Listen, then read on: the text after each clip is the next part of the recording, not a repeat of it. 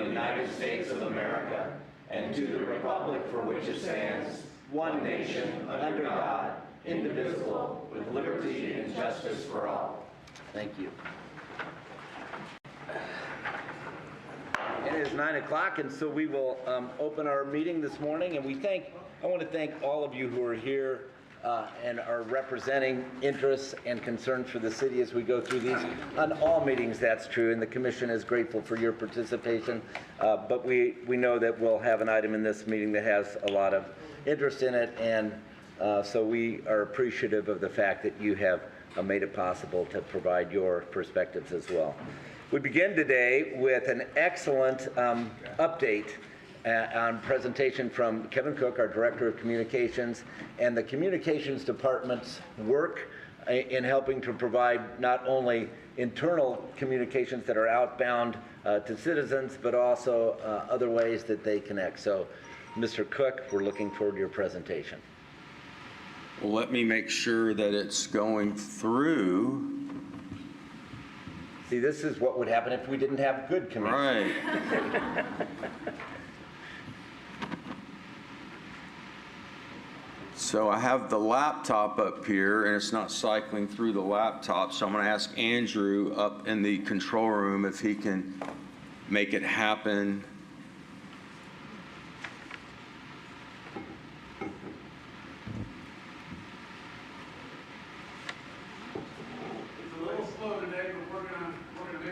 All right, thank you, Andrew. It's the clustron system. It's just got to cycle through. There we go. Thank you, Andrew.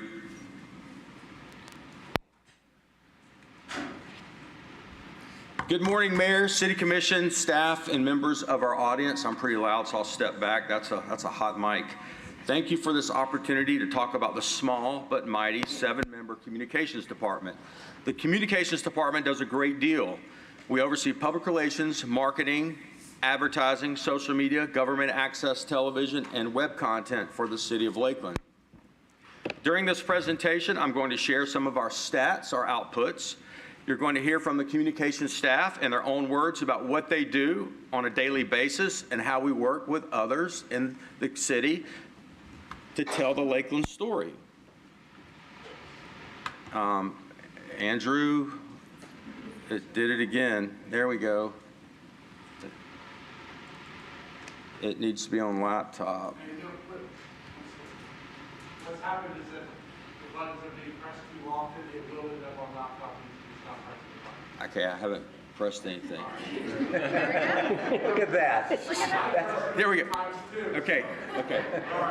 I'm sorry. Okay, thank you. Hopefully this will go through. This is a really awesome presentation. We're really pushing the horsepower of this laptop this morning. So, hello, my name is Kevin Cook, Director of Communications for the City of Lakeland. Our goal is to have an informed and engaged citizenry. Over the next several minutes, I'm going to share some of what we do to obtain our goal. Communication methods have changed drastically over the last 20 years while I've been in this position. Today, our customers want immediate access to information and resources. They want information that is easily available, and they expect their local government to adopt the same technology that private sector companies have in place. As we go through this presentation, you'll hear from our staff what these changes are and how we've evolved over time. Our goal is to be transparent as we work together to have an informed and engaged citizenry. Over the past year, the City of Lakeland has processed over 871 public records. The Communications Department acts as a central contact for public records requests, and we oversee GovQA, our public record tracking software. We also host the Lakeland Citizens Academy, where community members have an opportunity to learn about the City of Lakeland operations, and we just finished our 24th class, and we graduated 27 new ambassadors with a degree in Governmentology 101. It would be much more impressive if you could see the slide, though. It would be super. There we go. Oh, maybe not. All right. Please. Yes.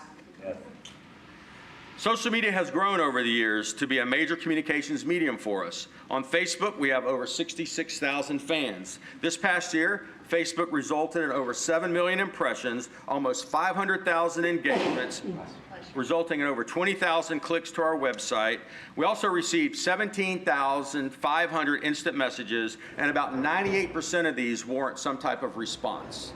That's a lot of instant messages. And that seems to be the trend, as you're going to see as we go through the rest of our social media. Instagram. On the photo-heavy Instagram platform, we have over 16,000 followers. Our posts have resulted in 1.6 million impressions, resulting in 36,000 fan engagements and almost 3,500 instant messages. On the text-based Twitter platform, we have almost 13,000 followers, and our posts have resulted in almost 160,000 impressions, 4,300 fan engagements, and 992 instant messages. Nextdoor is an app designed for neighborhood discussions. The platform allows us to share information with neighborhoods and our municipal jurisdiction. We have access to over 330 neighborhoods, and our posts on Nextdoor have resulted in over 158,000 impressions and 150 neighborly engagements. Nextdoor is a great distribution tool for scam alerts, road closures, and press releases. Our goal with social media is to guide our citizens to the City of Lakeland's website in the classic hub and spoke model. This past year, we had over 2.5 million page views and over 2 million unique page views. So what does this mean? Page views refers to the number of times visitors have looked at our pages.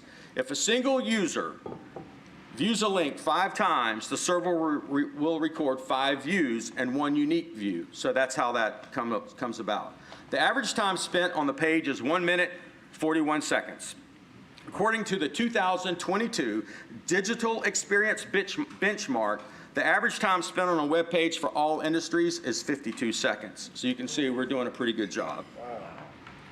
We have 2 graphic designers in the communications department, and this past year they produced 176 projects. That included everything from advertisements, in-depth reports, wayfinding signage, posters, and full-on educational campaigns with many creative elements. This past year, our video team produced 142 live meetings, resulting in over 257 hours of content. The team also produced 175 standalone videos. That could be anything from a 15-second specifically designed video for social media to a 2-hour production of the Lakeland Christmas Parade. On average, 1 minute of finished video that's fully edited, scripted. It takes about 1 hour to produce 1 minute of finished video.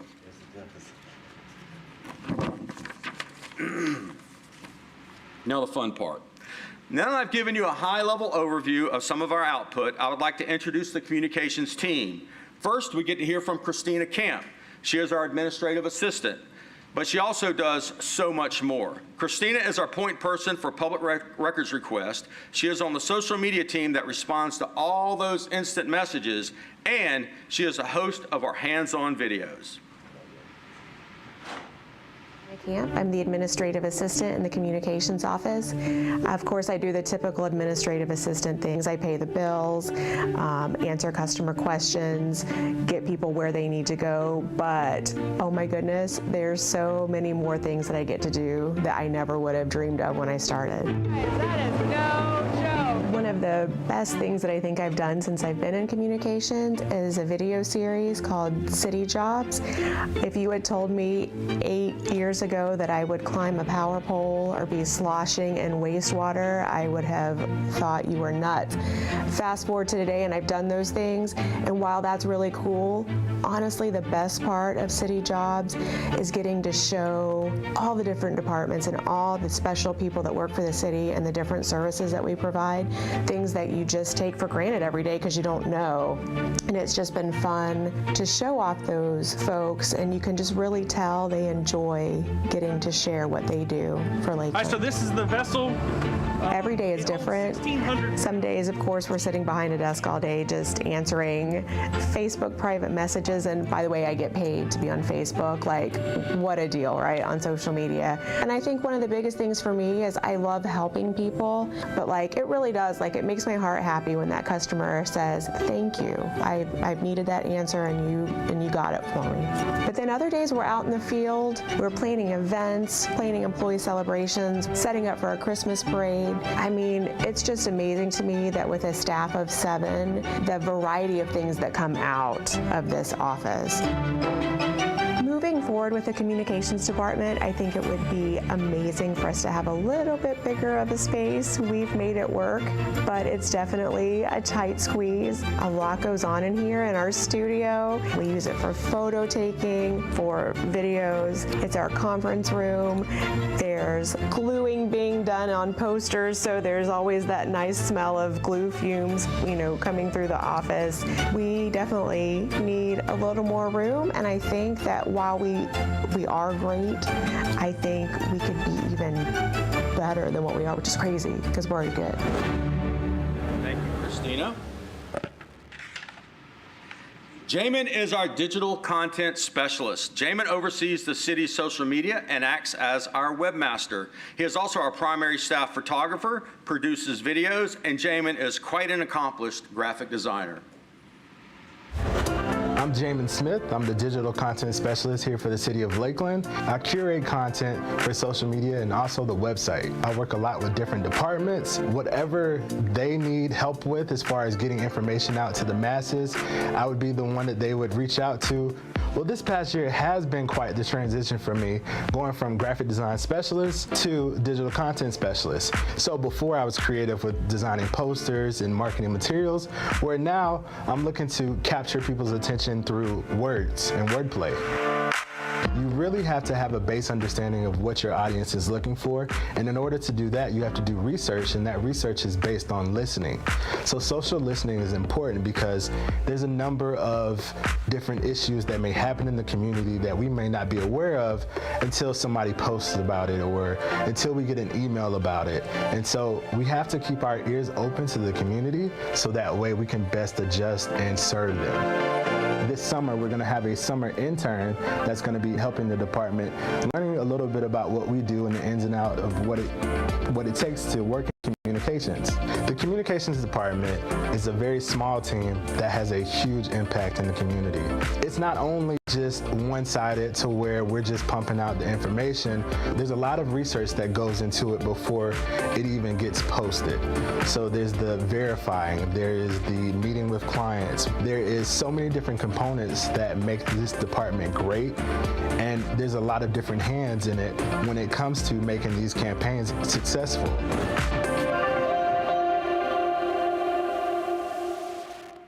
Nate is our videographer that produces most of our mobile productions, standalone videos, and he is our event audio visual specialist. Nate oversees content creation for Accesso Lakeland and Vibe as well, which focuses on the arts. One of the things I really enjoy about my job is that I don't have to spend a lot of time in front of the camera. So if you notice I have some odd traits and things that happen, it's just, I like being behind the camera, and I think I'm good at that part. This part, I'm gonna do it, but I'm just gonna do it. I'm Nate Graham, I'm the video production specialist. I do social media videos and I assist with the broadcast of meetings. I'll also do PA setups, podium setups. A lot of people will see me out setting up gear at these ribbon cuttings and things, and that's a big part of my job as well. Don't often spend a lot of time in my cubicle. If you've tried to call me, you probably noticed I don't always answer, but I'll get back to you by the end of the day for sure. In a day or in a week, I'll have an opportunity to produce, direct, run camera, edit, all these things. One of my favorite things about this job is that I get to work with people who are passionate about the programs they run and the events they put on. So recently we did a campaign for the road diet. Cindy was helping me out, and she was great.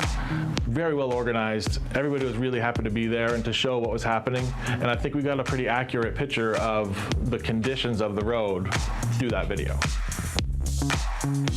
Over the last probably 10 or 15 years, there's been a swing in what I do that goes more towards social media and away from broadcast TV. When I started, we did a lot more news style packages, 3-4 minutes, 5 minutes. Now we're doing really small stories that are meant to go on social media and be instantly attractive to people. They get their interest and they get what information they can. And I'll take the same 5-minute story and I'll break it apart into 5 short videos and we'll put them out over a certain length of time. That's been a pretty neat adjustment. It's been fun. I think it's really important for citizens to have that information. So even though it's in a slightly different format, I'm still getting that information across in video story format. Andrew is the city's cablecast producer and oversees our live meeting broadcast. He's the man behind the curtain that you saw poke his head out a while ago. Andrew also produces our hands-on video series, Meeting Minutes, and the From Sean internal communication video series that goes out to employees. Hey there, I'm Andrew Gash. I'm the Cablecast producer, and my job is to broadcast all the different commission meetings and board meetings that happen in the city of Lakeland. And then when I'm not broadcasting meetings, I'm involved in a lot of other video production endeavors that we do here in the city. One of the things that I really enjoyed tackling is creating a new format for a podcast that happens every month. It's called Listen Lakeland. And so it's been really fun to reimagine what that looks like and what it sounds like, because now it's not just recorded audio-wise, but we also do a video recording of it, and that's all edited together. One of the challenges that I've been given over the past year that I've really kind of dug into is to not just record the commission meetings, but also to summarize them. And so I created a segment that I entitled Meeting Minutes, where I've taken what can be a 2, 3, 5-hour commission meeting and boiled it down into maybe a 3 to 5 minute segment that is easily consumable. Coming on board with the city really opened my eyes to just how much is happening. The Swan Roundup, which I got to cover last fall, I had no idea that the Parks and Rec Department every fall goes out to Lake Morton and rounds up all these swans and does a health check. It's phenomenal, it's fun. And our job as a communication department is to tell those stories. Communication is evolving. People don't necessarily consume information, news, media the same way that they used to. I mean, what they used to have to rely on reading in the newspaper or watching in a nightly broadcast is now available to them on their phone or instantaneously with video on demand. And so the neat part about what our department does is while we are evolving and we're growing in how we communicate, we're not dropping off in the more traditional forms. We still issue press releases almost every single day. Our board meetings and commission meetings are still broadcast on cable, but they're also broadcast live online. They're also broadcast on Facebook. By opening up the door, we provide transparency. It's never wrong to communicate. Whether it's communicating in a more traditional format or a new format, the point is, are we getting the information out there? Do people know what we're doing? It's just fun to see the new avenues that are coming alongside the more traditional avenues and giving us just another opportunity and another way to connect with the people that call Lakeland their home.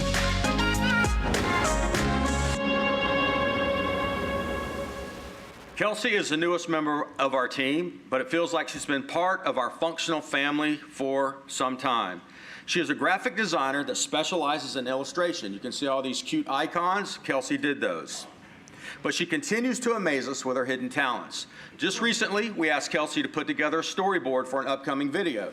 Instead of a storyboard, she produced an animated video with voiceover and music. So she's an overachiever and quite the workhorse and does fantastic work. Kelsey oversees the City of Lakeland's newsletter, Access Lakeland, but she also just recently created the poster and all the social media artwork for Red, White, and Kaboom. I'm Kelsey. I'm the graphic design specialist for the City of Lakeland. What I love working on for the city is taking this story of Lakeland, this brand of Lakeland, and trying to tell all the different stories it has to tell the best way that we can. The communications department really is kind of a hub. Everybody works with us at some point or another. So whether it's a poster for Red, White, and Kaboom or a logo for our esports teams. Anyone that's trying to get the word out about something, they come to us and look for our expertise and assistance. Well, a lot of my day is not what you'd think. It's not all sitting down making art. A lot of it is trying to get all the answers from all the different interested parties. So that's emails, that's on the phone, trying to understand whatever event or endeavor we're trying to market and brand. The most important part of being a part of this team is to just be curious, and then the good design will follow. Design is when art meets problem solving. And you as a designer have to think about the audience, think about the timing, think about your medium. Is this going online? Is this going in print? Ask all the questions you can, try to understand, because you have so many people coming from so many different perspectives. And as far as a benefit to the city of Lakeland, I think this team is wildly curious and is always trying to serve Lakeland better and tell our story as best we can.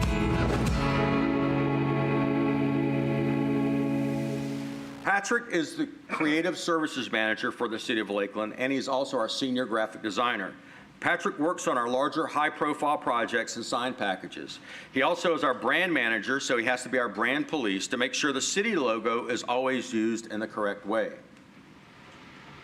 My name is Patrick Patterson. I'm the Creative Services Manager for the City of Lakeland. My job really has three parts. I supervise the Graphic Design Specialist, who is the very talented Kelsey Colm. The second part would be the art directing for the city. Basically, any graphics that go out, whether they be web, social media, print, or any other method, usually get eyes by me. So I just make sure that everything meets the city's values and mission and vision. The third part of my job is brand manager for the City of Lakeland. The city's logo is like a stamp that you would say, I approve this message. So that's important that the city's logo and anybody that speaks for the city be speaking with the same voice.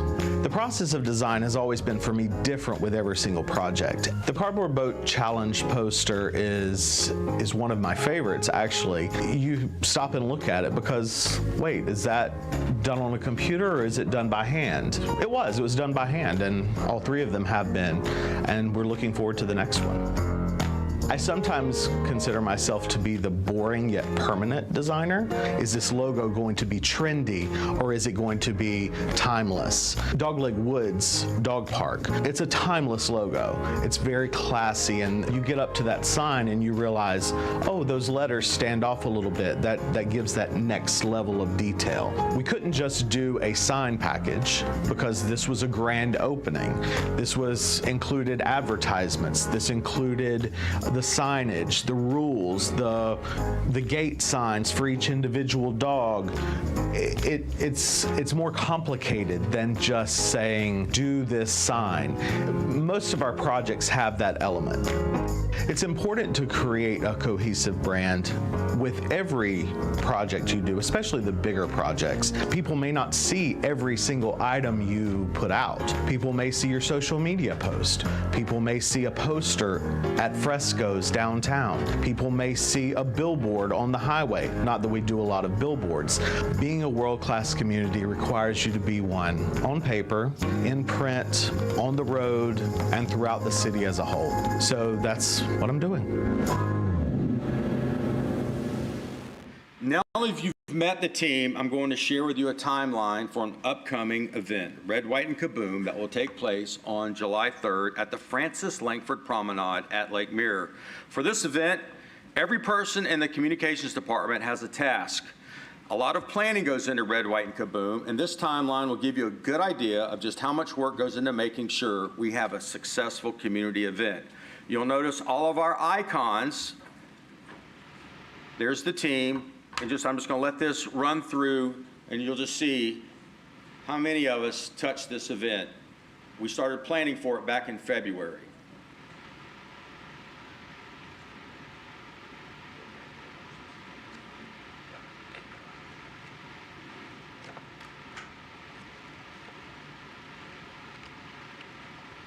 While this is going, Red, White, and Kaboom will take place next month, July 3rd, the Francis Langford Promenade, and we're always just so thankful to the Mims family. Tom and Paula Mims, Team Mims Corp, have donated over the years quite a large sum of money as sponsorship for the event, and we could not do it without their support.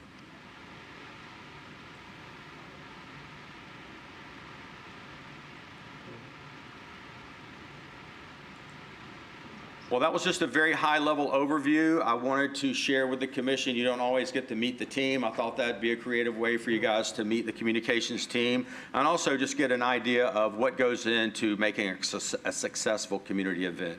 So I stand for any questions or comments at this time. That was an awesome presentation. Thank you.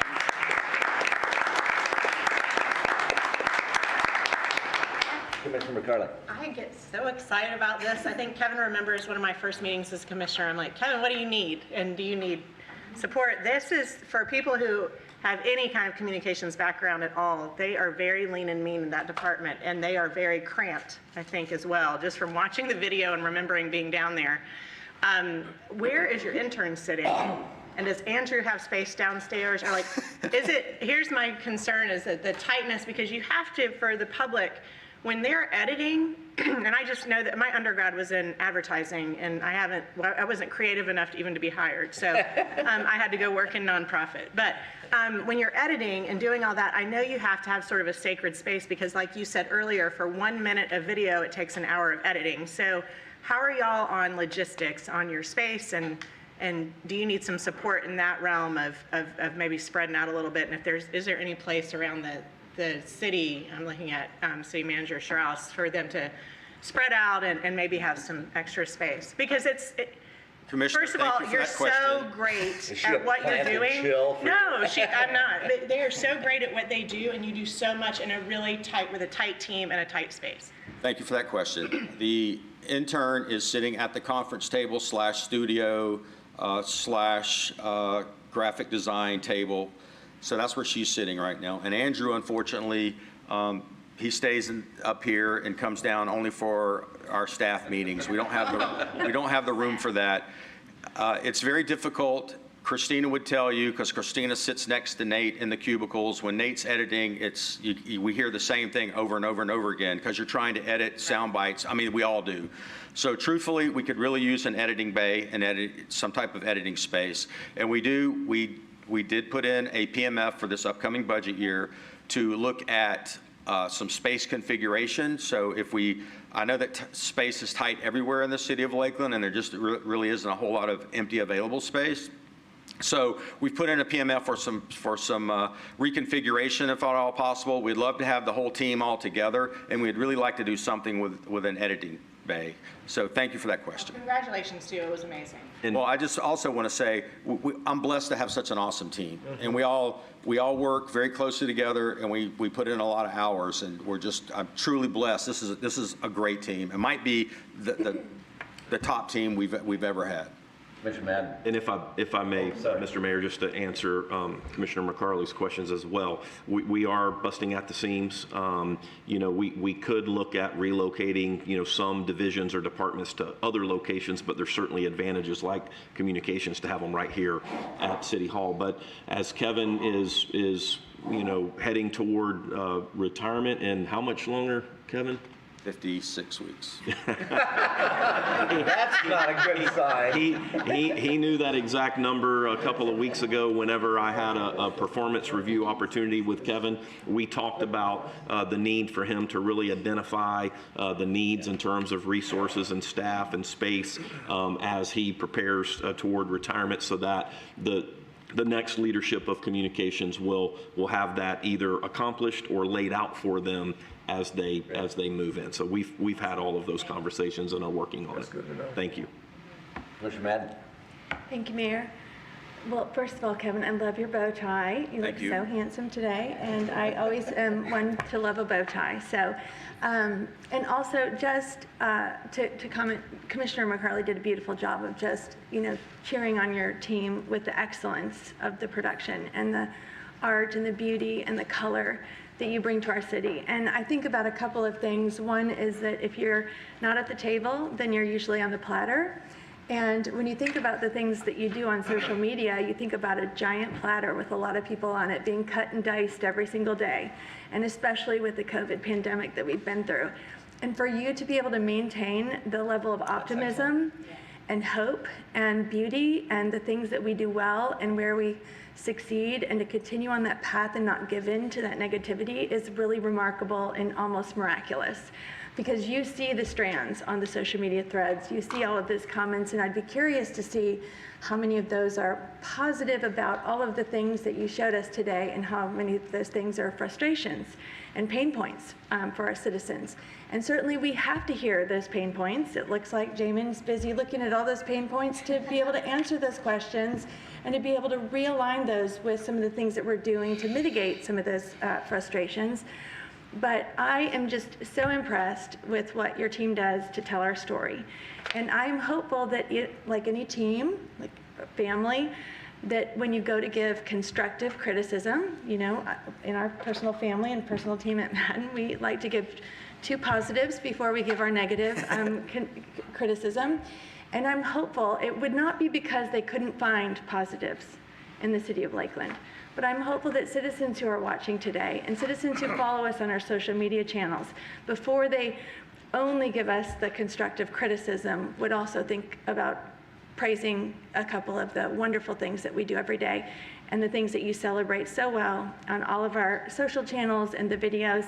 And I know that's what I do. Sometimes when I'm a little overwhelmed with some of the concerns that the citizens have, all I need to do is go watch some of your videos, and it brings a smile to my face and joy to my heart, and I get something new to put on my calendar, like the Red, White, and Kaboom, to remind me why I love the city of Lakeland so much. And we do have a great quality of life, and we wouldn't know some days based on what we're hearing or maybe what our neighbors are saying, but all we have to do is look at the work that you do to remind us, you know, of how great of a city we're in.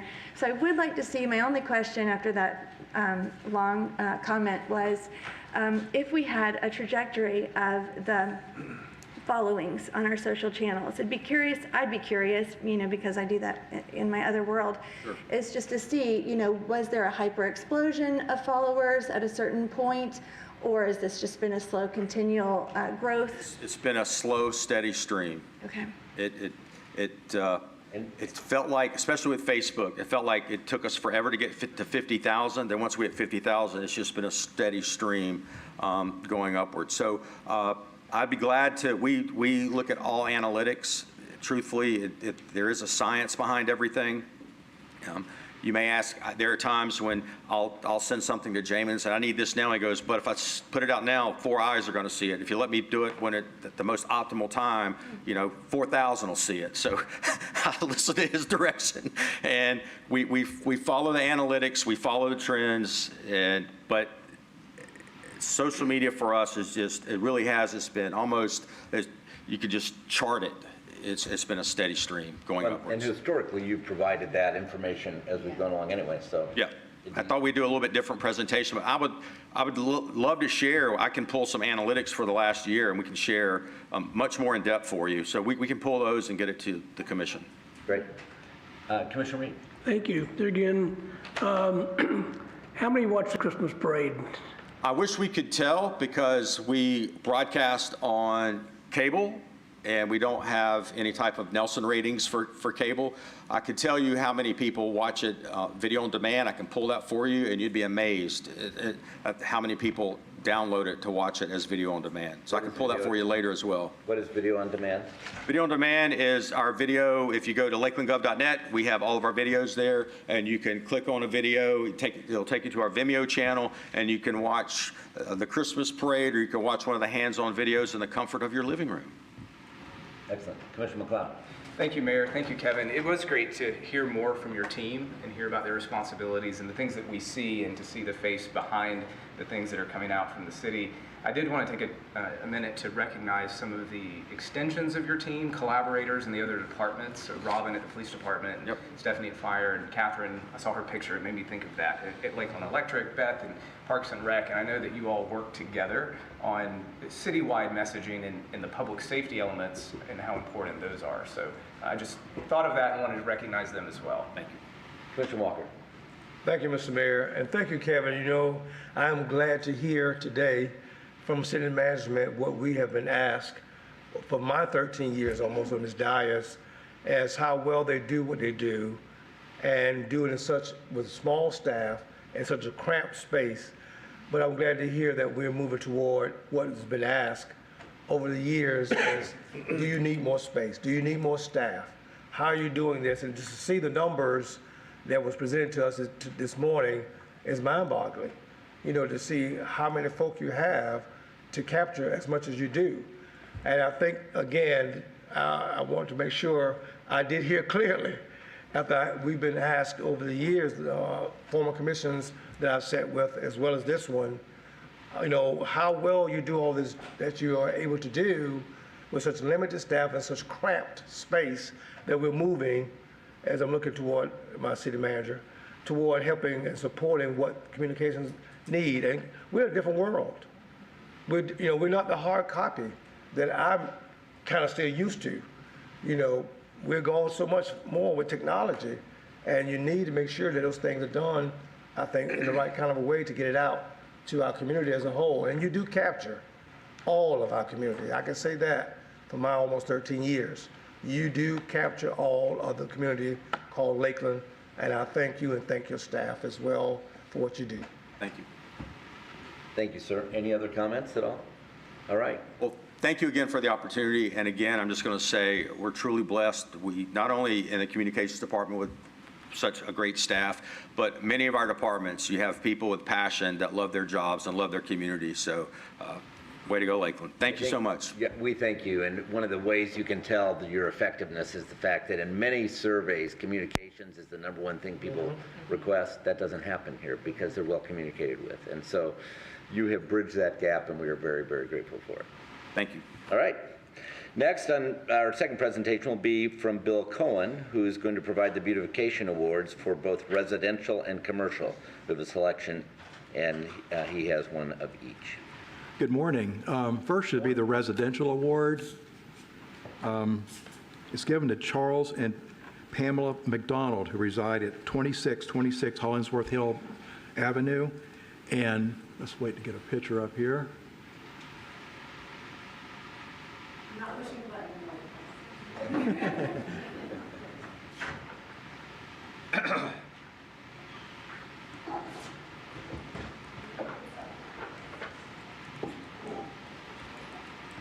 Is it going to come up? It's on that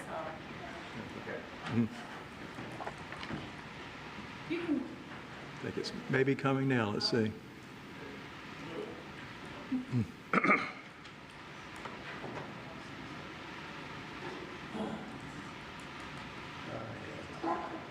Okay, this residence is a fine example of informal landscaping, all kinds of flowering shrubs, sure to attract butterflies, salvias, jatropha's, just a great example of this type of landscaping. Is there anyone here to receive the award today? Yes. Right. So, yes. You're right. I want you to go up on the stage.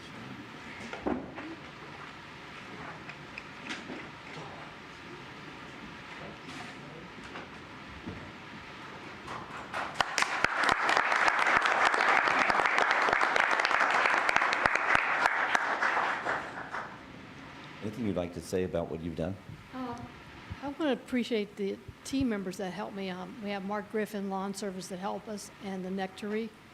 And my husband Chuck is a third-generation Lakelander, so we like to make our homes through the generations to look nice, and appreciate all the comments and the compliments we've gotten from everybody in the city. Thank you very much.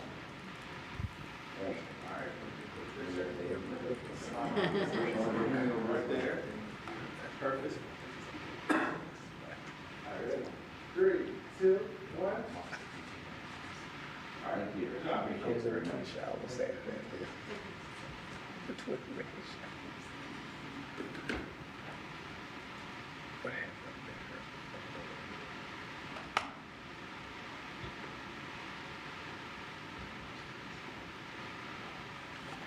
Okay, the commercial award is next. It's given to the Bridgewater Grand Apartments, located at 5546 Autumn Ridge Road. This is right in front of the Bridgewater residential section out there on 33. And this is a large project with 14 main buildings, including a beautiful community room with a beautiful pool, beautiful landscaping, There's 14 buildings plus about 6 garage buildings too, so this is a large ongoing project. I understand they have a great occupancy rate already. And just one statistics here about this, they actually planted 381 trees on the property during the landscaping, plus another 116 palms. And also they were able to save hundreds of trees along a lake bank and throughout the property. They cleared the lake bank behind the property and it left a beautiful view of a lake. So it's really a beautiful project here and very professionally done. Is there anyone to receive this award today? Yes. Get this thing straightened out.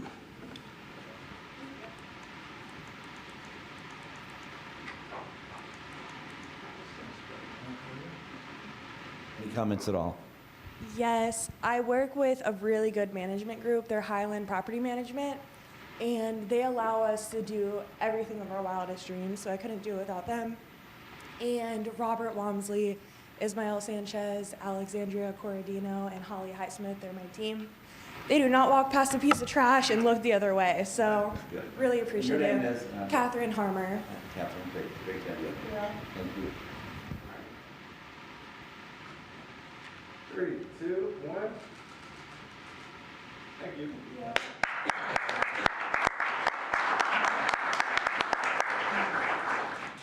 I did have one other statistics I'd like to pass along. Of the projects that have been, of the commercial projects that have been fully completed this year throughout the city, 1,983 trees have been planted and 404 palms. This is only the projects that's fully completed. Like Bonnet Springs, not completed all the way. They've planted 2,700 trees on that project already. So we are getting a lot of trees planted on our commercial properties. Thank you. Thank you so much, Mr. Cohen. Next, we're going to move to presentations, proclamations. And the first is going to be Juneteenth Day. And here to receive that is Doris Moore Bailey, President and Chief Executive Officer of the Bailey Group. And anyone else, Doris, you would like to have come up, please feel free to do so.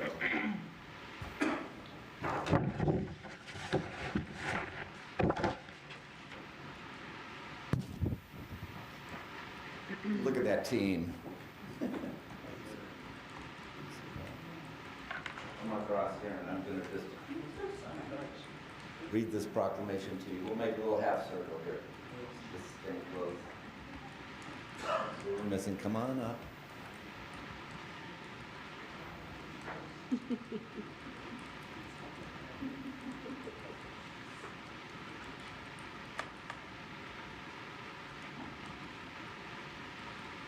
Okay.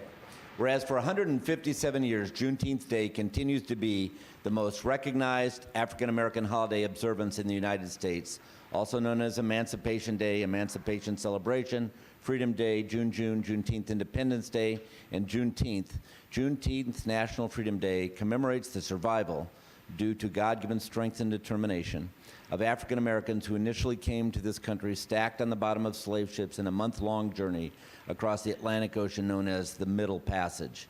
And whereas approximately 11.5 million African Americans survived the voyage to the New World, the number that died is likely more, only to endure the tearing apart of families and forced to submit to slavery for more than 200 years after arrival in the United States. And whereas Juneteenth commemorates the day freedom was finally proclaimed to all enslaved in the South by Major Emory and the United States Colored Troops posted General Order No. 3 on June 19, 1865 on Reedy Chapel AME Church in Galveston, Texas, more than 2.5 years after the signing of the Emancipation Proclamation by President Abraham Lincoln. And whereas until all are free, none are free is an oft-repeated maxim used to highlight the significance of the end of the era of slavery in the United States. And whereas in 1991, Representative Alzo J. Redrick, Sr., Orlando, authored the legislation for the states of Florida's Juneteenth observance, which was signed into law by Florida Governor Lawton Chiles in May 1991.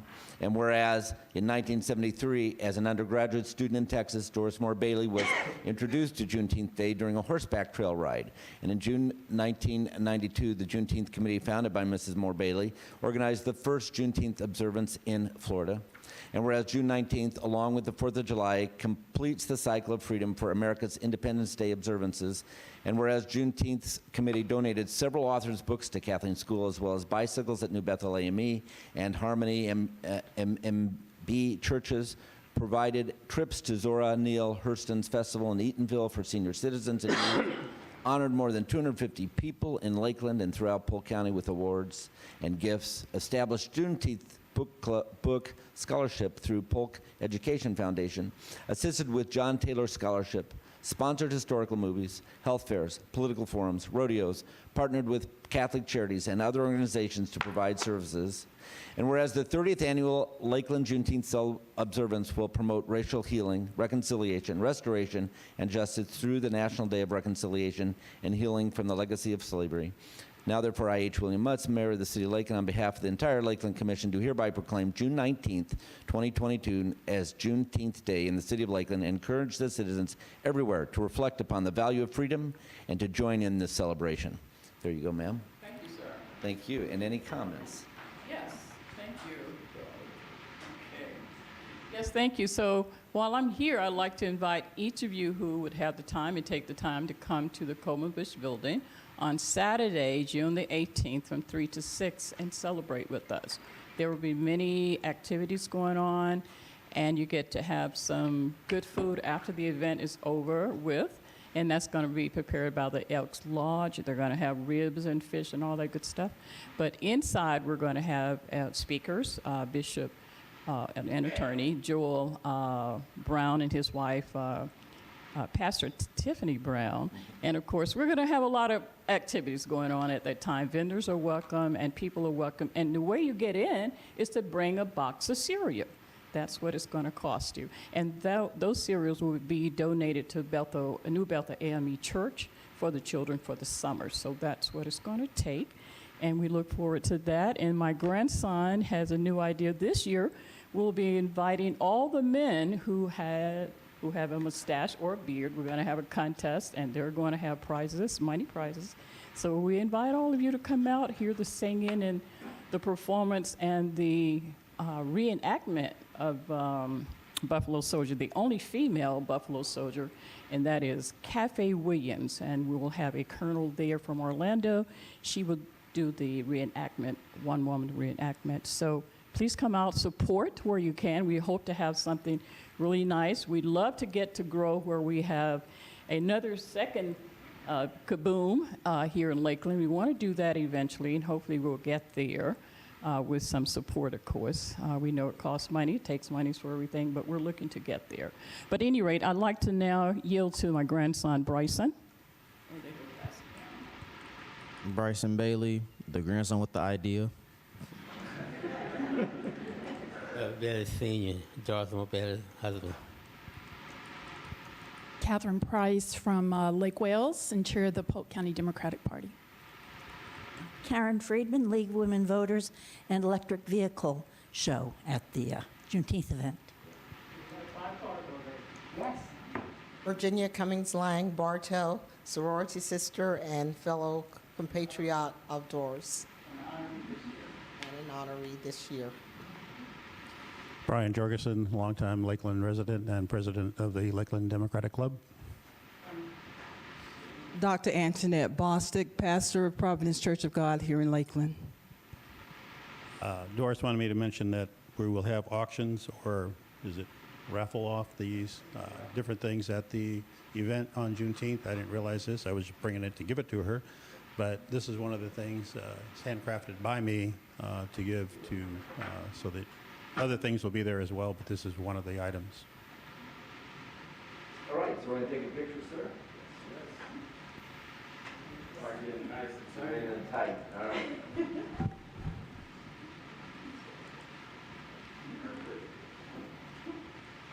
All right. One second, or the mask off. All right, we're good. 3, 2, 1. Thank you. And then you, sir.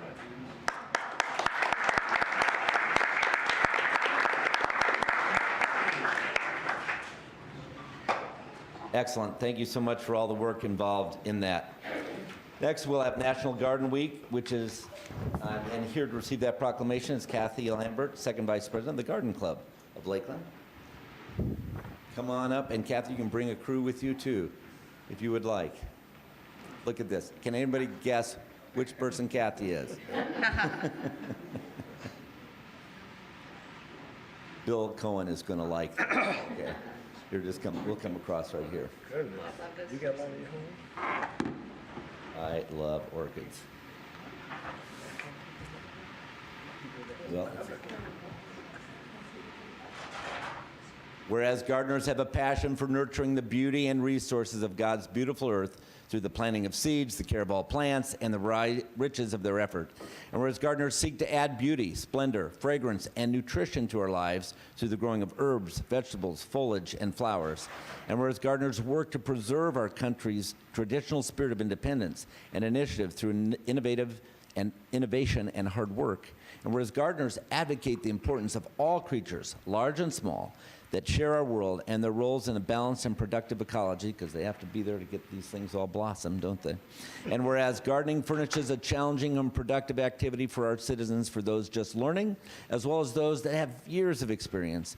And whereas gardening promotes a healthy lifestyle that lasts a lifetime, helps reduce stress from other areas of our life, teaches that rewards can come from diligent effort, and whereas members of the Garden Club of Lakeland have made numerous contributions to the city of Lakeland, and whereas the members of the Garden Club of Lakeland donate their time by volunteering at the City Lakeland Nursery, Landscape Habitat for Humanity homes throughout Lakeland, have planted trees at city parks and donated outdoor plants and landscaping the grounds at Gospel Village, presenting horticultural scholarships to students attending Lakeland colleges, and nature camperships to school children.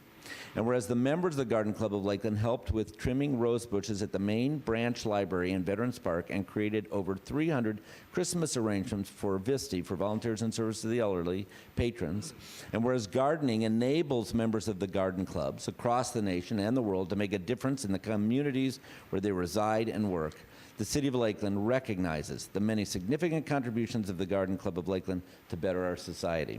Now, therefore, I, H. William Mutz, Mayor of the City of Lakeland, and on behalf of the Lakeland Commission, do hereby proclaim June 5th through the 11th, 2022, as National Garden Week in Lakeland. Now, do you want me to hold that and you talk? Here. All right, there you go. Thank you. Just wanted to give a little information about the Garden Club of Lakeland. We are the second oldest established garden club of the garden clubs of Florida. Over 90 years we've been in existence. And we have day meetings and night meetings, and we just encourage anyone who would like to learn about different plants and things in the environment to check us out. We have a Facebook page, and we would love to invite you to any of the meetings. So we thank you for this opportunity. Thank you. And now let's take give them a round of applause. Turn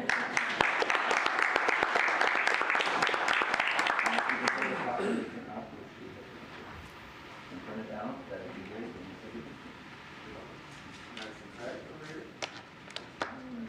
You want the orchids anywhere else? That's here right there, so it doesn't come to my space. All right, ready? 3, 2, 1. Thank you. Thank you.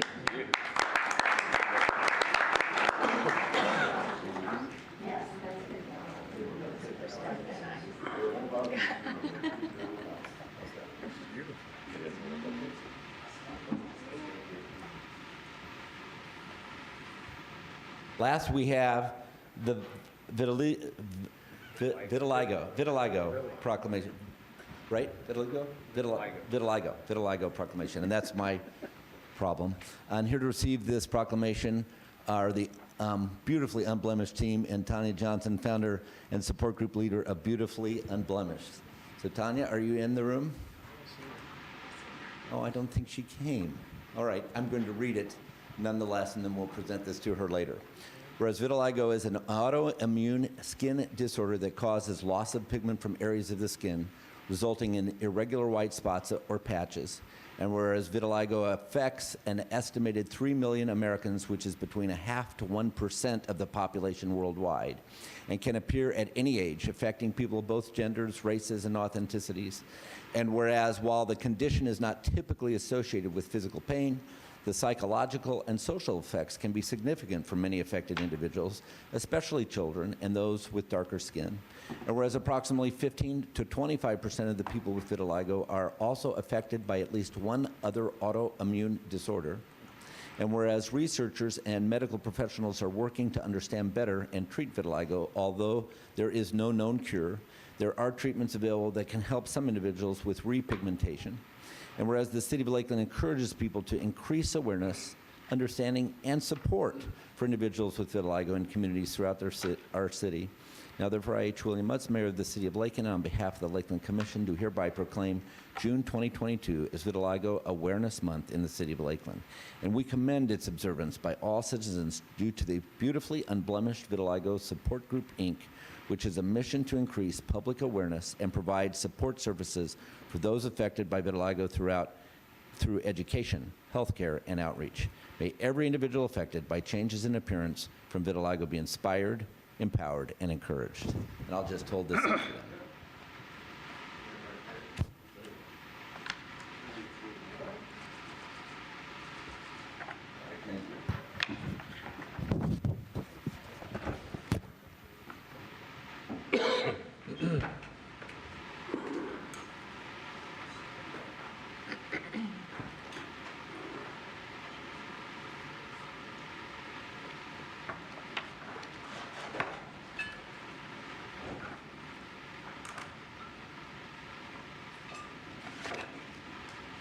Thank you. We're so grateful to have the opportunity at the beginning of our meetings to be able to recognize and celebrate many of the accomplishments of people, and so we appreciate your presence and being here through it. Before we begin the rest of our business portion of the meeting, I want to announce we do have a change of agenda which was decided by the City Commission at the agenda study on Friday. We are going to move item 3A1, which is the Lake Miriam discussion, to right before item 9, which is audience. So that will allow us to do some of the other quicker work of the commission and release those related parties, and then allow thorough time for us to talk about the Lake Miriam audience. So if there is anyone not seated that wants to be seated, also make sure you make some room for those people. If they want to stand up, that's great. But we just hate to have people have to wait too long. And that takes us to our Real Estate and Transportation Committee, and we have Chairman Music who is going to discuss that for us. Great, thank you all for being here. The Real Estate and Transportation Committee met in the City Commission conference room. Commissioner Mike Music, Chair, and Commissioner Chad McLeod, Member, were present. Commissioner Bill Reed was absent. Commissioners Stephanie Madden, Sarah McCarley, and Philip Walker were present along with staff. Polk County Real Estate Service Coordinator Wade Allen and Polk County Fire Chief Rob Reach were present.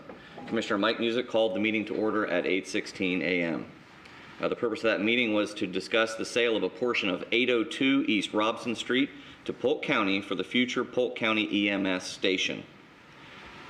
This proposed land purchase agreement with Polk County was for the sale to the county of 2.2 acres of a city parcel located immediately south of East Robson Street and east of the Florida Highway Patrol Station on Lakeland Hills Boulevard. This parcel is part of a larger city property address as 802 East Robson Street. Polk County desires to purchase this property in order to construct a new Polk County EMS station to address an increase in calls for services in this area. The property to be sold is currently subject to a lease with the state of Florida, which subleases the property to the State Department of Highway Safety and Motor Vehicles and the Florida Highway Patrol. This property is the site of the driving course formerly used in conjunction with the administration of driver's license tests.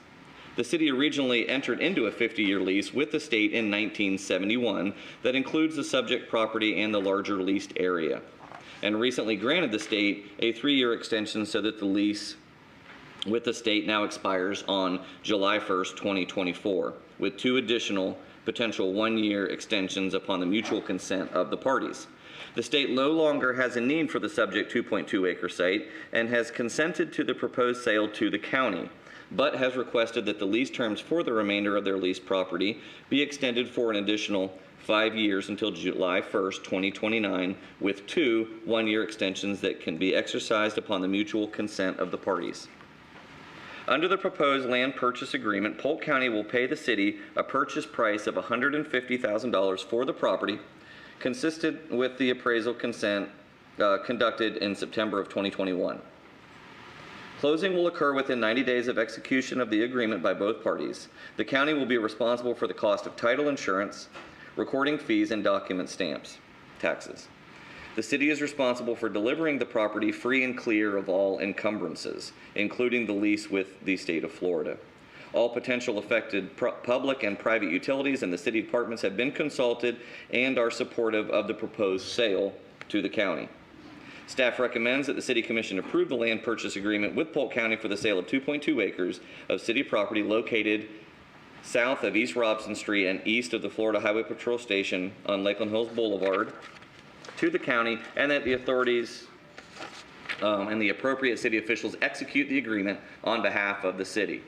It is further recommended that the City Commission authorize and appropriate city officials to execute the amendment to the city's existing lease with the state of Florida to exclude the subject 2.2 acres to the state lease, as well as other properties no longer in active use by the state, and extend the term of this lease to the state to July 1st, 2029, with 2 one-year extensions that may be exercised upon the mutual consent of the parties. Palmer Davis represented these items to the committee. Mr. Allen thanked the committee based on the city's approval. They will begin design process. They anticipate a 4,000 to 6,000 square foot building. He planned for appropriate one-year time for design and construction. Chief Weeks explained that the need for EMS station in that area. Action taken where Commissioner Chad McLeod moved to approve the agreement, Commissioner Mike Music second, and the motion carried unanimously. The committee adjourned at 8:26 a.m. So is there a motion to approve? Move for approval. Second. And a second? And discussion from Commissioners. Commissioner Reed. Thank you, Mayor Durgan. I apologize to our fellow commissioners today. I had logistic problems that morning with guests out of town. There again, from my opinion, I think the price is too low. Subsequently, this appraisal was done almost 270 days ago, and they don't want to close for another 90 days, which makes it a full year.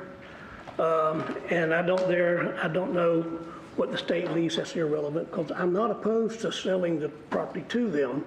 It's just the price itself. As an alternative use for the property, I don't know, we didn't do a RFP or something like that, or RFQ. Subsequently, I think this would be an ideal, small little apartment site if it were 20 units. Unit price is around $15,000 per unit, which would double the price. If you could get more units than that, you would always get a greater price. There again, my only concern is the appraisal was old, and if we're going to sell, I'd like a new appraisal. I don't think this is enough money for the property. All right. Other comments by commissioners? Do you have a suggestion on your recommendation? Yeah, I'd like to amend the motion that we get a new appraisal within 30 days or 45 days, and whatever that price comes back to, I think it would be higher. I would condone it at that point. Even if it was lower, you'd condone it? I doubt if it's going to be. Yeah, I would not expect it to be lower.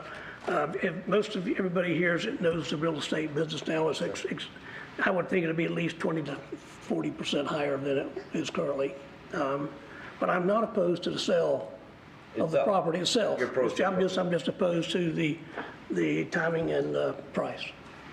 So those who made the motion would... Well, I have a comment first. Okay, first. I think, Commissioner Reed, I understand your point being, however, since we're selling this to the county, that's as impactful to the taxpayers as our purchase price or what we're selling it for. So if you're looking at it from a standpoint of a purchase price and what that does for our tax base, this is still impactful to our tax base because we all pay county taxes. Well, I agree, of course, this is city property, we're selling it to the county. I'm concerned about the city citizens, not necessarily the county citizens. I know both people pay taxes, but I'm just looking out for my constituents. This is in my area of the property of the city, and this is my concern. City Attorney Palmer. Sure, and we recognize that appraisal was from September. However, the consideration is that that station will serve a substantial portion of the city's residents. So based on that public purpose and benefit to the city's taxpayers, the decision was made not to get a more recent appraisal and to move forward with that $150,000 purchase price. Commissioner McLeod. Well, that's what I was going to say as well. I think the public benefit of having the EMS station and hearing from the fire chief, who I believe Chief Weech is here in the audience. I guess he's not. But hearing from him on Friday about they're ready to go and get into design and then building. To me, I'm fine with the September appraisal and moving forward with it. If it were something else, if we were considering, a private developer or something, absolutely. But I think for this, I'm good with the September appraisal. Commissioner Walker.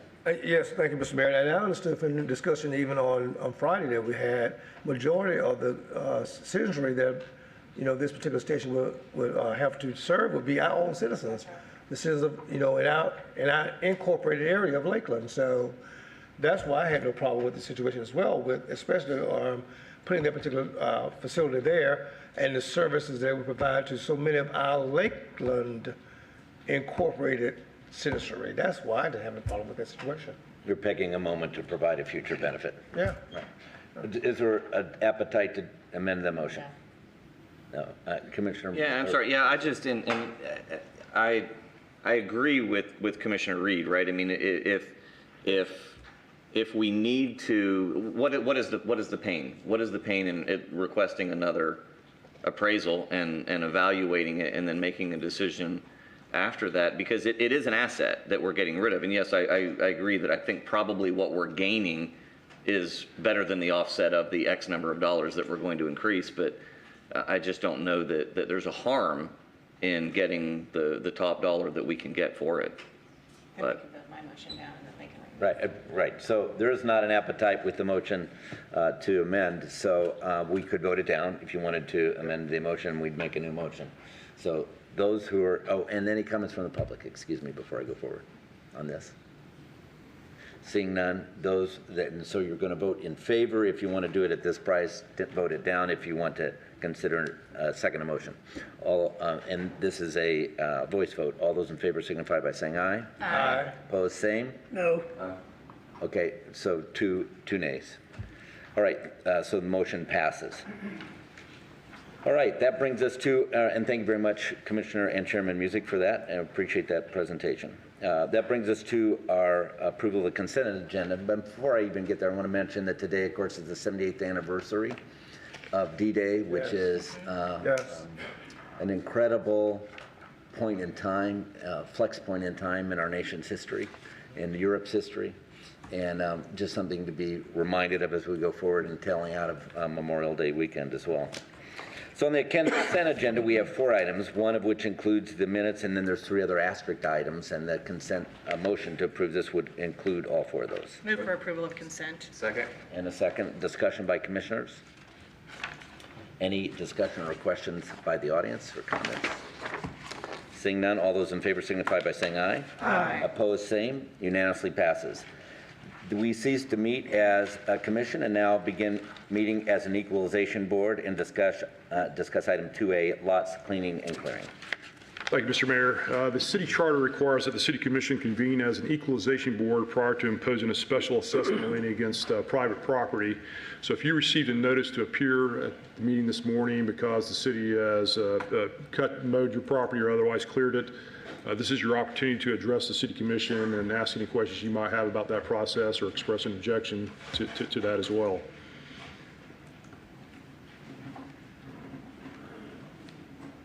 Are there any people that are here that would like to make any comments that are listed above or on their behalf? All right, is there a motion to approve? Motion to approve. And second? Second? On discussion by commissioners? Any discussions or questions by the audience? Seeing none, all those in favor signify by saying aye. Aye. Opposed, same. Unanimously passes. And we cease to meet as an equalization board, reconvene as a commission. We're going to 5A, our report from our city manager. Thank you, Mr. Mayor. I have one item for presentation, and then I would ask for a couple of verbals following this item, Yes, if possible.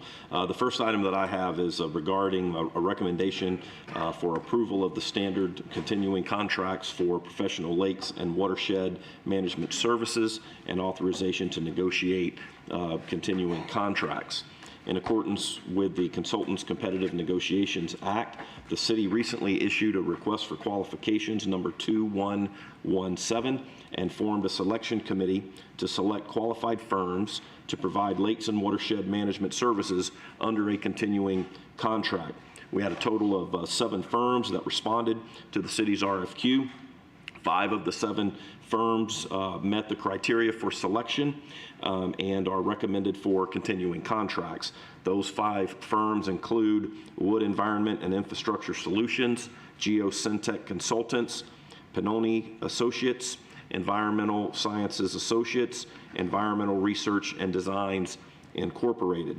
The initial term of the agreements would be 3 years with 2 additional 1-year renewal options upon mutual written agreement. All work performed is subject to the terms and conditions of the continuing contracts.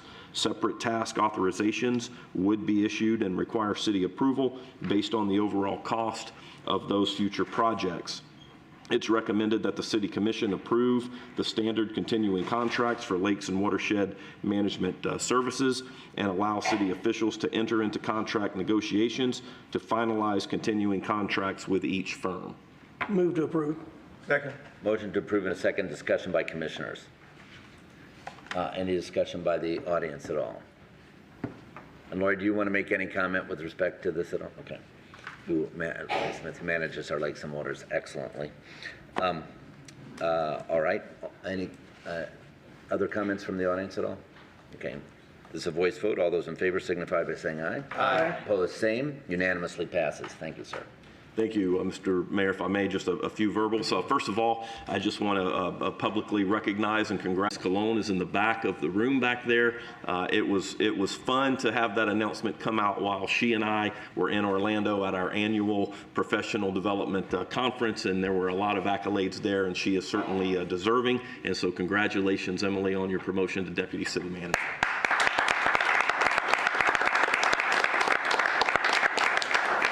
Emily hates recognition, which is why it was so great to have that grand round of applause.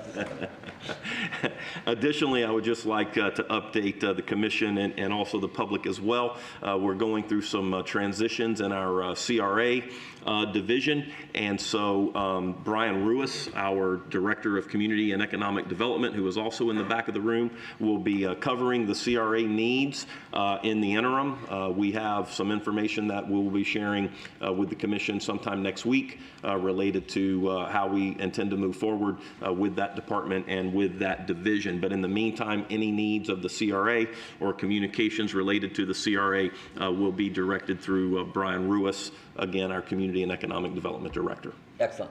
Thank you. Thank you very much.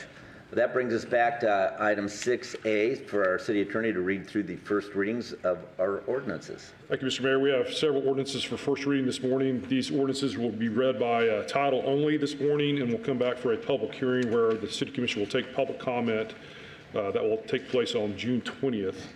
The first ordinance is proposed ordinance number 22-022, an ordinance relating to the City of Lakeland Employees Pension and Retirement System, amending Section 21 definitions of Article 2 of Division 2 of the Charter of the City of Lakeland, Florida, making findings, providing for severability, providing an effective date.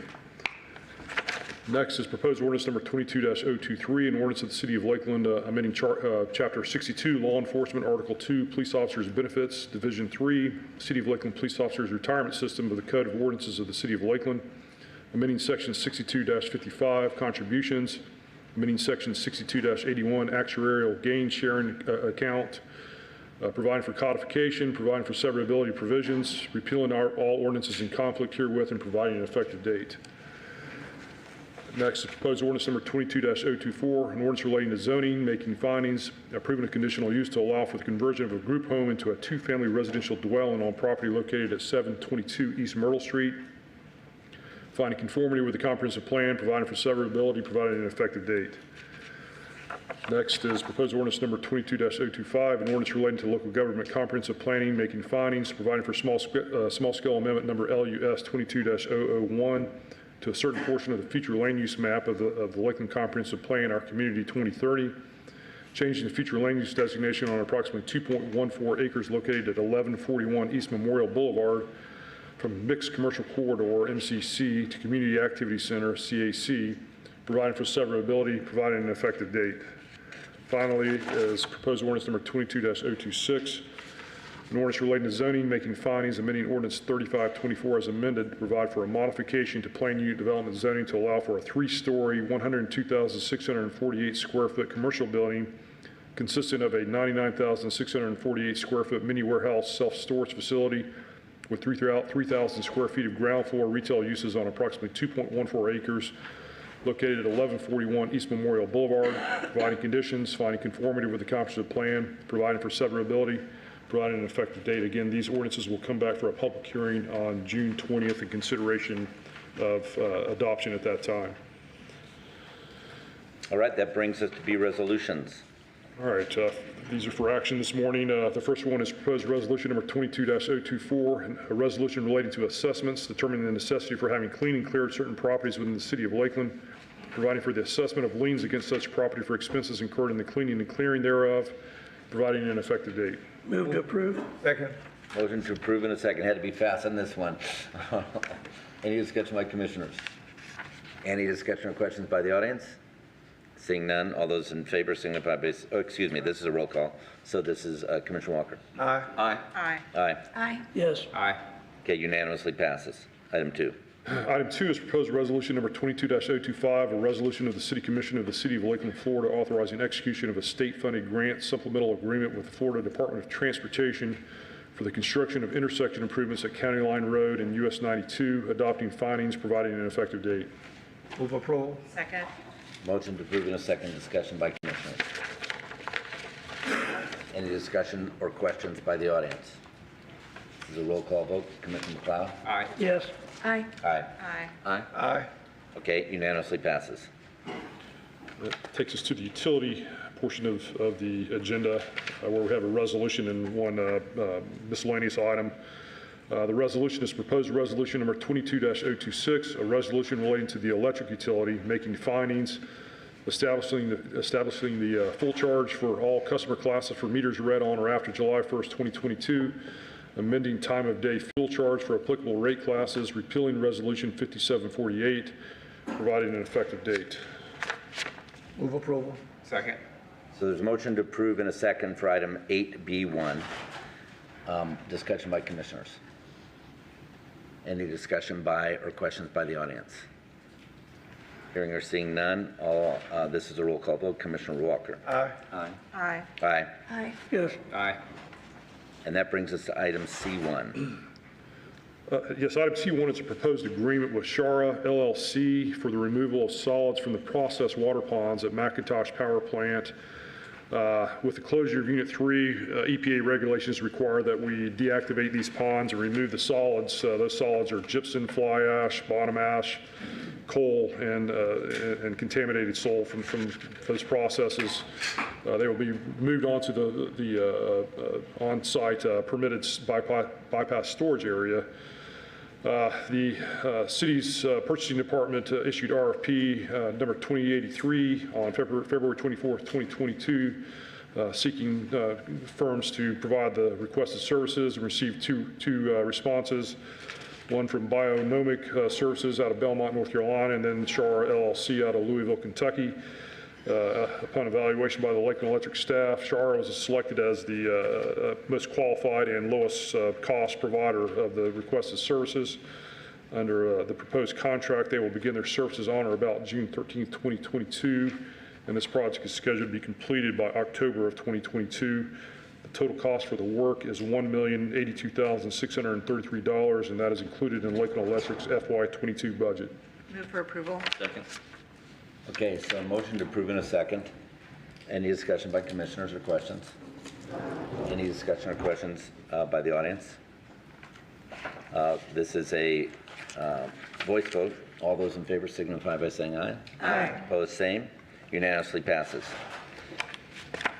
All right, that takes us then back to item 3A1. And let me give you an overview of kind of how we'll walk through this, just so that everybody's expectations can be met in terms of the sequencing. We'll start by our city attorney reading the title. Then we'll have a presentation by the planning staff with respect to the proposed development. Then the applicant themselves will have an opportunity to make comments. Then we'll do our public forum, and that'll be a 5-minute limitation with respect to comments for each person. I'm actually going to open that 5-minute audience section with a video 5-minute section from a submission from Linda Wiggs, former Mayor Howard Wiggs' wife, with respect to that, and then we'll have other comments that follow that. And then we'll have an opportunity after public comments to have a rebuttal by the applicant, and then we would take a vote. So that's kind of the overview of the way that looks. So hearing that, let's go forward and hear the title reading. Thank you, Mr. Mayor.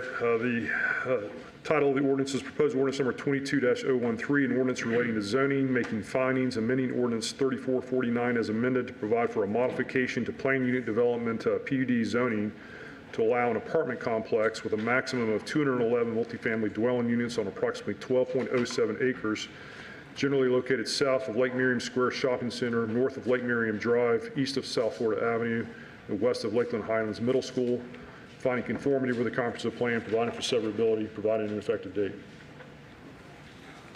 All right, so we will begin with our staff's presentation. Mr. Barnby. All right, well, good morning, everybody. For the record, Chuck Barnby, the Planning and Transportation Manager for the city's Community and Economic Development Department. So the site in question is 12.07 acres on the south side of Lake Miriam Square Shopping Center, on the northeast corner of South Florida Avenue and Lake Miriam Drive within the city of Lakeland. So staff's portion of the presentation this morning will primarily recap what was discussed back on April 4th and also highlight the new information that's been provided since April 4th between then and today to help set the stage for the applicant's presentation following. So back on April 4th, staff presented the history of the site going back to 1993 and the first plan unit development zoning ordinance that was approved on the site within the city. It included the updates up to and through the 2018 mine modification that was approved to reflect the site plan for a 34,000 square foot fitness center to the west of the access drive off of Lake Miriam Drive. We wanted to update the slide that was presented back in April just to again clarify that the requested change actually replaces 39,797 square feet of retail entitlement with 211 multifamily dwelling units. This is a change from the 244 that was discussed and heard back in April. Again, this was the layout plan that was presented in April. It's important to note that the 2 4-story buildings have been reduced in height to 3 stories. So the total overall height within this development is 43 feet, not 54 feet as previously presented back in April. These are some of the previous sightline diagrams based on a 4-story product in the middle of the site. From a compatibility standpoint, staff presented the distance and the proximity of the site to adjacent residential and residential dwelling units that had been converted to commercial on the south side of Lake Miriam Drive in unincorporated Polk County. We discussed how the site is located on a transit-oriented corridor and an activity center within the TOC designation per the comprehensive plan to establish consistency. We talked about the future land use policies related to the comprehensive plan and the density that fit within the TOC objectives and policies aimed at developing compact urban land uses within these corridors. We discussed how the site plan as proposed for inclusion in this ordinance addressed comments received at the November 16th Planning and Zoning Board meeting. We provided a couple of slides to address definitions in terms of site access, distribution, how we address safety and access, visual compatibility, coordination with Polk County as the operational entity for Lake Merriam Drive, coordination with Publix and the upcoming parking lot reconstruction project. We discussed the buffer that's proposed along Lake Merriam Drive along the project frontage. The new access point into the Lake Merriam Square Shopping Center in the northwest corner that was proposed following the November Planning and Zoning Board hearing. The additional pedestrian access to the southeast corner of the site to enhance access to Lakeland Highlands Middle School. That was something else that was added, as well as additional detail regarding the buffer along Lake Merriam Drive. We provided information related to the transportation system, the background, our level of service policies, standards, particularly related to the transit-oriented corridor designation in the comprehensive plan. It's also important to note that this site is served by the Gold and the Lime Flex lines operated by the Lakeland Area Mass Transit District, also known as the Citrus Connection. Shown here are our level of service standards as adopted in the city's comprehensive plan. What is key to note here is that the highway level of service standards are somewhat reduced or are more lenient because of the proximity of sites to transit service, bicycle pedestrian infrastructure, other modes of travel within the TOC corridors. We talked a bit about transportation concurrency, not only how it is addressed in the comprehensive plan and the land development code, but also how it is addressed in state statute. Key to note here is that the applicant is not required to address backlog or existing deficiencies. They're only required to address their increment of traffic that they're adding to the transportation system. We showed at the time the relationship between the 39,797 square feet of retail in relation to the 244 multifamily dwelling units. The proposed land use at that time did represent a reduction in trip generation related to the entitlement that is in place today. Of course, the further reduction to 211 multifamily dwelling units further increases that reduction relative to the retail that's allowed today. We talked about the applicant's transportation analysis and the incremental increase in delay at the Florida Avenue Lake Merriam intersection, as well as the additional travel time along Lake Merriam Drive. What is important to note here is that the primary issue that was cited in the applicant's traffic analysis is really the control at the Florida Avenue Lake Merriam Drive intersection, that really decreases the travel speed in the corridor between the project entrance and the Florida Avenue signal itself.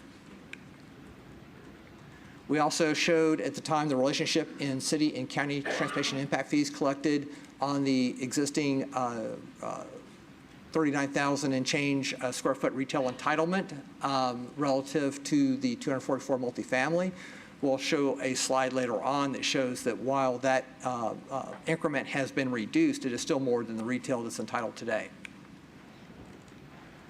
We included some important definitions, particularly related to compatibility, compatible, and density, just to set the stage for the discussion with the public and with the commission. One of the questions that we've received throughout the process are how the parking count relates to what is required by code. And so this is what we showed back in April to show that the total number of parking spaces required for 244 multifamily units of this type was 445. And with a 20% reduction because of the proximity of the site to transit service, 30-minute transit service, and bicycle parking, that number could be reduced to 356, which was provided by the applicant. Under the new 211 unit development program that's now proposed by the applicant, that parking count has increased to 368. So there was a 12 parking space increase, even with the reduction of 33 multifamily dwelling units in the new development program. So what's shown here is that under the code, the base requirement is 390 parking spaces. Once you apply a 20% reduction or offset because of transit and bicycle parking, you bring that number down to 312, and so 368 is above. It's below what is required by code, but above what is required after you add in the offsets for transit and bike parking. Back in April, we also showed the county's plans for West Pipkin Road approaching Florida Avenue. Really, in short here is that there really aren't any notable geometric changes to West Pipkin Road approaching Florida Avenue. Most of the county's work is from this point back, of course, towards Medela Road, with the additional middle turn lane and 4-lane improvement west of Hardin. And again, this just kind of shows how the intersection transitions into the 3-lane section that is under construction by Polk County as we speak. So, since the April 4th public hearing, we have received an updated proposal that does reduce the number of units from 244 to 211 on this development site. The parking count has increased from 356 to 368. The 4-story from those 2 4-story buildings has been eliminated. So the entire development now consists of 3-story buildings with a total height of 43 feet. And then the sidewalk along the east side of the entrance from Lake Merriam Drive, as well as the frontage sidewalk along Lake Merriam Drive from the signalized entrance to the eastern property boundary, has been widened to 8 feet. This is the revised development plan that is included in the revised ordinance for consideration today. As I discussed previously, the city and county transportation impact fee collections are still estimated to be higher than the current retail entitlements today, certainly less than the 244 units that were proposed back in April. We did also add in the condition that we discussed in April as well, related to the existing encroachments to the east of this project site, Mr. Oliver's property, and so that language has been included in the ordinance that's under consideration today. So in conclusion, before I turn it over to the applicant, really a couple of notable slides here is that the proposal does replace 39,797 square feet of retail entitlement with 211 multifamily residential entitlements. The density is now 17.5 units per acre, down from the 20 units per acre previously.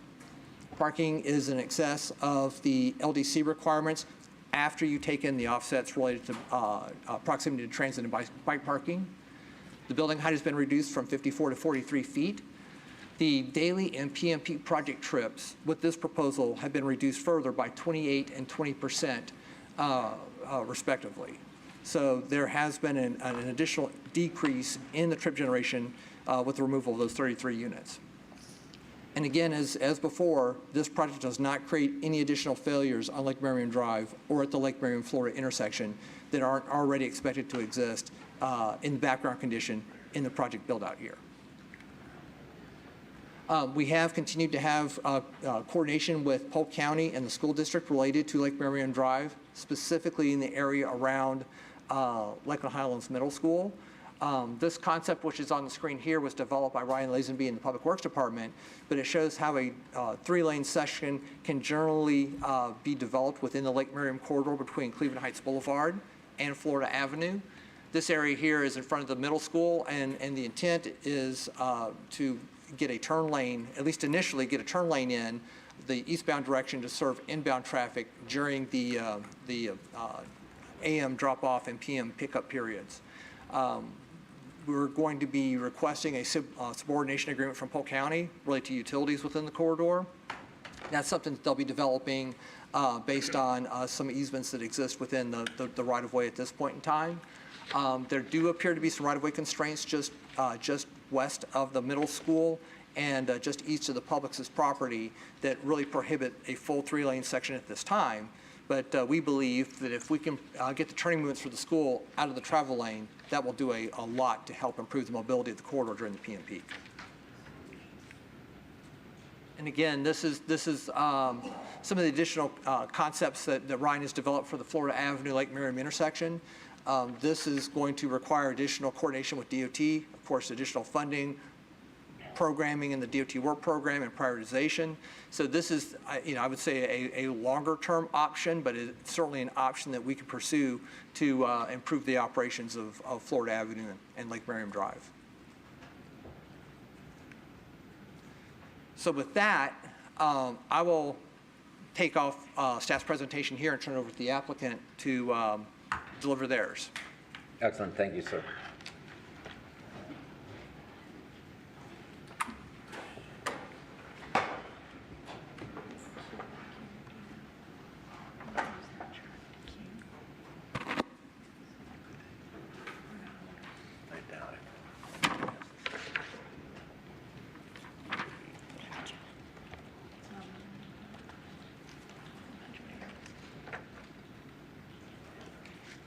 Good morning. For the record, Elise Batzel with Stearns Weaver Miller. Nice to see you all again with a very full house this morning. Before I start talking about the changes that we made to address this commission's concerns and the community's concerns, I want to take a step back, really.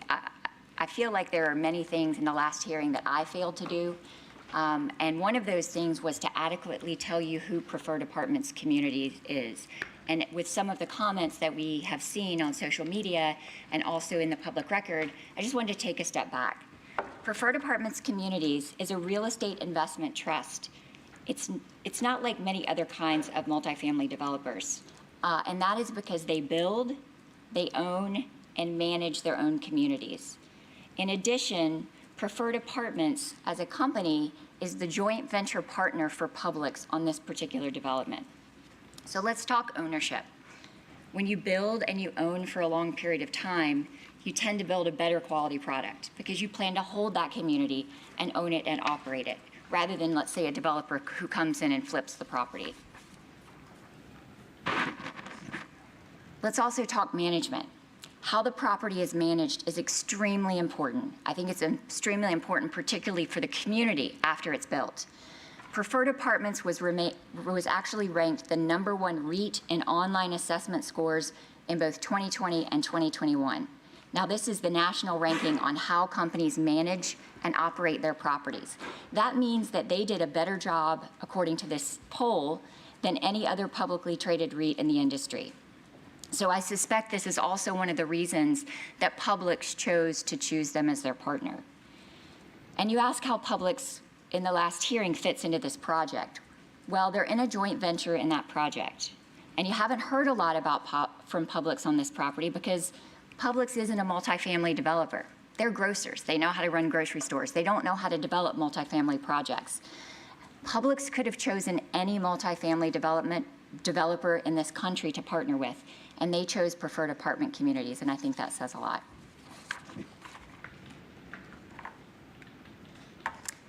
So this is intentionally a blank slide. It's a clean slate.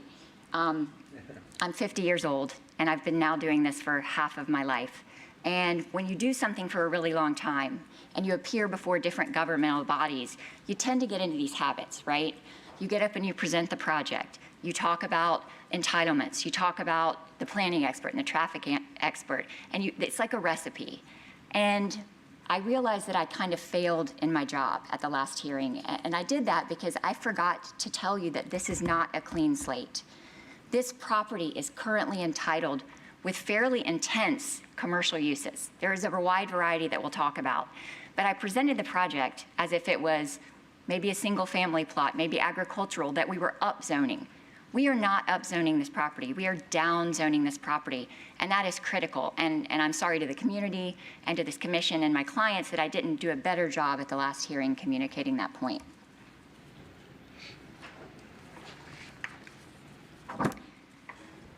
So what is your decision today? The first decision, and I'm going to go backwards and talk a little bit about it, you have the choice today to deny this rezoning. If you choose to deny the rezoning today, you are making a choice to keep the more intense commercial development zoning on this property.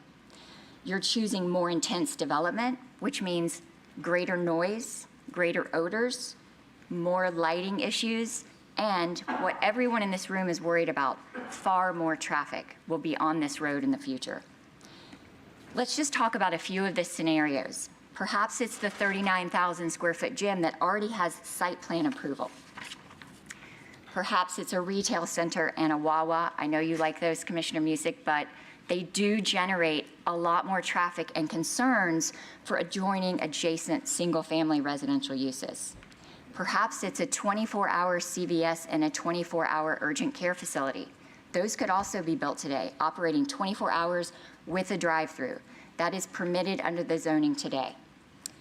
The point is that all of these uses that are permitted today are far more intense and far less compatible to the surrounding properties than what we're presenting to you today. So your decision, again, you can't look at this property as a clean slate because it's not a clean slate.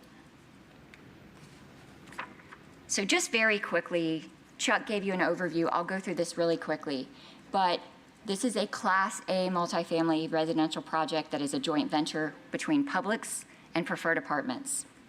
211 multifamily units, down from 244. There will be a mix of studios, 1 bedrooms, 2 bedrooms, and 3 bedrooms. I know, Commissioner Reed, you had asked for a mix of the units, and I believe that Chuck presented that to everyone either at the agenda review or separately, so I hope that you have that information. All buildings on the property will be 3 stories and may not exceed 43 feet in height. I want to just take a moment and note something. The properties, oops, that's not what I wanted to do, sorry. Oh, that's the top, okay. I went too far, sorry, gang. You're very fancy here. These properties directly to the south across Lake Merriam, the current zoning for those properties is residential. They allow anyone to build homes at 50 feet in height. What we're proposing today for the multifamily is 43 feet in height. And just for the record, I will submit those records into the record with your approval.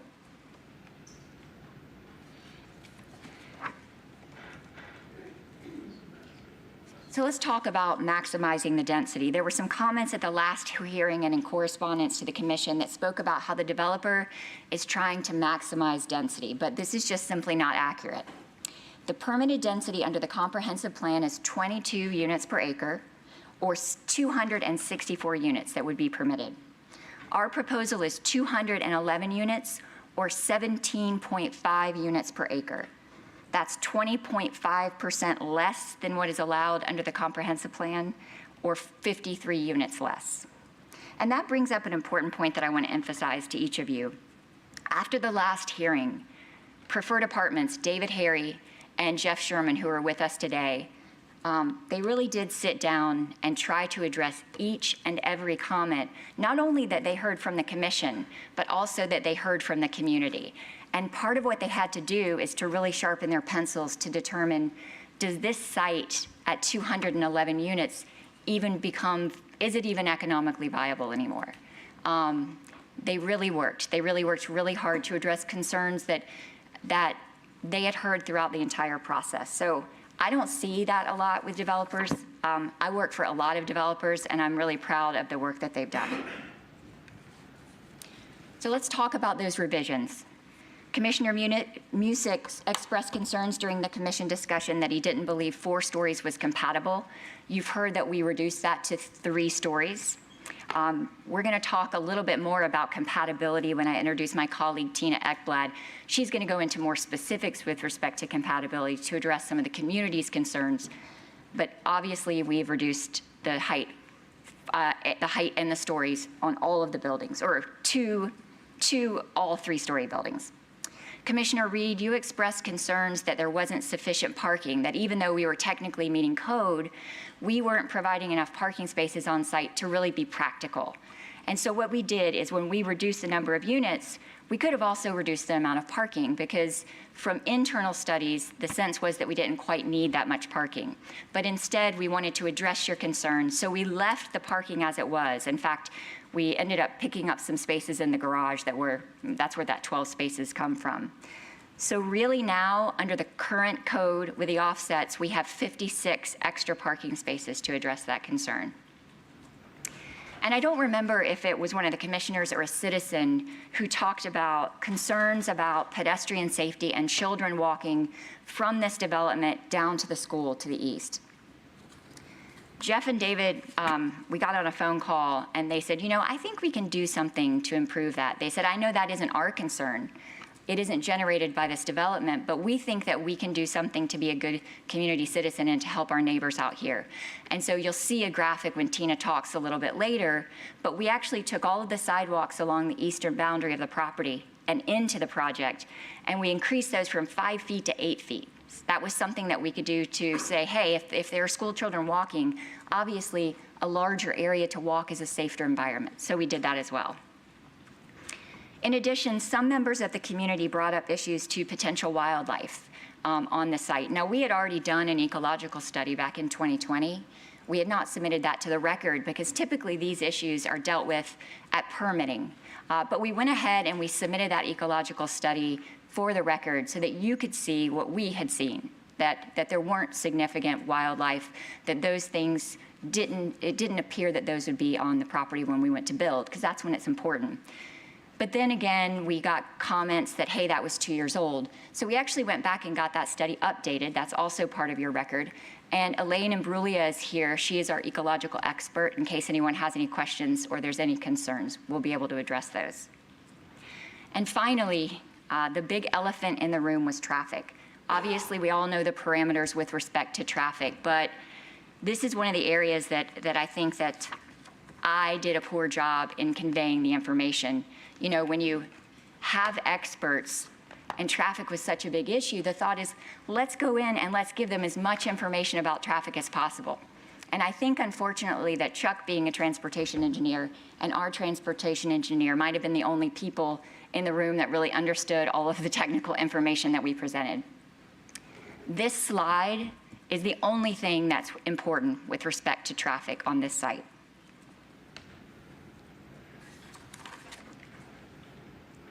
Since this site is not a clean slate, your decision today, whether to keep these existing entitlements or whether to downzone the property, directly impacts how many future cars are going to be on the roadway.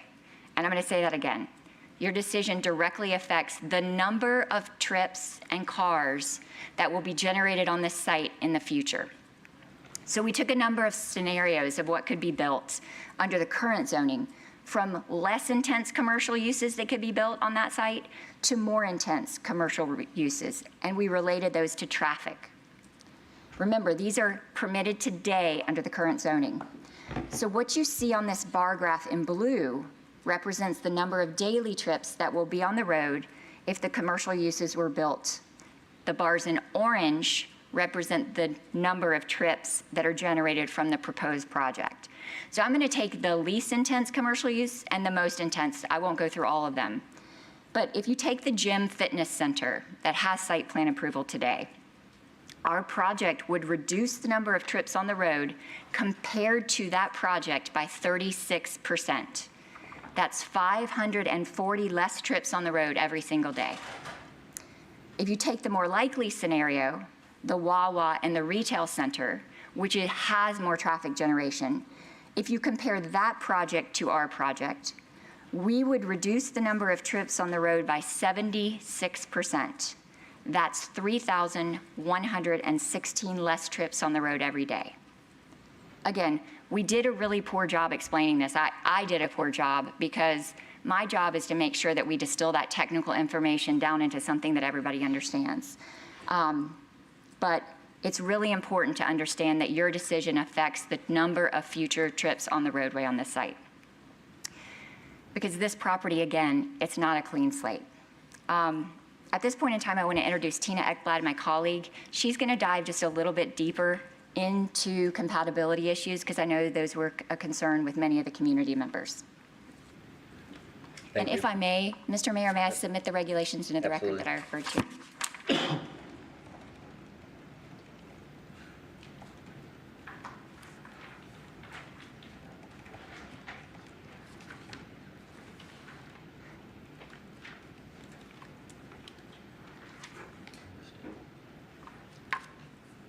Good morning, members of the commission. For the record, my name is Tina Ekblad. I'm the Director of Planning with Stearns Weaver Miller. I'm also a certified planner with the American Institutes of Certified Planners. I just want to talk to you a little bit today about compatibility. I know that this was a very big topic in your last hearing. I have reviewed the hearing materials even though I wasn't present that day.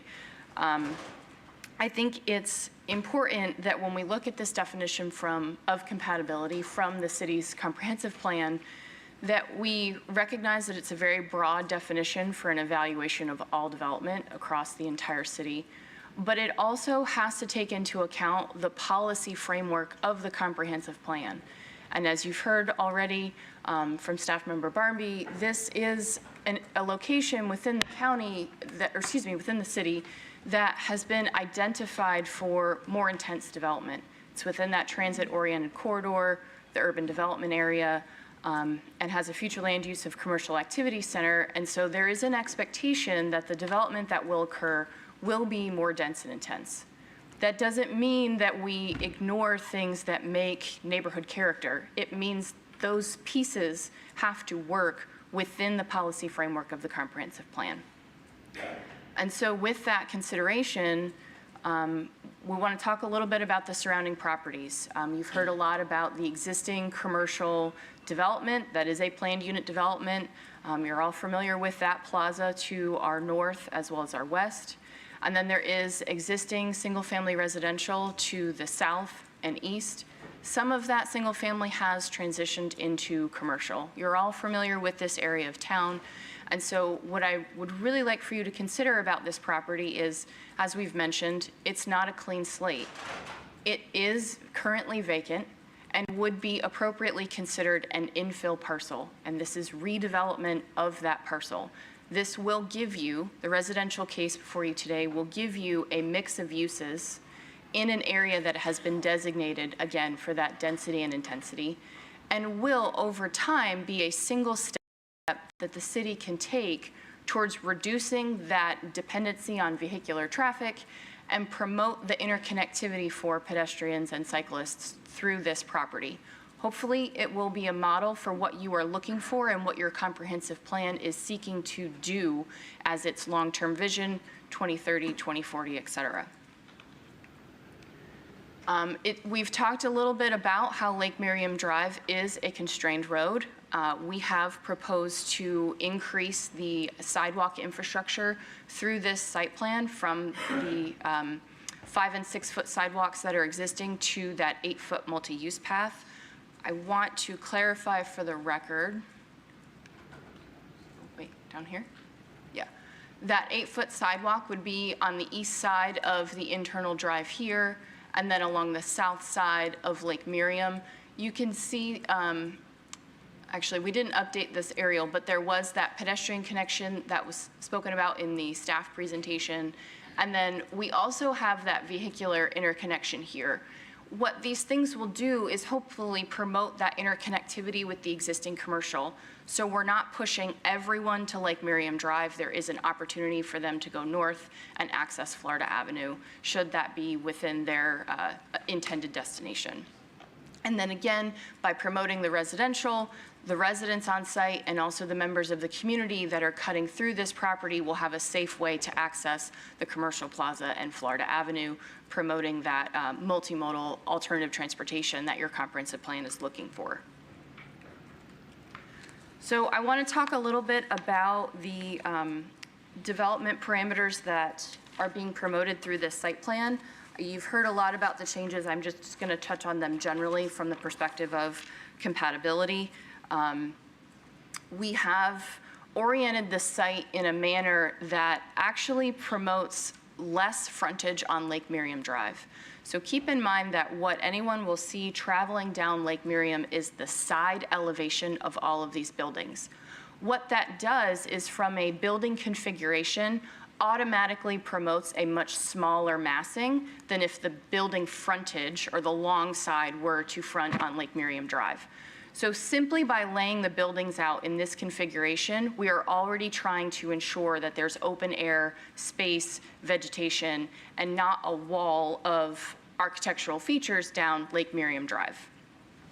In addition to that, we heard the community comments. You've heard that we've reduced the height for all of the buildings down to 3 stories, a 43-foot height maximum.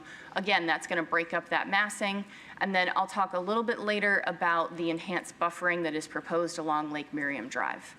One of the reasons that I'm choosing to focus on that is due to the comments that you heard in your last meeting, but also because of the transitional nature of the property. Stereotypically in planning, we consider multifamily to be compatible with commercial, particularly in the close proximity of this site. And then these other factors come into play when we talk about multifamily and single family being adjacent to each other. The other element that we have here is, again, I mentioned the connectivity for the pedestrians and the vehicles. I would also ask you to keep in mind in past hearings, we promoted that additional transit stop with better circulation for the existing mass transit that's available in the area. And so with that in mind, that building orientation, I just want to turn now to the physical separation that is promoted by the design. And so what we've done, it's a little messy, I'll walk you through it, but we've tried to ensure that the location of the buildings on site promote a physical separation to those existing single-family uses. So I'll start with the, sorry, I'm technology challenged here today. There we go. I'll start with the shortest distance, which is to this existing single-family residence across Miriam Drive. There is 150 feet of separation from building to building in this location. And then as we move a little bit to the west, we have a 275-foot physical separation. The reason this red block is on this graphic is to demonstrate the residential units that have converted to commercial. So please recognize that this is a 275-foot physical separation to an existing commercial use. And then we have those existing larger single-family lots to the eastern portion of the property. We've got a 380-foot physical separation, direct separation across the street, and then 440 feet kind of on the angle to this second multifamily building here. And then to the east, there's an existing single-family structure. We have a 400-foot physical separation. So again, we've tried to orient these buildings in a way where we are taking into account that community context. And then I'll move to the actual architecture and the enhanced buffering that's being proposed. This is the corridor from the single-family home to the 3-story apartment complex that was 150 feet in separation that you saw on that last slide. So this is a cross-section. If I were standing smack dab in the middle of Lake Miriam Drive, what would I see on my right and my left? We have the existing residential parcel here, and the person standing in their driveway looking across Lake Miriam Drive. This is the apartment complex that they are going to see. We'll get into a little bit more detail about that enhanced buffering. You can see the 3-story aspect and that perspective. We've got 2 people for reference here. You can also see a very neutral color pattern. You can see that we will have architectural features that will break up the massing on that side. And we have gone through the effort of actually rendering this building and what the neighbors will see standing across Lake Miriam Drive. That 43-foot height limitation is referenced in these renderings. And the enhanced landscaping with the required shade trees and the continuous hedge will break up, again, that very short sidewall of the building. And so we believe that we are promoting the neighborhood character that exists with the existing vegetation, the existing single family south of Lake Miriam. We are continuing that with our enhanced buffering and our architectural features. And moving on to that much larger separation that I talked about, that 380 feet, again, we have the existing larger acre property, single family property here. If that person were standing in their driveway looking 380 feet across to our new proposed multifamily building, what would they see?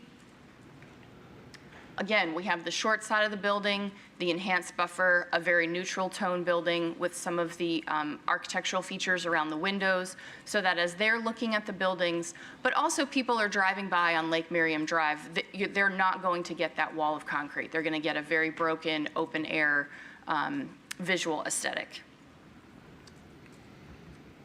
So now turning to the enhanced buffer that is being proposed, this is a condition that is part of the ordinance in front of you today, so that will ensure that this buffer is installed at the time of construction the way that I'm presenting it today. It includes a fence with architectural features every so many feet, a continuous hedgerow, 6 trees per 100 linear feet. There is some existing vegetation on site that we are proposing to preserve, and then we will match that in the other areas that are lacking vegetation.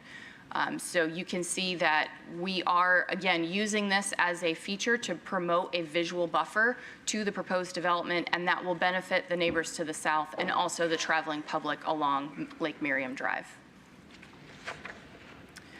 And so just a few more items to touch on regarding compatibility. Those first few slides that I went through regarding the building architecture, you can see that we've broken up that mass to ensure the neighborhood context is maintained. The enhanced buffer will again break up that perspective. And then the remaining 2 items in the definition of compatibility relate to noise and light. The city has a noise ordinance and lighting requirements for all development, including multifamily residential. And so at the time of site plan development approval, we will have to submit plans and specifications demonstrating that all of our lighting is shielded, it's located on our property and not extending out into the public realm. And so that process will take place through the next step in review. And then with regards to noise, it's difficult to see from this colored plan, but the more detailed black and white plans that were submitted for staff review demonstrate that our amenity center is actually in the central location of this U-shaped building here. That is very purposeful. That will mean that any noise or light generated by that gathering space will be internally shielded by the design of the proposed building. And so with that, it is my professional opinion that the plan development before you today and the proposed site plan does meet the definition of compatibility. It is sensitive to the neighborhood context that exists. It will provide an appropriate transition from those more intense commercial uses immediately to the north with the existing shopping plaza, but also along Florida Avenue, and takes into account appropriate consideration of the existing single family to the south and to the east. With that, I do want to transition my comments to some very general comprehensive plan consistency items. I've talked a lot about the future land use, the transit-oriented corridor. It is my professional opinion that we are consistent with these elements of the city's plan. We are proposing to make a swap here effectively for a more intense commercial approval, as you've heard a lot about, to a less intense multifamily residential approval, which is consistent with the transportation and redevelopment vision of your comprehensive plan, and will, as a first step, begin to reduce those vehicular trips on Lake Miriam Drive. With that, that means that we are also consistent with your transportation element. The policy framework that you all have put into place stating that roadway widening is going to be limited and you would prefer to have those pedestrian and bicycle and alternative methods of transportation be the mechanism that is funded for improvement. We feel that the opportunities that we are providing with the sidewalk and transit and interconnectivity are consistent with your comprehensive plan. I apologize, we had a couple extra slides in the version that was submitted to the city, but that concludes my comments. I will be around, obviously, for questions afterwards unless you have something immediate right now. Thank you for your time. Thank you. With that, we are going to pause our presentation, allow the neighbors to speak. I just want to remind you of the choice that you have today, which is to really downzone this property. And we hope that now that I've properly framed it in a way that I think is understandable, we would respectfully request approval. Thank you. All right, well, we will go with, at this point, with public comments. Oh, and the first one is the video. All right, thank you.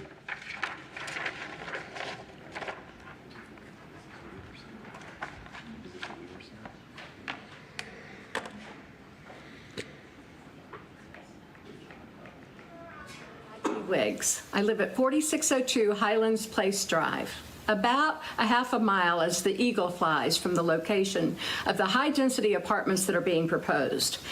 The applicants went back and probably worked hard and were very thoughtful about what they were doing, but they came back, as I assume they were directed, that it would satisfy us to knock one floor off, that it would be 3 stories, high density, 211 units. 2 hours worth of public comment did not say, just take 1 story off and then we'll be happy. This is not a good project still. It is still high density. When they say they have given us 56 more parking places than required by the Land Development Code, they are basing it on urban. Urban has well-connected streets, smaller blocks, smaller parcels, shorter setbacks than the relative suburban areas. This particular piece of property is on a county line, on the city limits, across from rural homesteads on 2 to 12 acres of land. They are nearby suburban neighborhoods.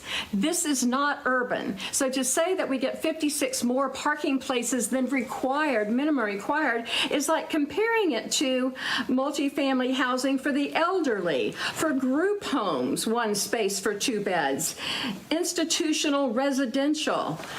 This is not that. This is supposed to be Class A apartments, market rate. Do you think people that are going to pay market rate will want to ride the bus that picks up every 30 minutes, even if that bus is right next door to their subdivision, right next door to their apartment complex? Those buses they were going to move to are going to be next to the dumpsters that are behind the restaurants at Lake Miriam Square. Do you think people want to sit for 30 minutes and wait for the bus in the rain and the heat to get to work? Can they get to work on time that way? How about the amenities? Are we really expected to ride our bicycles to go to Dixieland or downtown on busy Florida Avenue, separated by a curb? If you pull out of the main thoroughfare that divides that apartment complex going towards Lake Miriam and turn towards Florida Avenue, that's exactly what you've got, is a road separated by a curb. You know, we had problems with that. We spent thousands and thousands of dollars of taxpayers' dollars fixing that problem, or at least looking at fixing it with the road diet. And here we are proposing that this is a transit-oriented corridor that fits within our comprehensive plan of putting high density near residential. No, we've got a lot more in our comprehensive plan that says about quality of life and being consistent and congruent with neighborhoods. There is so much we can read, and I have read all of the comprehensive plan that we can read, and we can orange pick what we want to make our argument as which they are. And it's laughable to have Razor tell us that you can measure 0.01 mile per hour savings. And how is it that if you take 1 story off, 4-story building, you're going to save 20 to 28% traffic during rush hour? Or is that top floor tenant the only one's going to be driving to work? This makes absolutely no sense. It does not fit in the transit-oriented corridor. It does not fit with the Land Development Code or our comprehensive plan. And it's just because we use those words or they use those words. I've studied it and I know better. Mark your word. This is not going to be a good project. Vote deny. Leave the 75-foot setback with the 3-foot burn for the beautification that was promised 20 years ago. Do not be afraid of what else might happen there. Have a vision. Somebody said this is planning 101. You put high density next to retail in the suburbs. Well, I say if this is planning 101, let's go to higher course levels. Let's go to envisioning what we want. And there are people that have visions of what we want. And there are other possibilities for this land, but not if you allow these people to start building. These Atlanta people that are selling to a Maryland company and being represented by a Tampa company. This is not us. We are Lakeland, Florida. Protect us, city commissioners. Be brave. Vote and deny. And thank you for your time.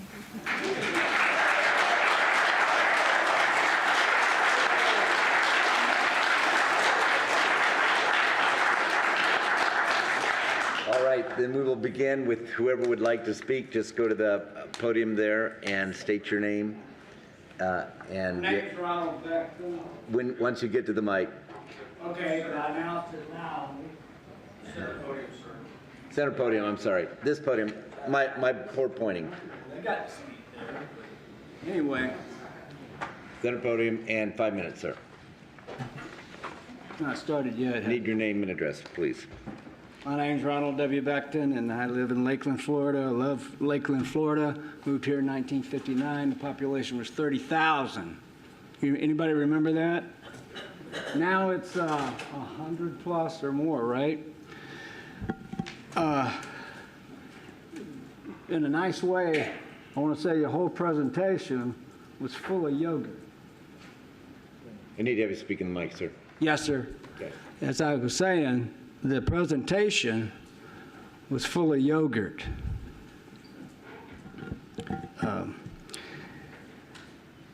Let me start with this because I heard it from the board up here, our representatives. Lakeland is a tight space. It's limited. We're busting at the seams.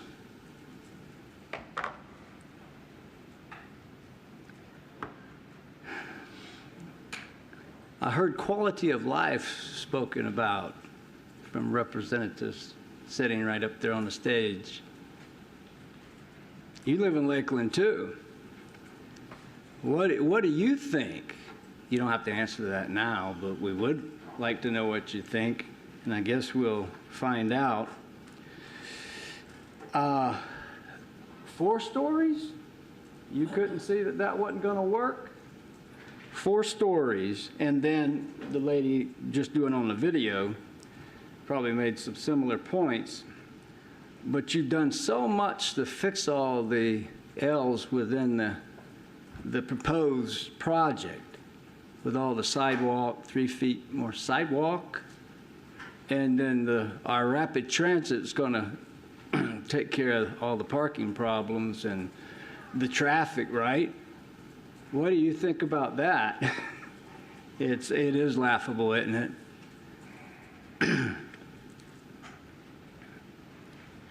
And you're going to beautify the area.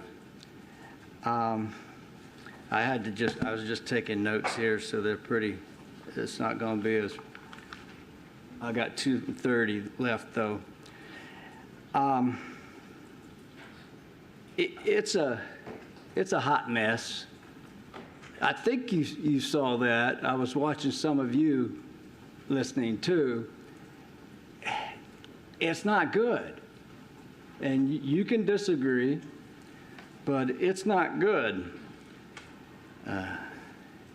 Beauty, I think of the families and the homes there, and all of a sudden a bunch of more projects are going to come in, and that's going to increase traffic even worse than this mess.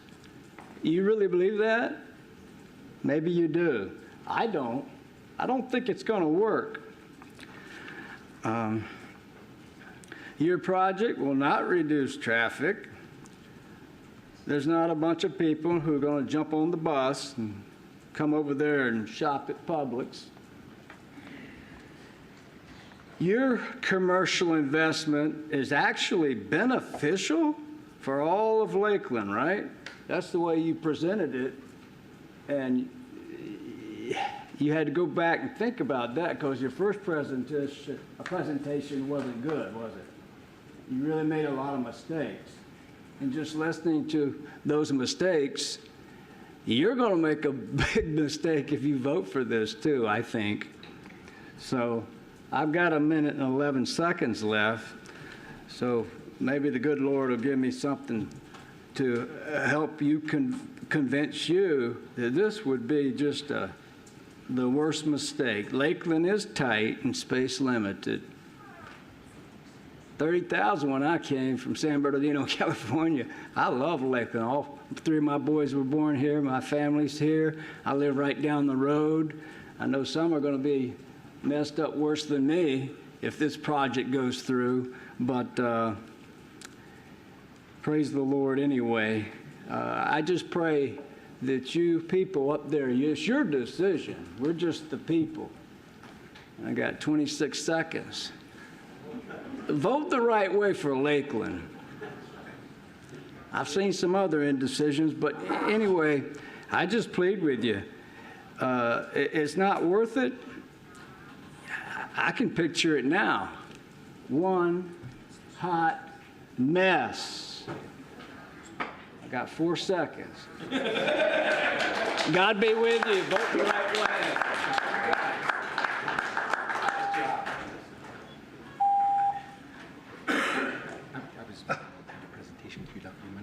Oh, sure. Okay. I'm so sorry. Hello. Let's see the clock here. My name's Jeff Cox. I know most of you. Thank you for hearing me out. I apologize in advance. I am going to fly. I got a lot of ground to cover. So first, I just want to talk about voter sentiment. We looked at 109 Facebook posts from Lakeland Today, The Ledger, individual posts. And what we did was we used Facebook analytics to gauge the sentiment of the voters. So we had 66 people who supported this idea inside the community. We had another 114 voters that were indifferent or unclear. And then we had 2,109 that were adamantly opposed. And I mean passionately, adamantly opposed. The community has spoken. They're speaking to you now. This is what they're saying. Take the time to listen to the comments.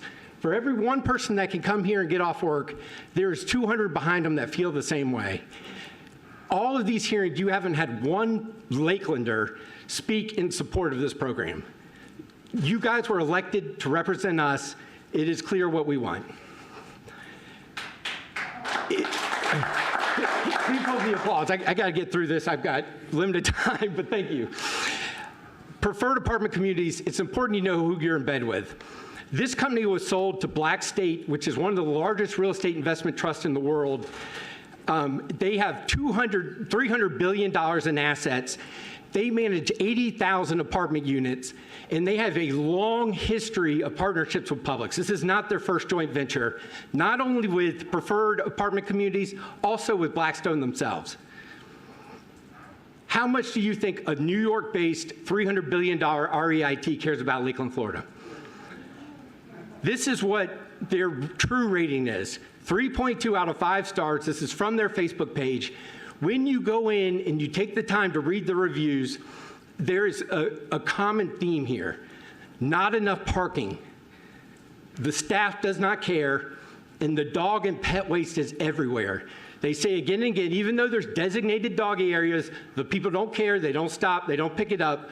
They're transient residents. This is what you can expect. I don't want to trust online reviews. I wanted to go deeper. On the left-hand side is a website photo. I looked at their portfolio properties. This is what you can expect. On the left-hand side is a website photo of their property. On the right-hand side is a Google satellite image of what it looks like today, a few years later. Here's the Artisan website. This is what it looks like today. I am to catch a guy out front picking up trash. Website today. This is your line of sight. This is what it looks like in real life. Forget about the pretty diagrams. Website, this is what it looks like today. Let's zoom in on this one. Do you see one available parking spot?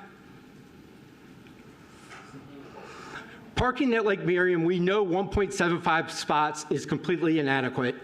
Those pictures I took at Lake Miriam, there are 33 signs that try to limit parking, say no parking. This is going to frustrate shoppers and business owners alike. Can we please stop talking about this bike and bus thing? By show of hands, who rode their bike or took the bus here today?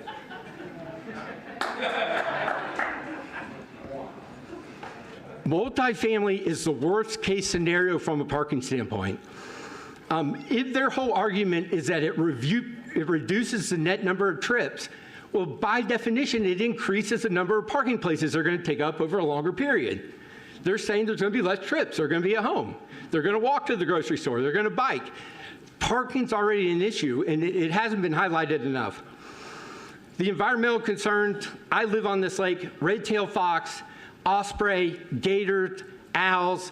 It is what my grandfather called old Florida, and we should preserve it and protect it, not build over it.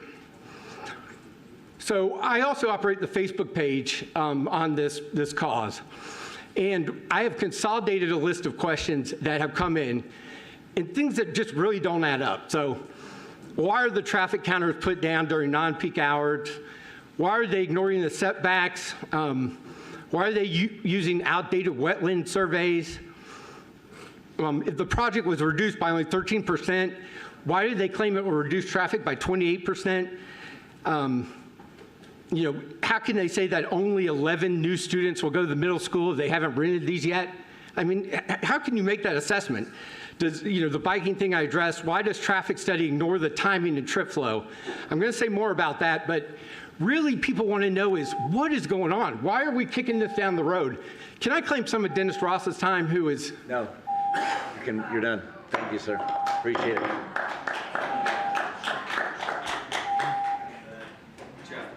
Jeff.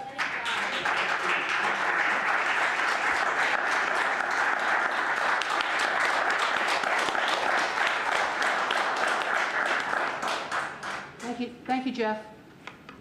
Hi, I'm Catherine Rideout. I live at 4728 Luce Road, Lakeland, Florida, 33813. And I've been there since 1986. I brought my husband Henry here with me today.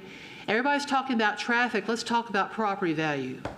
An apartment complex is not consistent with the property values that have been developed and nurtured for years in our part of Lakeland. It's not compatible. If you want something compatible, put in single-family homes, maybe a luxury condominium complex, up to 2 stories that would look like a home, look like a single-family home, but don't put in apartments. We don't need them. The property values generate property taxes to help support the city of Lakeland. Property values are going to go down if we have an apartment complex in there. Please do not put an apartment complex in this area. Thank you. Thank you.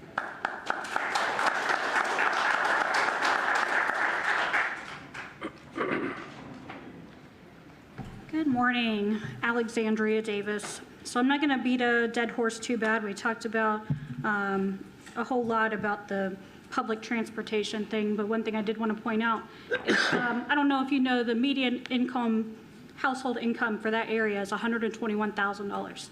Do you think people that make $121,000 are going to take public transportation anywhere? I'm not. I'm not going to. So I think that is way outside of that. Another thing that I don't know if you realize is that the Lake Miriam Publix is Central Florida's concept store. I don't know if you know what a concept store is, but it's the store that they use for Central Florida to bring in all the new products that they want to test out in their stores. Meaning that that is why that store is so much higher in their prices than everywhere else. So can you imagine, though, once you stick that apartment complex right behind them, what that's going to do to that Publix prices? So now you're going to do that to everybody else. On top of their higher prices, you're going to add those prices to there as well.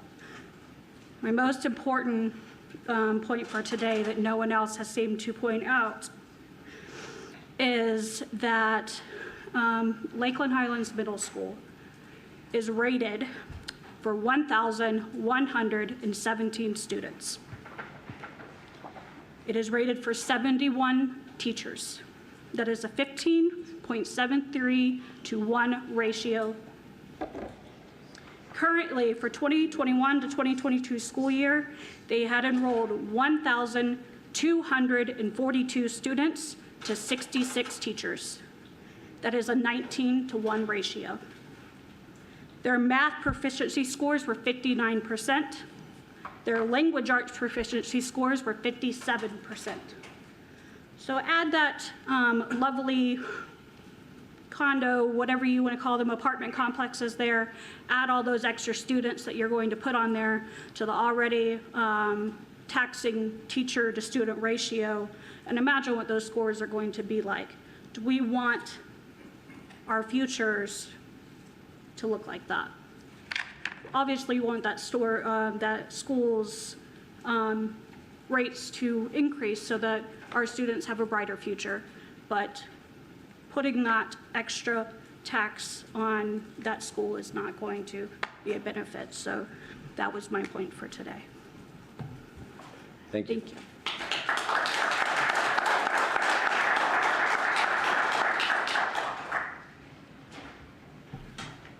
Is it still morning? I'd say good morning, or is it afternoon? It's still morning. Good morning. My name is Bill Wheeler. I live at 1203 Heidi Lane North within the city limits.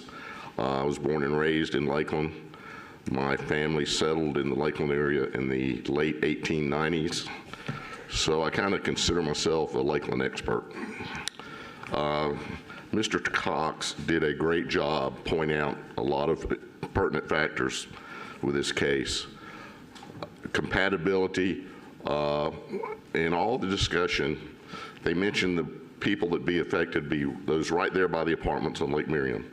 They kind of, if you weren't right across the street, they just kind of, you weren't, no, it was no problem, despite people can't get out of their driveways now. There's never been a mention of Lake Miriam Circle that comes around behind the CVS and has about 35 homes back there, and they're virtually held hostage already. This area affects more than the immediate area. That Lake Miriam corridor affects things from South Florida Avenue to Lakeland Highlands Road. I live further east on Lake Miriam Drive, not right on Lake Miriam Drive, and my traffic is affected by people cutting off Lake Miriam Drive to get to Hallam.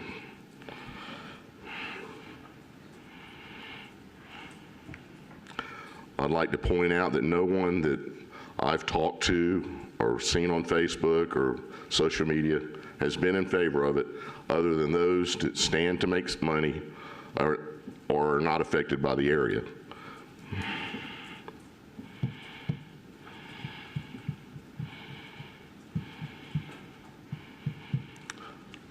You mentioned commercial uses.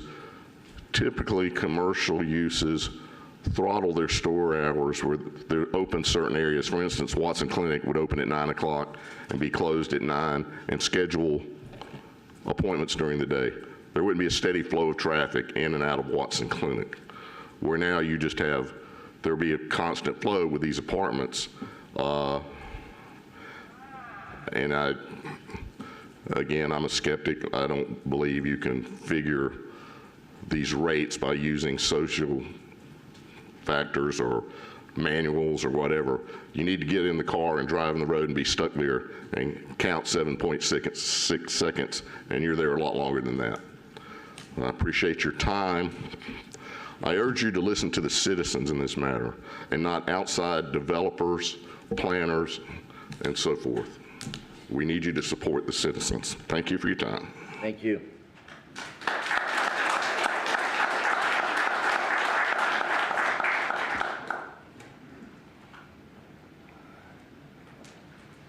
Good morning. Good morning. Good morning. Just state your name and address, please, sir. My name is Jerry Reynolds, and my address is 1332 Robin Hood Lane North in Lakeland. I've lived in Lakeland for 72 years, and I've lived in the Lake Miriam area for 44 years. I'm one up on Mr. Wheeler. My grandfather was born here in 1879, so our family goes back a long way too. I worked for the city of Lakeland and was hired as assistant finance director in 1978, and then was promoted to finance director in 1985 and retired as finance director in 2003.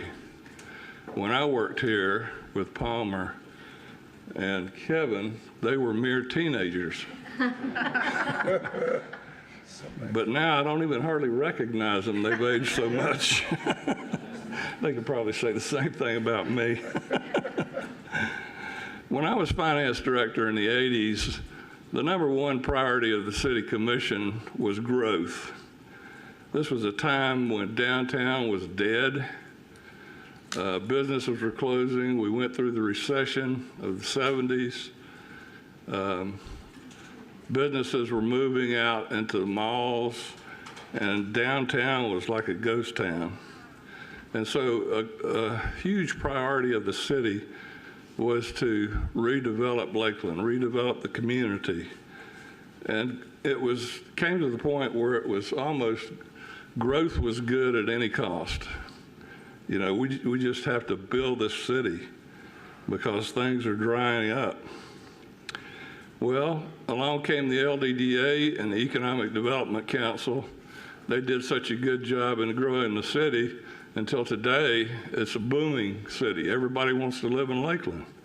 It's a quality of life that most people don't have.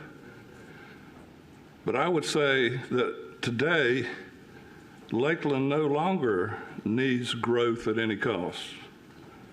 Growth should only occur when it's good for both corporate Lakeland and its residents. Lakeland's infrastructure has not been able to keep pace with its population growth. Streets that were once residential are becoming way overcrowded. They operate now more like major arterial routes. To name a few, streets like Edgewood, Cleveland Heights Boulevard, South Florida Avenue, and yes, Lake Miriam Drive are backed up certain times of the day and already too congested. Lake Miriam sometimes is backed up from Florida Avenue to Cleveland Heights Boulevard. People already have great difficulty getting onto Lake Miriam from side streets up and down that road. I know my brother lives on a side street. He's continually complaining about, I feel like I'm taking my life in my hands just to cross over and get onto Lake Miriam heading towards South Florida Avenue. I am very concerned about the safety of school children going and coming from Lakeland Highlands Middle School. I drive by there a lot and I see kids all over the place walking across intersections up and down that road. Young kids, very young kids.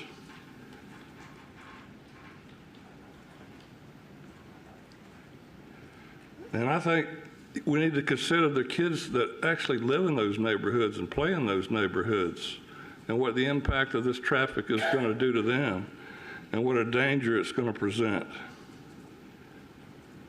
In conclusion, I can't imagine that the City Commission would allow a multi-residential project like this of over 200 units, 368 vehicles, or parking spaces, I guess they're going to be vehicles in them, that's going to feed into Lake Miriam Drive with the capacity problem that the road has currently.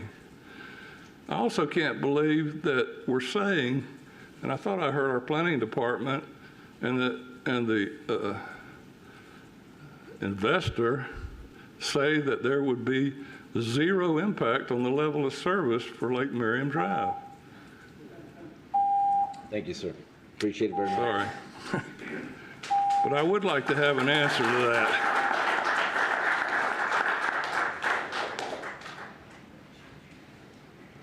Please state your name and address, sir. Or ma'am, either. Hi, I'm Holly Potts, and this is my son, Zachary Jefferson. I live at 1027 Lake Miriam Drive. We live right by the light at Scott Lake and Lake Miriam. And it's already backed up right now. And with those apartments coming, it's going to get a lot worse. In the schools, the middle school, you know, I heard a lady talking about the ratio between the students and the teachers. That's gonna big impact, and George Jenkins too. So my son would like to talk. Yeah. Let's see. The traffic. You already know about the traffic and the buildup that's on Lake Miriam, and the other speakers have covered their points and solid. And a couple years ago, it was a few years ago, it was 2017, a day before my birthday In fact, I was walking home from LHMS, and and at the time there was no like cross section that's going across Cleveland Heights to Lake Merriam and all that, and so you had to cross the street, cross Cleveland Heights, and then you have to wait there, click the button again, and go across Lake Merriam. So to make it quicker for me, what I did was I went a little further down Lake Merriam, and I asked people to stop for me, and I crossed the street to my house. But this one time, the day before my birthday, someone stopped for me. They gave it a go, and then I started crossing. They fling their arms up like, "What are you doing?" and stuff. And an impatient person from right behind, the turning lane was like far up ahead. It didn't even start yet, and they cut and hit me. And yeah, so that's an issue. That's why they have the extra crosswalk there now. That's why they have the extra crosswalk. I actually asked one of the Lakeland workers themselves about it. So, of course, there's going to be heavier rush hour if these apartments are added. Even with the adjustments to the road, and that supposedly helps the flow of traffic and smooth it out and all that, it's still going to be packed. It's going to be worse than it already is. So it's better to leave it as it is, And there's plenty of traffic from LHMS, and that's at the start of rush hour, 4 o'clock. They get out at 4 o'clock, and mixing in with rush hour traffic from people like adults going to work and all that, mixing in it's not a great mix. And I think we're going to have more incidents with the children. Yeah, and more students are going to end up getting hit if this happens. It's a possibility. And I'd say about like once a month there's a crash like at that cross intersection between Cleveland Heights and Lake Merriam, and a little further down past my house, and it's really normal that there's a crash there, and it's just too dangerous. And nature preserve, and there's going to be runoff at that area. There's going to be runoff from cars and everything. It's going to go into the pond and run wildlife around, and the air pollution from the cars. There is nature. There's wildlife, and like the birds and the trees, like the air pollution, like there's trees right above the cars in the parking lot. That's not a good place for birds, and there's not many trees in Lakeland for them to commute to, and it's hard to breathe. And there's a sinkhole risk, like sinkholes. Adding more properties and everything, there is a higher risk for sinkholes. There are many deaths from sinkholes in Florida because of the porous limestone underground, and it's just it's tragic. So there's more air pollution, and it's going to get more people sick, and yeah, and that's my presentation. Thank you. Thank you very much.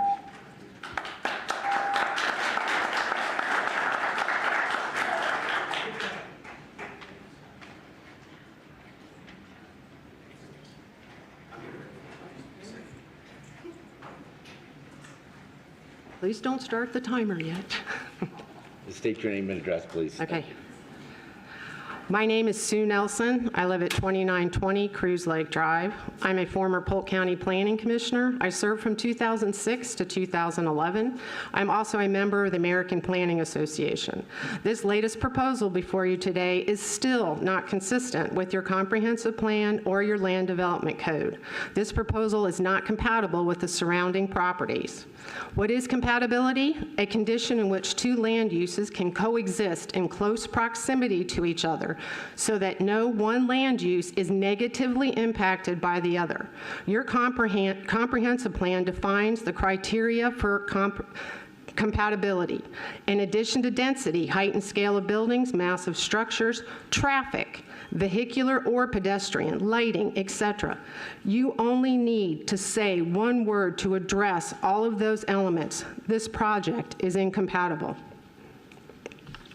Density. The applicant is proposing 211 apartments on 12.07 acres, a density of 17.5 dwelling units per acre. As you can see, the densities of the surrounding properties, 0.06, one home on 15 acres, 0.08, one home on 12 acres, 0.2, one home on 4.5 acres, 1.9, one home on 0.53 acres, and 0.9, one home per 1.2 acres. Nothing surrounding this proposal even comes close. The numbers don't lie. Other elements affecting compatibility, height and scale of buildings. 6 buildings, all 43 feet high. There are only 2 two-story homes on this entire block. Lighting, the applicant proposes 360 parking spaces, which equates to 736 headlights. How many headlights will face the homes across the street? Will the mere 15-foot buffer, 16 shrubs, and 6 trees be enough to shield the headlights? How does one shield incompatible land uses in a suburban district? For starters, a much larger buffer. Currently, this property has a 75-foot buffer on it because of commercial use. Since this proposal is adjacent to a unique suburban neighborhood district, you really need to keep it. And in response to council, this property has been zoned commercial for over 20 years. If the property owner wanted to build commercial, they would have built it a long time ago. Parking spaces, not enough. 390 parking spaces needed, only 368 proposed. No guest or visitor parking provided. Wetlands, again, this development violates every wetland policy in your comprehensive plan. Policy FLU-1.5A. The City of Lakeland has identified areas with the development limitations, i.e. wetlands. The city will strictly control development densities and intensities where such limitations are indicated. History of wetland determination on this property. In June of 1999, Roush Environmental Services originally marked the wetland boundaries on this property. In October of 2002, senior environmental scientist Jeff Wilton with the Southwest Water Management District re-verified the wetland boundaries that were previously established in 1999. Based on wetland comments at the April 4th, 2022 public meeting, the applicant's council submitted an assessment performed by Modica and Associates, dated January of 2020. On page 7 of their report, the consultant stated, prior to submittal of an ERP application to Southwest Management District, it is recommended that a pre-application meeting be held to discuss the remnant mine pits being classified as just surface waters rather than wetlands. So for over 20 years, this property has been flagged as wetlands, and all that implies. Now when they want to build on it, the applicants request that the wetland determination be nullified. I understand the applicant has submitted a letter from the U.S. Fish and Wildlife Service exempting them from a more formal analysis on sand skinks. I'd like to read to you one sentence from that letter. The service has reviewed Modica's field assessment and maps, our database, and conducted a virtual visit of various points at both projects. We're going to base a sand skink determination on a virtual visit? In closing, I read in Sunday's Ledger an article by Sarah Megan Walsh on this case, where counsel for the applicant sent a letter to the city stating the developer has proved compatibility according to Lakeland's own employees. I submit to you in the ordinance before you today, section 3.2, Comprehensive Plan Compliance. It clearly states the Community and Economic Development Department reviewed this request for compliance with the comprehensive plan. It is simply their opinion. The request is consistent. Thank you. Appreciate it, Sue.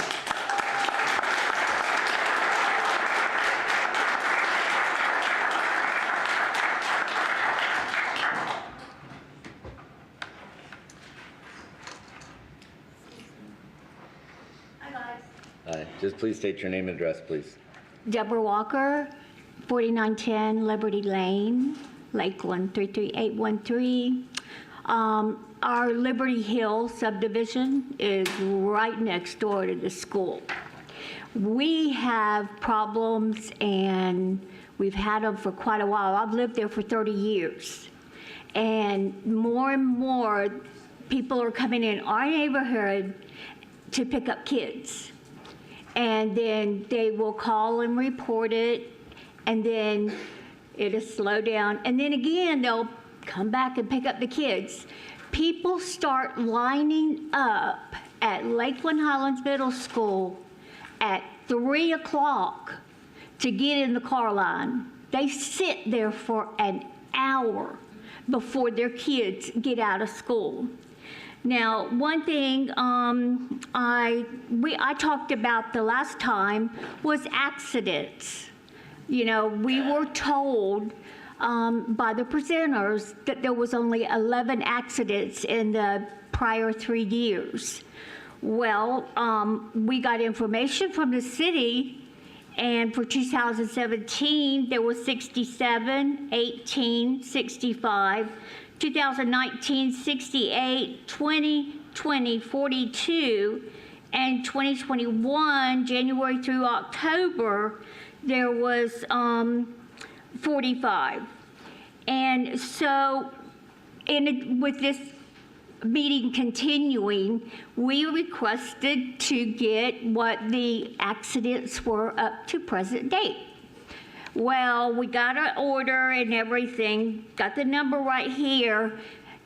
It was closed without an answer. Nothing.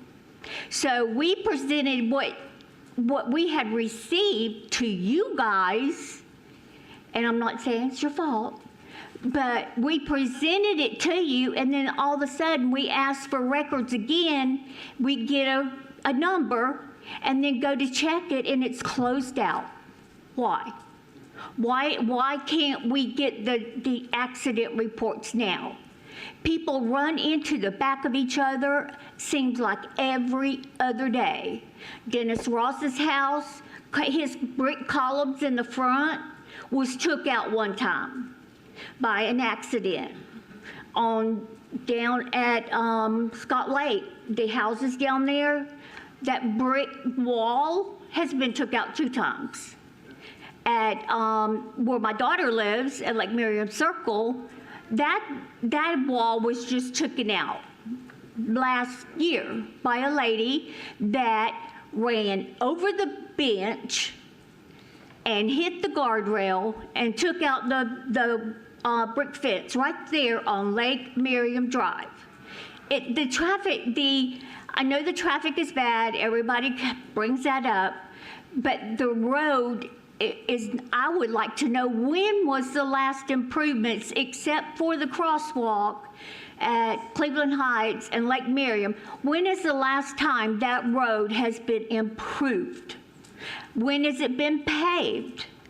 I think about 3 or 4 years ago, they striped part of it. You know, we have not seen any improvements to that road, and yet they're saying we're not going to have as much traffic. I believe they take their traffic counts on people that don't have cars, areas that have to ride the bus or ride their bike. Because look at New York. 99% of the people in New York do not have a car. They take transit. So if they're basing any of that figures off of the big cities and not looking at Lakeland getting to be a big city, but looking at our small town, it's not compatible whatsoever.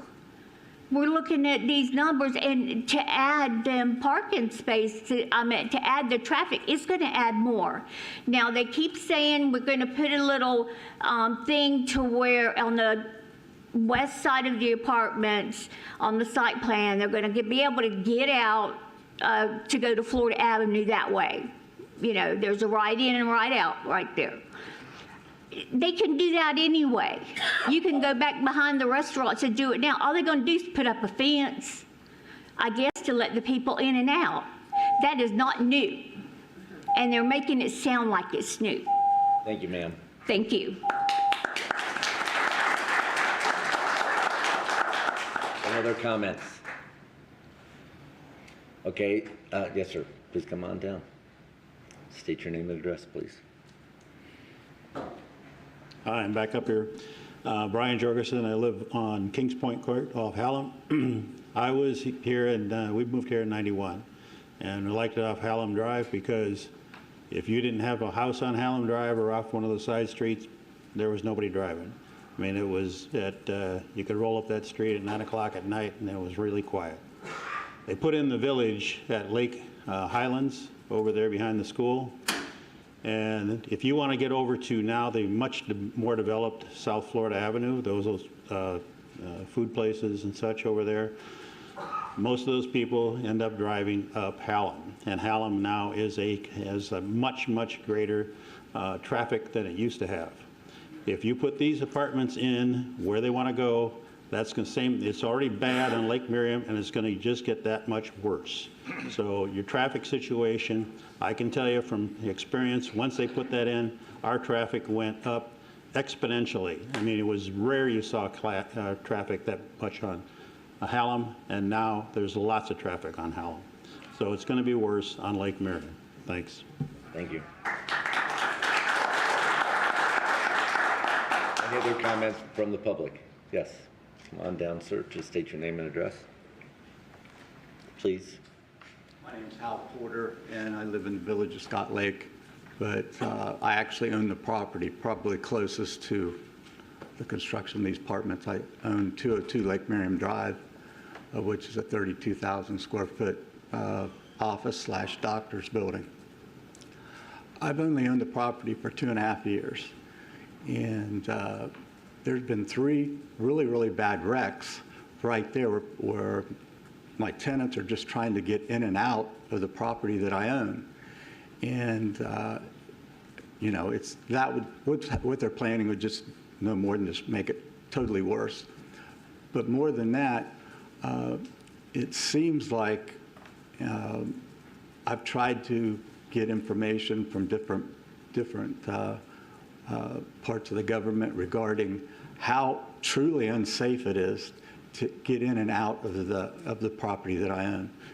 And because they're not just little fender benders there, they're crossing 2 different directions of traffic just to try to get out. And many of these people actually go to the dermatologist that has been in that center for years and years. And most of those people, it looks to me like, you know, they're senior citizens like me. So my fear is, you know, not just an accident, somebody getting really hurt badly, but also that building is roughly 32,000 square feet. It has 127 parking spaces. Now, the majority of the tenants that I have, they don't have customers. So the in and out isn't as much as what they're talking about with the proposed, you know, apartments. So I'm not going to beat a dead horse, but at the end of the day, it's about safety. And I don't think that what they're trying to do at all will create anything safer.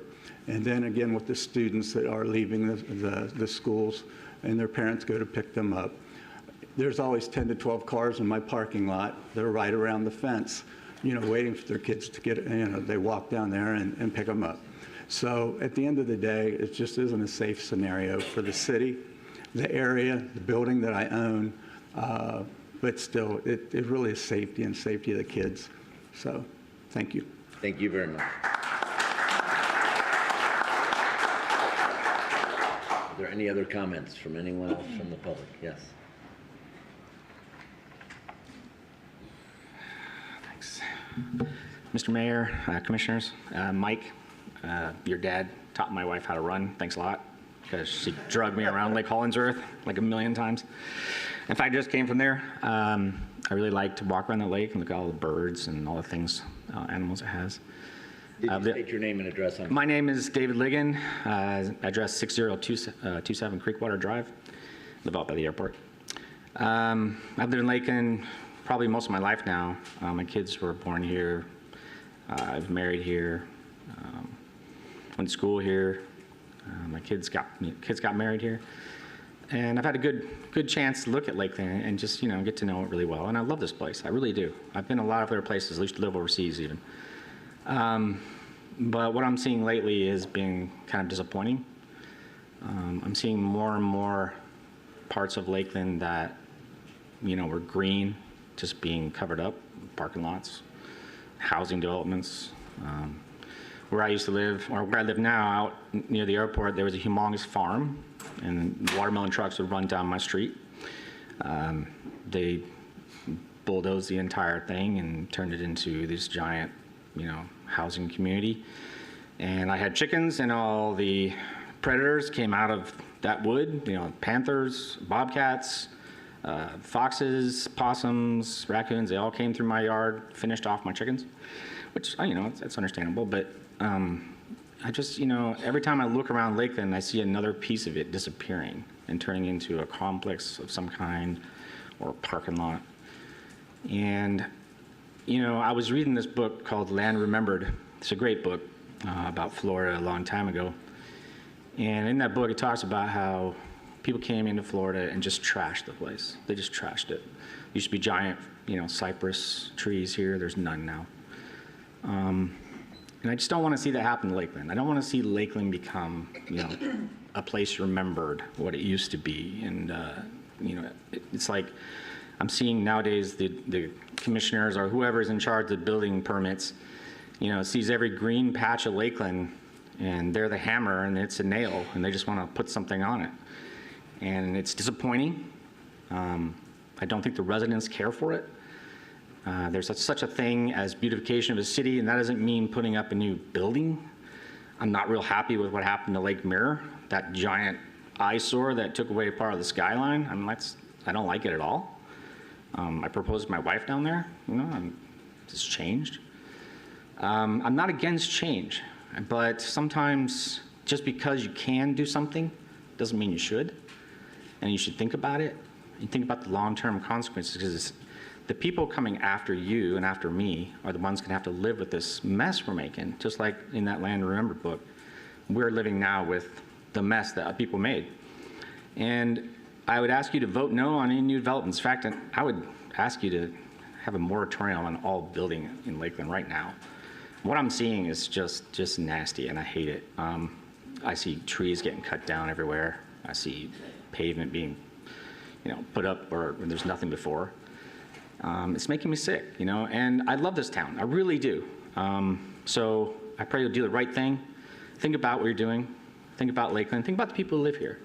We love this place and we don't want it to go to hell.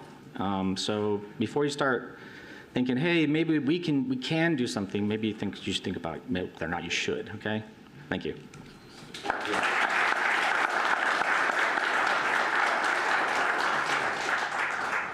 Yes, sir. Anyone else?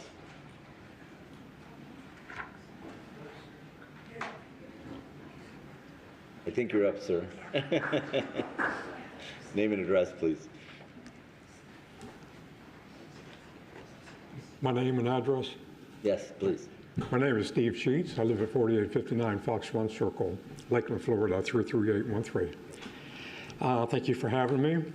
I'd just like to state here that 90% of families have at least one vehicle, and that 24% own 3 vehicles.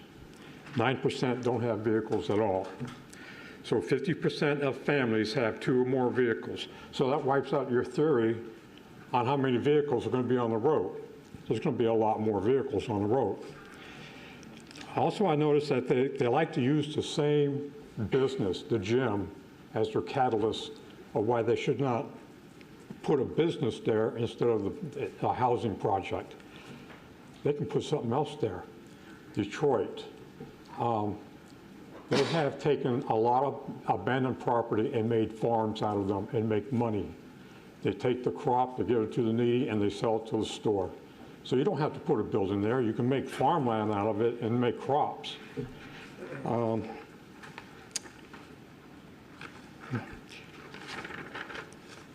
I've been hearing a lot of news on the internet, and I watch this a lot on corner of this Facebook that the city has.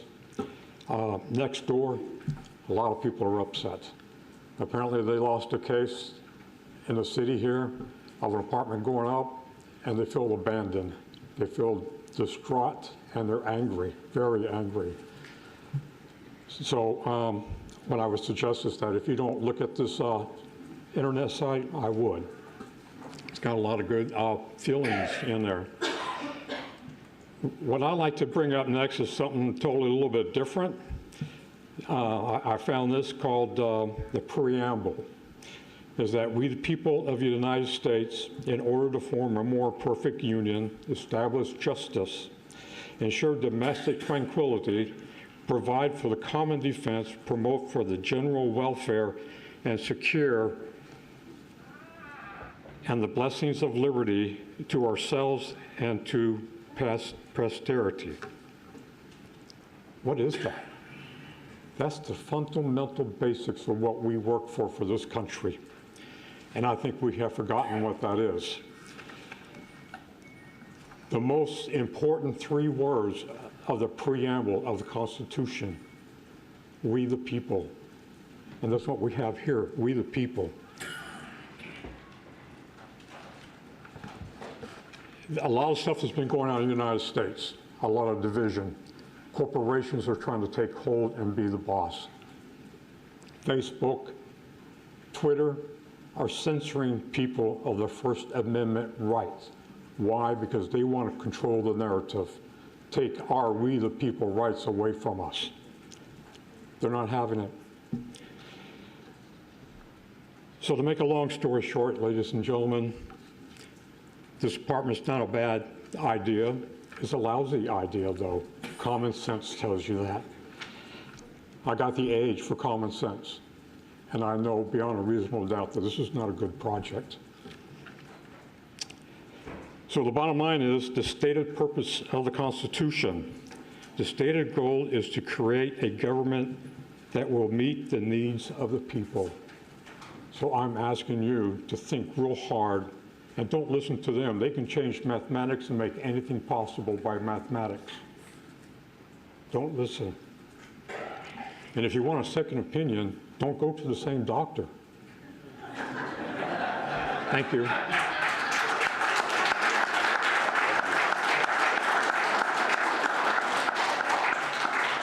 Any other comments?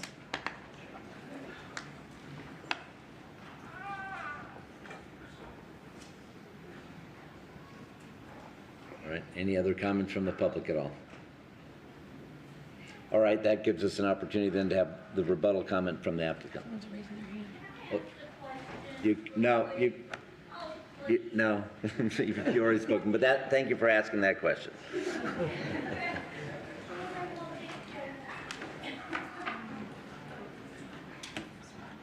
So before I start rebuttal, sorry, for the record, Elise Batzel, Stearns Weaver Miller, 401 East Jackson, Tampa. I did just want to put on the record that I believe it was Ms. Wigg's testimony at the very beginning.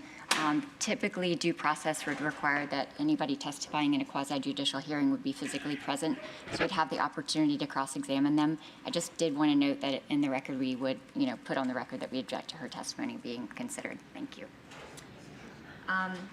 So I'd like to start out. Can you speak just a little louder? And Oh, of course. And if we could have you turn up the mics, our speakers a little bit for volume purposes, Andrew, that'd be great. Thank you. Can you hear me okay now? Yes, that's better. I'm going to push these a little bit closer. So to start with rebuttal, I wanted to call up Elaine Imbruglia. She is our wetlands expert. She prepared the ecological assessment, and I think she can more adequately testify as to the wetlands issues that were brought up. Elaine? Whatever you want. The center one's fine. Go do the center one, please. Thank you. Good morning. My name is Elaine Imbruglia. I'm president of Modica & Associates, an environmental consultant for the project. There were a couple of comments about wildlife and wetlands. I have personally been to the property. And to clarify the point of wetlands, two things are important. There is a difference between wetlands and surface waters. And I know there are a lot of people here that are longtime residents of the city of Lakeland. So I'm sure that you're aware that a lot of the wetlands and surface waters here are old mine pits. And there's a difference between a wetland fringe and the open water portion of surface waters. And that will be decided with the Water Management District at the time of permitting. It's simply a differentiation on what type of wetland it is. As far as wildlife, I have personally surveyed the site. There are no gopher tortoises, burrowing owls, or any protected species of wildlife present. But again, as required by state law and federal law, we coordinate all of those surveys with the appropriate agencies, and those would be permitted at the time of development when appropriate. Okay. Did anybody have any specific questions about wetlands or wildlife? Property couldn't be developed without that determination. Correct. Provided. All permits would be required by Florida Fish and Wildlife Conservation Commission, U.S. Fish and Wildlife Service, and the Water Management District, which by law we have to coordinate with and get the permits. Okay, thank you, ma'am. And just to follow up on that, Mayor, if for some reason there was some change and it was determined to be a jurisdictional wetland and we couldn't impact that, we would not be able to develop that, and we'd have to come back before this body and modify our plan at that point in time. So it really is a permitting issue. Okay. I just wanted to talk, I'm not going to go into traffic more, but I just wanted to clarify a couple of things that were mentioned with respect to traffic. Everyone's talking about bus and transit and that sort of thing. Our transportation analysis did not take any of that into consideration. The traffic study and the numbers that we presented to you were worst case scenarios. The point of that testimony was that there's likely to be internal capture and people that might take the bus as well. I mean, the person that's your typical resident here is different than perhaps other areas of Lakeland and even some of the residential neighborhood. You're living in an out parcel of a commercial development. So you get a young professional, you get a young family that's gonna come in, they live a little differently than we do. And they work more at home. They're more tech-oriented. Their lifestyle is slightly different than ours are. And those are the typical residents that you see move in. They use this as either somewhere as a young professional. On occasion, you'll get retired couples that come in transitioning between larger homes and smaller homes. But you don't get large families typically coming in a traditional sense into an apartment building, particularly a Class A multifamily apartment building. With respect to parking, we do exceed your current land development code by 56 spaces. We did leave that on, so I know there was some question about us not providing enough parking. The current code says if you do certain things, you have a certain number, and we are 56 spaces above that. With respect to schools and capacity issues, we talked a little bit about this at the first hearing, but the school board makes a determination every year as to what is adequate capacity for that particular year. And I think it's in October in Polk County, although I'm not positive, there's a 40-day count. So every year, people move in, move out, people change, everything in communities change. There'll be a 40-day count. And our capacity will be determined at the time that we submit a building permit. The school board at the current time says there is adequate capacity for this development. If there's not, there are alternatives as far as prop share agreements and various things that we can enter into, but I just wanted to make that clarification for the record. I wanted to respond to the testimony regarding the Facebook posts.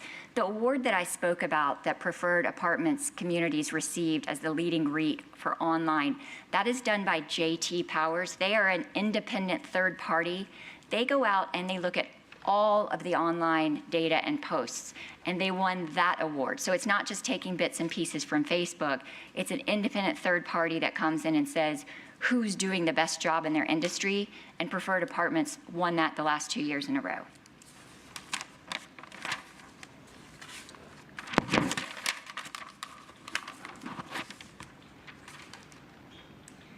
At this point in time, I wanted to call up Tina Ekblad just to briefly address the couple compatibility issues that we heard. Thank you so much. Thank you.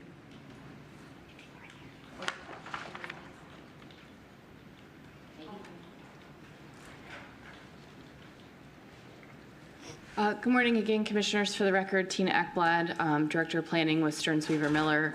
I am a certified planner with the American Institute of Certified Planners. They really should change that.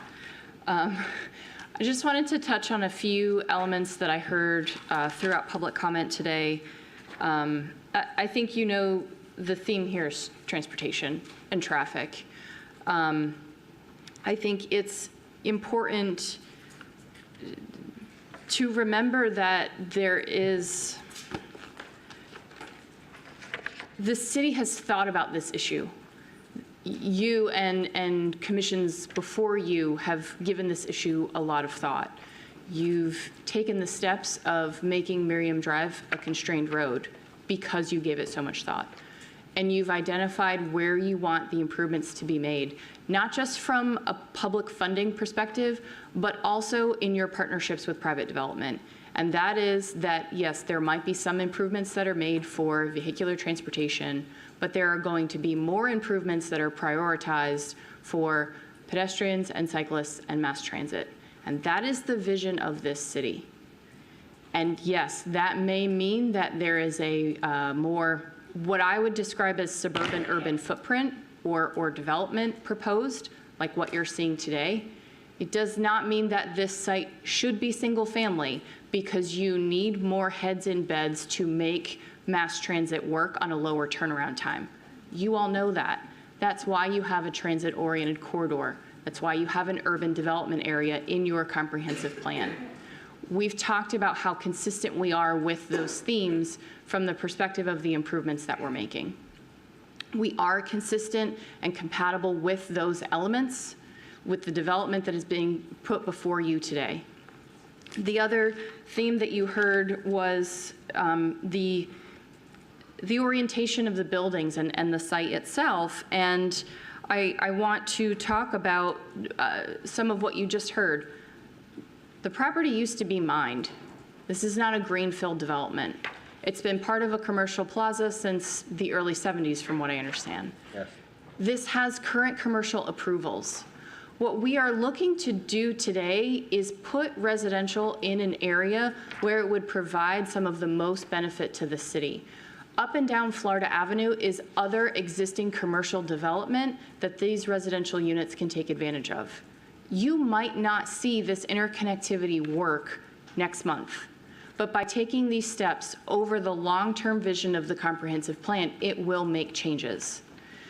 Again, I mentioned in my earlier testimony, this will be a reduction, but it's also the first step in reaching that vision that you all have implemented.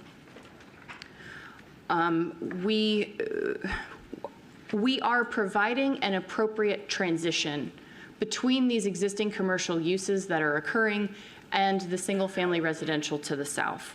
We could have asked for the full 22 units per acre. We have reduced that to 17.5. We've reduced the height to 43 feet. We've taken an entire story off of 2 buildings. This is a transitional property, as it should be. It is not going to be rural. That would not be consistent with your comprehensive plan. I think the other thing regarding the site characteristics is, please remember all the things we talked about regarding building orientation, shorter side building frontages, how vegetative buffering provides screening, the physical separation between the proposed buildings that ranges from 150 to 400 feet from the surrounding existing development. And lastly, a point of sort of unique characteristic of the site that we did not talk about it that I will mention is the site itself is actually going to be lower than the crown of Lake Miriam Drive by an average of 2 to 4 feet. You may be thinking, what does that mean? What that means from the perspective of parking is very important. You heard comments about lighting shining into those single-family residences across the street. That physically cannot happen if the site is 2 to 4 feet lower than the crown of the road. It means those lights will hit on-site infrastructure improvements that allow the buffer to be in place and exist. So in addition to that continuous hedgerow and vegetation that we will have, you are going to have physical infrastructure improvements on the site that provide screening because it's lower than something that would be adjacent or perfect picture. Took me a while to get there, but. So at a minimum, it would be 2 feet.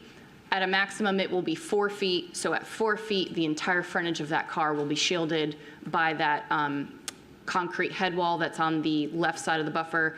Then you're going to have the vegetation. Please remember, it's a continuous hedgerow. So the site infrastructure and the design, that's what makes this development compatible. That's what addresses these issues. And so I would just state again, it is my professional opinion that this development is consistent with your comprehensive plan. It is compatible with the existing context of the single family to the south and to the east, and also the existing commercial to the north and west.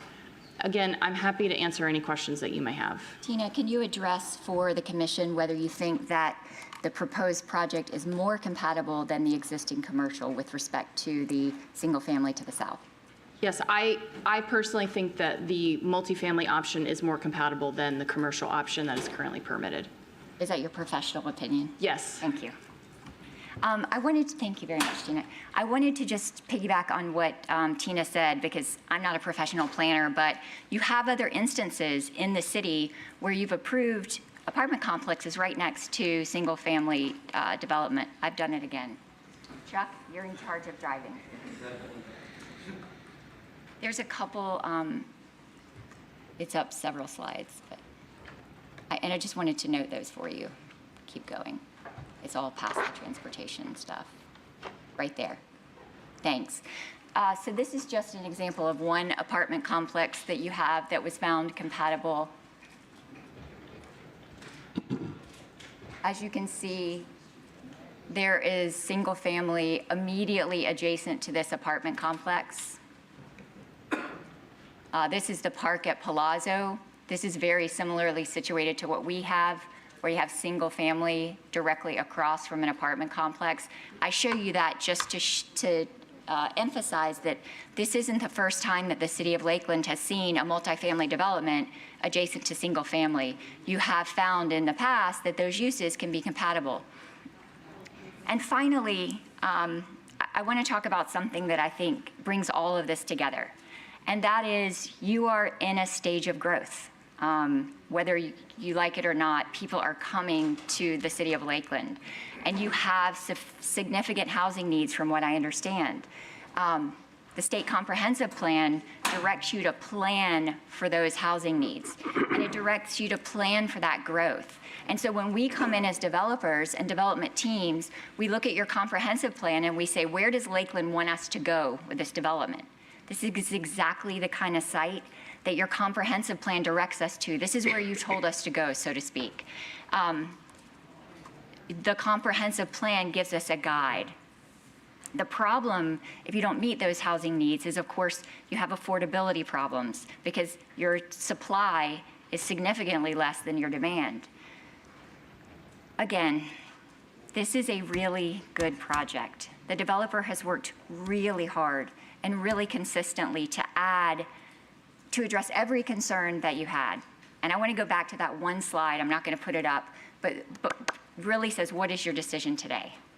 And your decision, if you deny that project, this particular project, you're voting to keep the more intense commercial development, which means more traffic, more noise, more odors, and less compatible development with the single family and the community that's here to speak out against the project.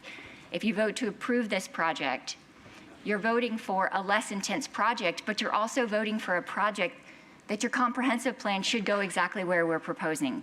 And it's a more appropriate transition from the single family to the south to go from to multifamily and then commercial right up against single family. So with that, our entire team is here to answer any questions that you have. Thank you so very much for all the time you've given all of us today. Thank you. So at this time, we would take a motion with respect to this. If there's a motion from the commission. So moved, to get it going. To get it going, to get the conversation going. Yes. So moved. Is there a second? And the motion is to approve. To approve the plan. Yes.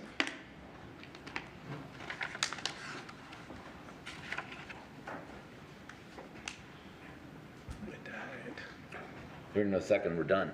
That's it. Well, we have to make a choice between approving or denying. right, is there a motion to deny? Motion to approve. Motion to approve? Deny. To deny. Let's make that clear.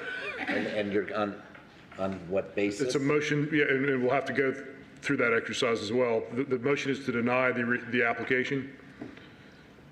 And then read your rationale. Second. And a second. Okay, discussion by commissioners. Commissioner Walker. Thank you, Mr. Mayor. And I made the motion, and I must say, through all the conversation that we've had from the previous time, we were, of course, in the initial moments of hearing this discussion to now, today, of course, I would say I'm sure all of us have been hit with so many different conversations about this particular project as such. But I always have sat here in the last 13 years to make sure that I can live with my conscience and be able to do things I think would be pleasing and acceptable unto what I think our citizens here. Not that this is not lawful. Please hear me. I'm not saying this is not lawful, but I am saying everything lawful is not expedient or helpful. And I believe at this time, that's where I land with my decision as I made the motion to deny this particular situation. Commissioner Mann. Thank you, Mayor. So, first of all, I just want to thank everyone who came today. And I know I've said this before, but each chance I have to say it to more of our citizens and to more developers and people that congregate in this area in the next decade of growth, the better. Because I think that it's incumbent upon us to make sure that going forward in smart growth, when we haven't maybe been in this highly explosive trajectory of growth before, that it's going to take everyone, all stakeholders working together, letting their opinions be heard. I will say that it was interesting to hear some of the citizens say that they have followed the Facebook and social media posts and seen that some of our citizens do feel like their voices don't matter, or that their neighborhoods are not the same as they once were. And they remember in some form or fashion the good old days. This body can't promise that we can stay a small town and that we can stay rural and that we can preserve all the wildlife that we've had in the past. There are rights on both sides of this equation. There are rights on people to buy property and to be able to develop it. And when we see a patch of green land, we don't know if that is already purchased by someone who already has by right development afforded to them, that we can't take away. That's part of America too.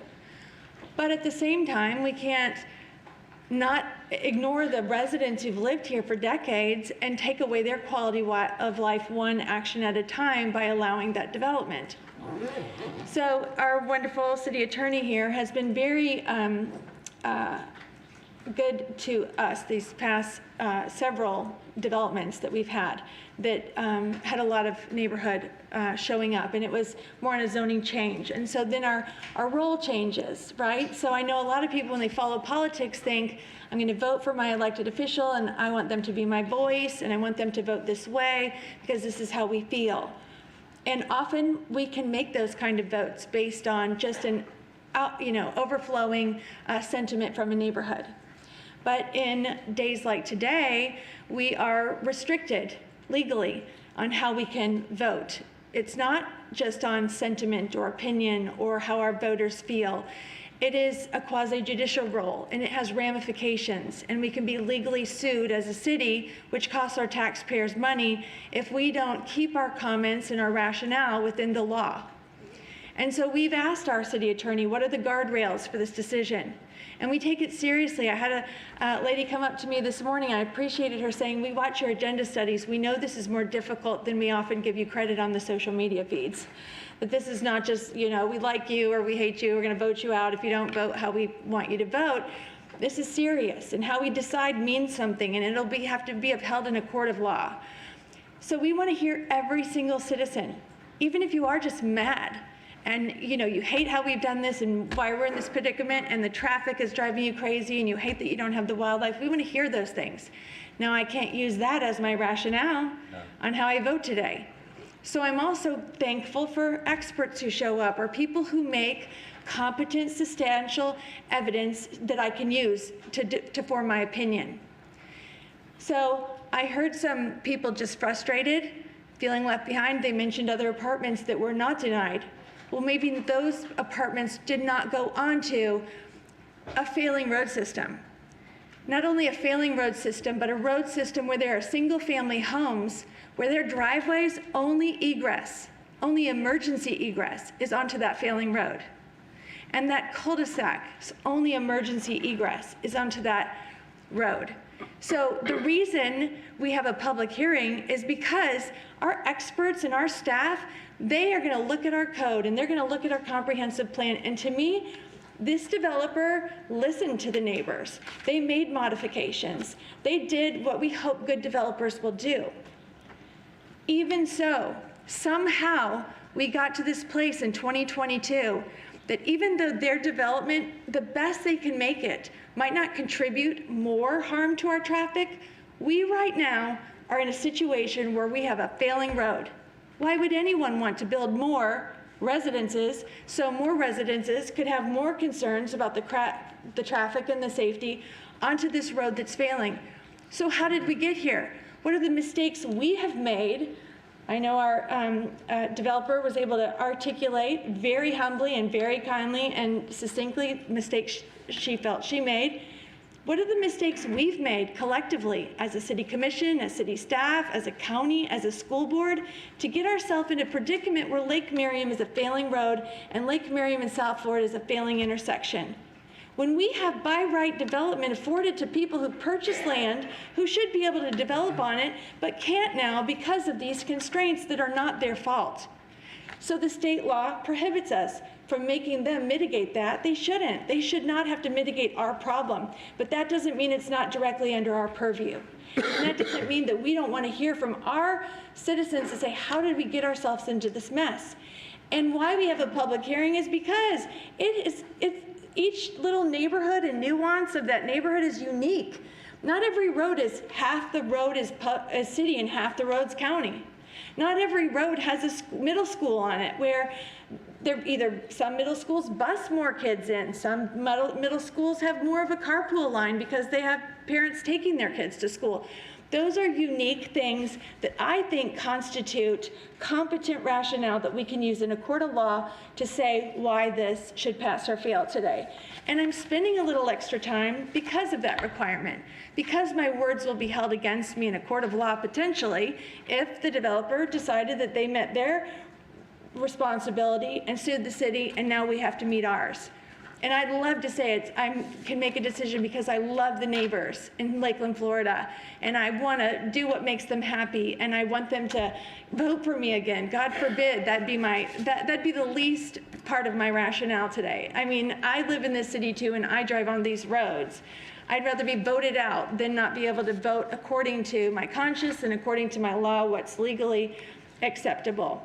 But I do feel like the attorney sent us a 7-page document to show us how we have to stay in the confines of a quasi-judicial role, mentioning some things the court didn't uphold because it was just neighbors who were complaining about traffic, or that it was just their opinions about how they thought traffic might occur or what they did or did not like. But I think competent, substantial evidence is how long you sit at the traffic light. You folks who have children that you take to the middle school, the middle school student who has experienced personally being hit by a car on that road, I think it is up to us to know the difference between a city-county road with the single-family homes with the cul-de-sac or the driveway that is on a emergency egress only road. So that is why I voted no at the last time, even though we did offer a continuance to be able to offer the developer a chance to mitigate some of these things, and I feel like they did. I think they're trying to listen to the best of their ability. But for me, as one of 7, I don't feel like I can, in good conscience, add more development on a road that is already a failing road. And it was interesting because I liked what Jerry Reynolds had to say. Just, certainly we're talking about a 2022 decision, but historical perspective is important. And to see that, this in 1973, public supermarkets and I can include this in the record, was able to talk about a modification to the shopping center. And the things that they really wanted to preserve are noted on page 2 and 5, that the shopping center would be at least 400 feet from the nearest residence, and that the applicant provided a buffer zone which would be 500 feet deep to both the south and east of the project, which we now know is 75 feet. And maybe that's the mistake we made, to let it go from 500 feet to 100 feet to 75 feet, and that's why we have additional traffic, and that's why our road is now a failing road. And they also, on page 5, Charlie Jenkins was the author of this, saying that the applicant believes the most outstanding feature of this particular project is the amount of buffer area that's being set aside to protect the surrounding residents. Total area 48.12 acres, the applicant proposes to devote 24.35 acres to a buffer area, which is 51% of the total land area. And they had far less citizens back then. And I know, like I said at the beginning, we can't keep Lakeland rural and small town forever. When you become attractive, people want to move here. But until we can address the situation that got us into this place in the first point, which it doesn't look like is coming anytime soon, under the condition last meeting, I said, okay, the only way I'm going forward with the continuance is if our staff reaches out to our school board, are they willing to change the times in which they let the kids out of school? Because that 3 o'clock to 5 o'clock hour is the witching hour. And that's when they're having carpool, and that's when we're loading up for our rush hour traffic for the work time. And they said, no, we can't change the time. And then you reach out to the county and say, well, when is Lake Miriam funded? Well, this could be put into the record as well. I'm sure some of my colleagues attended as well, the State of the County presentation on April 28th. They listed 20 projects in Polk County that were unfunded. Number 20 on the list was West Pipkin being 5-laned up to Hardin. So that constrained area, it has a little project right now. It's not going to dramatically change it, but that is 20th on the list of a list that's unfunded at the tune of $1,179,740,000. So I don't know about you, but I don't know if we're going to get to number 20 anytime soon if it's already unfunded at that level of $1,179,740,000. And then is Lake Miriam even on that list? It's not. So I don't have a lot of hope that we're going to be able to put money towards this and fix it in a manner that's going to allow for this growth. We are in a predicament because, like the developer said, there's development by right on that project. It hasn't developed in 20 years. Maybe because other people have thought, who'd want to put another development on this road that's constrained? I don't know what's going to happen. I can't promise that there won't be a Wawa application in next month, and then they won't have to come to this body, and they won't need to have us be in this quasi-judicial role, and it won't matter what the neighbors think because it's already by right. All we can do is decide in the best that we can today, and it's a difficult decision, and I spent all of this time pontificating just to kind of educate y'all on the situation in which we find ourselves as commissioners today. Yes, sir. Commissioner McLeod. Yes, ma'am. Thank you, Mayor. Thank you, Commissioner Madden. And you said on Friday you used the word predicament, and I think that's a good description of where we find ourselves. And I want to reiterate what Commissioner McCarley said on Friday as well at Agenda Study, that if you follow this process, you know we give these issues a lot of consideration, a lot of thought. It weighs on us. We read every email, we take phone calls, at times we go out and visit sites and visit with neighbors. And so your testimony it's important. We want to hear your stories and how this potentially impacts your quality of life. But at the same time, we have to evaluate, does the developer have a right to request the rezoning? Does that fit within our comprehensive plan, as we have been encouraged by our staff with the recommendation that they believe it does? We are tasked with taking that recommendation into consideration. It doesn't mean that we always accept it, but it is part of the process. And when their expert testimony says, we believe this is compatible, we believe that the traffic impacts, that this does not make the conditions worse.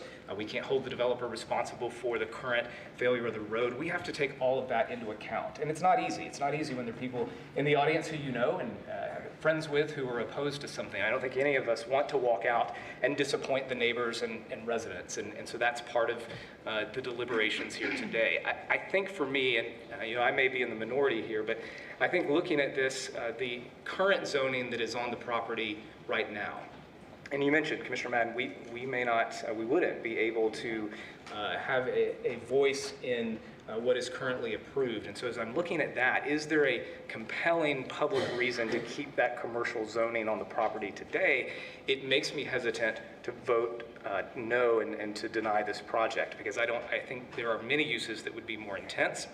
I understand the objections that have been raised here today, and many of those are compelling at times. But when I look at the commercial use that is there, the number of things that could be on this site, I know they haven't happened yet, but that doesn't mean that they won't happen in the near future. And so I'm trying to wade through that, but I would be hesitant. I don't see, from what we're tasked to do from a growth management standpoint, our comprehensive plan, I don't see a reason that it rises to the threshold of a denial. I'll pivot off of both of your comments. I do believe, and I know this is not a popular opinion, I do believe the apartments are the right solution for that location. And given for two major reasons. One is it is a huge downsizing of what will go there otherwise, and that's just a fact. It's not going to be green grass, and we don't have any opportunity to engage on what goes there otherwise, because it is already by rights in place. It will be higher traffic, it will be brighter lights, it will be more commercial at some level.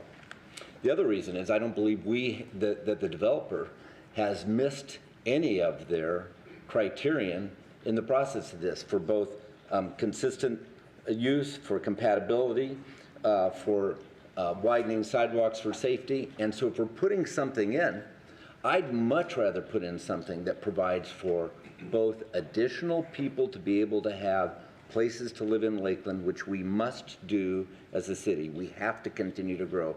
It is like trying to hold a 4x8 sheet of plywood against a tsunami. You just get mashed if you don't figure out how you're going to do this well. So how do we redirect what we need to do and where things need to go? And how do we make those things compatible? The setbacks, the reduction of the height, the increase in the parking spaces, the increase of the sidewalk width, are all things that considered what we had to say.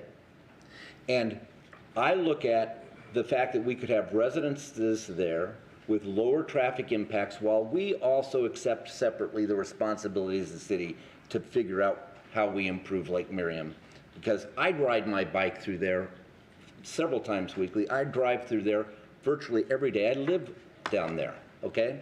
So this is home for me too.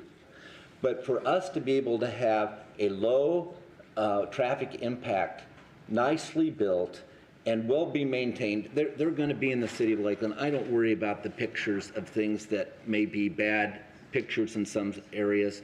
We will make certain that things look very, very good. So that is less my concern. I want to try and figure out what can we put there that really does a great job. There's commercial on the south side of Lake Miriam. There's commercial to the west. There's commercial to the north. What can we put in that space that isn't commercial, that allows us to have additional residencies that are close with Class A space, that can walk into those shopping centers if they want to, or they can drive. And even a provision for that exiting to go north is important for us. To me, it is wise for us to think about no, we want grass, because we aren't going to have grass. It's already not approved for grass. But what do we want there that would make it a more contiguous space as we go across from single-family homes to be able to have multifamily homes, to go into a commercial process area where we have residents that have the proximity to both, and we have the kind of quality apartment there that we'd want to have for those residencies. And so to me, to deny this without having the real justification, I think they have satisfied the burdens that we have set aside that help us downsize. So when I vote no, it isn't because I'm not listening. It isn't because I don't care. And many friends live there, and I do too. It is because I don't want the opposite of what will go there. And I know that we have no ability to weigh into that process like we have had in this. So that will explain why you see how I vote. Commissioner McCarley. I'm going to pivot off that a little bit, and as far as a civic engagement lesson for everybody sitting here, I need you to hear, excuse me, I've been fighting a cold for about 2 weeks. I need you to be very clear on what Commissioner Madden said, what Commissioner McLeod said, and what the mayor just said. By right, what currently exists on that property that will not come before this body or have citizen input will be commercial. As long as everyone can understand that if this is not denied, or if this is denied, it will retain that commercial side, that commercial use. And that means that a Wawa could go there, or something that has 24 hours a day, 7 days a week, lights, noise, everything else. And that's what it is guaranteed for as we stand right now, if this motion is denied. The second thing I want to say to citizens specifically is, because of where this is positioned on Lake Miriam Road, you well know that just to the south of Lake Miriam is Polk County, and just to the west of South Florida is Polk County. So this is a very unique space that we're dealing with. The reason why the road is failing is just because of that, because when we built Lake Highland Middle School, that we are within the city limits working with, someone said that they didn't feel like, or it is a suburban area and it's not urban. I think Mrs. Wiggs said that at the beginning. That may be true, but as we continue to grow south and as the unincorporated parts of Polk County have grown, the citizen engagement that is happening in this room really needs to also happen at the Board of County Commissioners every time they change one of their zoning areas. Because as Northeast Polk has exploded with growth since 2008, unincorporated Polk has many aprons that go on to major thoroughfares like Highway 27, like Kathleen Road, like South Florida to the south of us, like 540A, that's unincorporated Polk County. So as this growth has happened, and I'm not pointing fingers because I didn't go down there either as a citizen and listen to when they were changing zoning of all these different properties, that's why we're in this predicament that Commissioner McLeod spoke about and that Commissioner Madden referenced. We are in a predicament because we are living in the fastest growing county, 7th fastest growing county in the United States of America right now. And I heard continually from citizens who said, well, when I came here in 1990, with the exception of Mr. Reynolds' family and I wrote down your name, but I took my glasses off, and his predecessor, whose families have been here since the 1800s, everyone else is new. And everyone else wants the Florida that they found. Well, y'all came here too. We all came here too, because we wanted a special Florida. And now as this continues to grow, we don't want to accept the growth for other people who want to come here. And that's my predicament as a city commissioner, is how do we have smart growth to be inclusive? And how do we make sure that our planning and zoning is not only concurrent with our comprehensive plan, but we're also responsive to our citizens? I'm from an agriculture family. I would like everything to be a cow pasture or a citrus grove, but with greening, that's never going to happen again. And that is something that keeps me up at night, especially southwest of the airport and all of those developments that we work on. So just from a citizen standpoint, I hope that you understand that this is not an easy decision. This is not something that anybody up here takes lightly. This is not, when people tell us to think about things, believe me when I say we have. I've sat in car lines for over an hour at other schools, not Lakeland Highlands Middle School. The impact of that school is great on that road. And so with that all being said, I am still hanging in the balance because I feel like this developer has done a really good job to mitigate as much as humanly possible that they can. However, with all those mitigations, I don't see how it can't significantly impact the traffic. And that's something that we continue to talk about, and that's something that obviously you all have heard and are reflecting back to us. But just from a standpoint of being a citizen in the city of Lakeland and a city of Polk County and also in the state of Florida, we have to be cognizant that these are really difficult decisions, and it's just not as easy as saying, just exit off. Just don't do it, because we're going to continue to do it, and we have to have these discussions. So I appreciate the citizen input. I'm still listening to the rest of our commentary, but also I would highly, highly, highly encourage you that just south of Lake Miriam Drive, when those developments were popping up and that CVS on the corner and those things that were happening along Lake Miriam on the south side that were in the county, I certainly wish we would have had this much citizen participation in that. Commissioner Reed. Thank you, Mayor. There again, I want to say thank you again to everyone that came out today. It's been a great day for the city of Lakeland, I think, from this standpoint. A little bit of my history there again.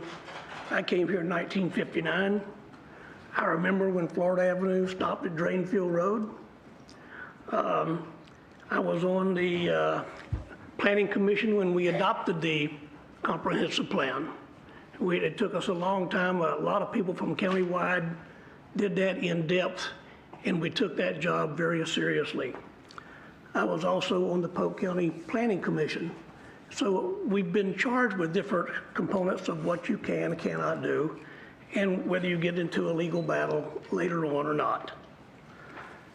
There again, to answer Bill's question, it doesn't necessarily have to be commercial. There could be nursing homes or other lesser density type things that are not commercial, and they may be more acceptable per se. There again, it could be smaller retail areas as opposed to big box. But invariably, every property in every zoning case we look at is unique. And you have to look at them as unique.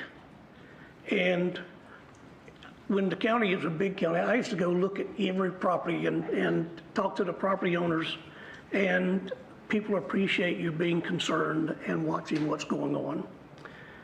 There again, from this particular property, I don't think it has a compatibility component. I think Ms. Nelson's made a great point that the compatibility issue is not in place. In that case, I'll be voting yes for the amendment. Yes for this, right? Okay. Any other comments? All right. Excuse me, Mr. Mayor. Yes, sir. I was waiting for Commissioner Music maybe to speak before I come back to speak again, but I didn't know whether or not he was going to say something. I asked. And I will wait. I asked. Well, so I'm just reviewing all of my notes, trying to wrap my head around it, and it's at the end of the day, right? This is the not only the city that I live in, but this is the people that I serve. Sure. And but on the flip side of that, I'm also in the construction and development world myself. So looking at all of these pieces, where I would agree with Commissioner Reed is that it's I said this at maybe our last meeting or the agenda, but when we first moved here in 77, 78, we used to fish in that lake, right? So I've seen a lot of changes, but I've also not seen anything on that parcel since I was that kid. So yes, there could certainly be a worst case scenario where something comes up like a Wawa or a high traffic thing, but there hasn't yet, so I don't want to make my vote scared, knowing or thinking that something could come up that is the boogeyman. I think that what's important as we look at this and what everyone has said is I can't rationalize that many people and that many vehicles and there not being an issue. An additional issue, right? Not something that is something that is current, because we know currently we have an issue, but there is additional to it. I have 3 kids that are this age and that are going to be renters. We don't have enough property here, so my kids are going to come back and they're going to pay more rent because the supply and demand. And I agree with that 100%. The problem that I just keep coming back to, there's 2 things that I keep thinking about, and one is I can't buy that this is the best use for this property at this particular time. And 2, the other side of that is what happens if we if I make the wrong call? That's where I struggle. That's where I go back and forth is if it's a yes or a no or thumbs up or thumbs down is what if we're wrong? And that's what all of you have said is, and I believe everyone out there, agrees with it. But this is a hot seat. It's a difficult thing at times because we are all up here representing the city because it's a city we love, not for power, not for money, not for, it's because we love the city and we want to take the tools that God has given us to hopefully, continue to make the city bigger. But it isn't, it's just difficult and I can't wrap my head around a vote in support of it because I just can close my eyes and fast forward 2 years and just be frustrated at the call I made. Commissioner Walker. Well, I'll go back to what I just said initially because I want to make sure people are clear about what I said to my colleagues as well. And that's why I made the motion as I did. While I appreciate, everything was given to us by the developer and I would say within the scope of what it should have been done, we asked for it, you gave it to us. And I can appreciate that and lawfully, those things, fit within the parameters of what should be done. But I must tell you again, as I've sat here 13 years almost, I have to always think about what my conscience it leads me to want to believe and want to do what's best. And that's why I said what I said. And I'll tell you, my colleagues, you got to follow your conscience. Sure. I got to live with Philip and someone else that I don't want to get into play with here at this dais. But I was born and raised here in Lakeland, lived here all my life. And some parts I wasn't able to go to many years ago. This being one of them. But thankfully I can now and enjoy some things. But I don't see, again, at this point where it's expedient, I just don't see it. It's not helpful at this point for the area, for the situation that we have at hand, and that's where I stand. I would hope we all vote our conscience, and I agree with that, Commissioner. Call for the question? Yeah, and I would also recognize that we have a responsibility as a judicial committee to be able to establish in our mind a competent, substantial evidence that should deny this as a decision. And I absolutely do not believe that has been presented beyond our own desire to want to mitigate traffic issues. Traffic is the issue of this conversation. We have a responsibility as a commission and as a city to work on Lake Miriam, regardless, anyway, and need to do that anyway, and need to work alongside the county. Yeah. That's a separate issue. Yep. And that's a separate issue and should continue whether or not this is overturned. But I do not believe we have been presented, and I want to make sure that I put this on the record as well, with reasons to turn aside a developer who has given us the absolute, this isn't about something we're running away from as a boogeyman. It is an opportunity that we have that's very clear in front of us. An opportunity where we have the much lower traffic, multiple entry points, a wider, safer sidewalk for students, buffers that prevent obstacles to the surrounding neighbors, and is adjacent to commercial areas in between a single-family home center and a commercial shopping center. It is a great bridge across when we are in a city that has huge additional housing needs going forward. And we have a Class A applicant for this. And we better feel pretty strongly about why we can deny that. So I will vote against this. Okay. Other comments from commissioners? Commissioner? Basically, they're getting, I differ with you, but just to make a note, but there again, I think the compatibility component, of course, that doesn't mean we will get something that's not better with less intense use. So I don't want to, again, like Mike said, I'm scared money doesn't apply, in my opinion. Okay. Commissioner. And just to add, and I would ask Commissioner Walker, when we get there, restate the motion, just so everybody knows what's happening. But I'm with you, Mayor, and I think if I were to vote no, and I've considered that throughout this process, I know we all have, which route is best, it would, the deep opposition, the resident concerns would be driving that for me. And as I look at my role here today as a commissioner in this quasi-judicial hearing, that's not enough to vote for a denial. And so I want to voice that and say that. I think you make some good points, Mayor, as to if we go away from this, then we don't have the ability to influence the number of uses that are already on that site today. Okay, any other comments from commissioners? Do you have a responsibility to do citizen comment? No, we're past We're that. done, okay.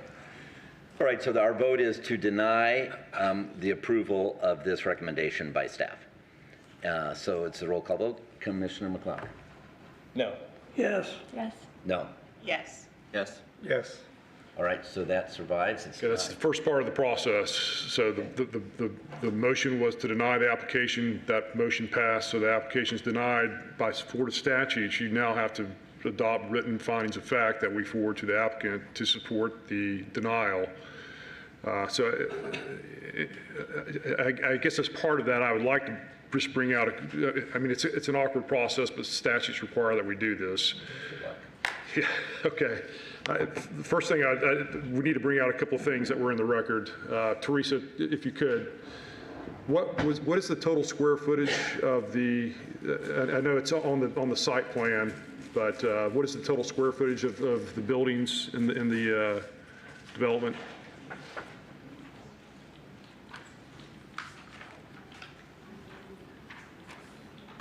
Take my glasses off to read the fine print.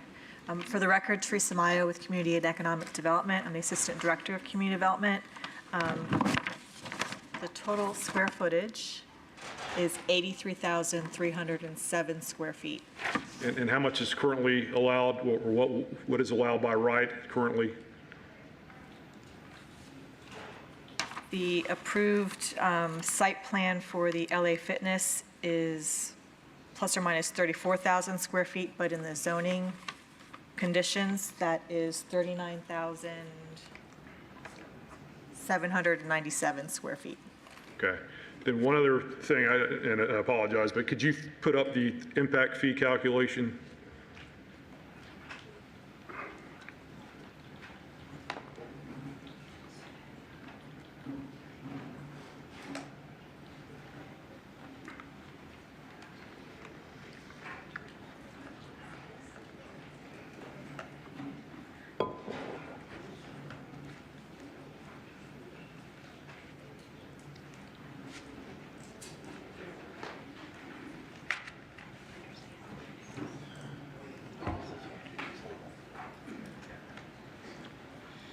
Can you repeat those numbers that she gave out? Didn't quite I hear have her them. repeat that actually, but That's it. That's it. Did you want the comparison as it is for the revised development 211 plan? units, I'm sorry? for the 211 211. units. This is for the 211. That's it. And the only reason why I'm showing that is that, you know, we've had a traffic analysis showing that there is no significant additional traffic impact. I'm sorry. I'm sorry, I can't hear. They need to go outside with the. If you want to talk outside, please. Quiet, please. And, Quiet, please. Excuse me, ma'am. Gregory, can you go outside, please? You can't hear. Please go outside, because you're making noise and we can't hear. That's what this means. Okay. So there's, what we have to show to support the denial is competent substantial evidence in the record. We've got competent substantial evidence from traffic experts showing that there's no additional traffic impact. I would suggest that the impact fee calculation, by virtue of the fact that it shows that additional impact fees are owed, you know, the impact fees correlate with impacts, so that would be competent substantial evidence that there is a higher impact to the multifamily than the existing zoning entitlement. Oh, that's okay. So between the additional square footage of the buildings on the site and the additional impact fees owed correlating to an additional impact, I would say that those are probably your two strongest grounds for the denial of the application. That's not to say there's not substantial evidence in support of the application as well. The standard is simply, even though there's competent substantial evidence on one side, as long as you have competent substantial evidence to support your vote, that will meet the legal standard. So I would suggest that those are probably your two best grounds for the denial. So need to make a motion? So I would say that, I'm just saying this as a person putting this into the record, that my vote against the change, even though there was evidence on one side to show compatibility, I would propose that 83,000 square feet is a lot more than 34,000 square feet, denoting a larger impact. And then also the impact fee calculation shows a larger impact. And then also with a smaller square footage contained in one building versus the several buildings, that would get more back to that original setback that was in the original, commercial plan of like 400 to 500 feet versus now the 75 square foot. So I think we do have support on our side to support our vote that there is evidence on the side to show that there is not compatibility for the new zoning. And for the record, real quick, Chuck Barmby, Community and Economic Development, related to just this specific slide, I just want to clarify that when I think this went back to the 2015 impact fee study, is that the retail uses were more or less condensed into, I think, 3 or 4 categories, and so the retail does include uses that generate more traffic than a multifamily development, but because of how the retail categories were collapsed, it shows up as an anomaly that multifamily would generate more than retail.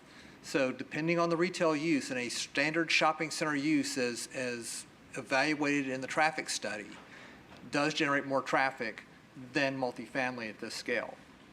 I just want to clarify that because during the development of the impact fee rates and the discounts that were applied to the individual categories and the collapsing of the retail into, in essence, a single category for this type of location, that's where the numbers are different. So you can end up with an instance like this where you can have retail use generate more traffic but generate less impact fee revenue. So I just wanted to clarify that to make sure we were all square on that.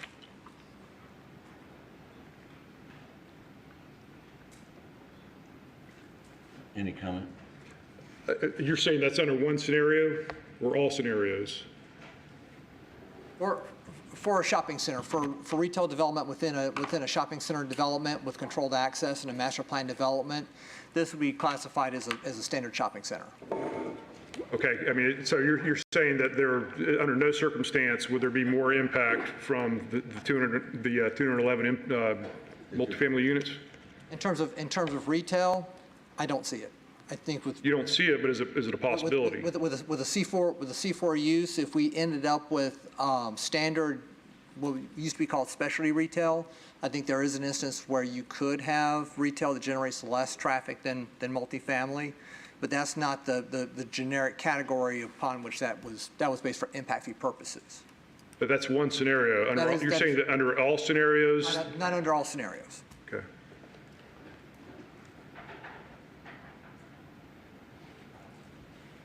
So I think there was a motion. Well, there wasn't a motion yet. So would her comment enter into the record suffice? Whose comment? Commissioner Mayor. I mean, I think you were trying to make, I thought you made a motion, but. Okay, I didn't know you needed a motion. I just thought you needed rationale. No, there has to be a motion that's voted on for the findings of fact. Okay, so I make a motion to deny the zoning change based on the difference of the 83,000 square foot multifamily impact versus the 34,000 square foot. 797.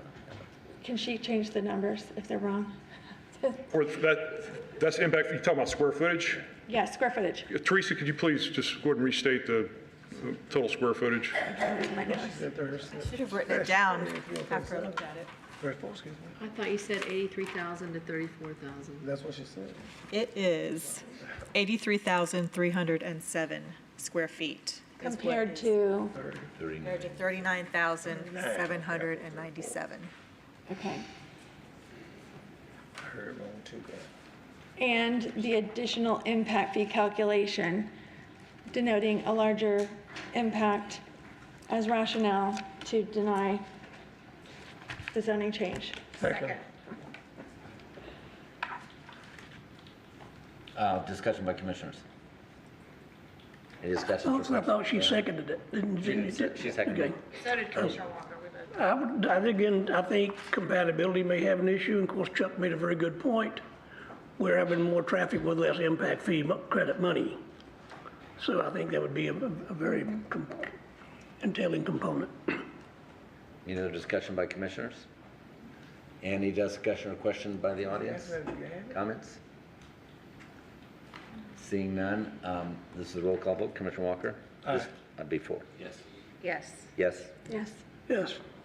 No. That's all we need. Did he vote yes? It's the deny, right? Yes, yes. Yes, yeah. Okay. So it was unanimous? No, it's not. Let's I'm read. sorry, I must have had. Yes. That's all right. We'll do it again. Can we read? And the Yes. the motion is to deny. No, this is a motion to approve written findings of fact supporting the denial. Okay, so can you restate that? Sorry, I got, Okay, that's what I want. clarify that. Yes.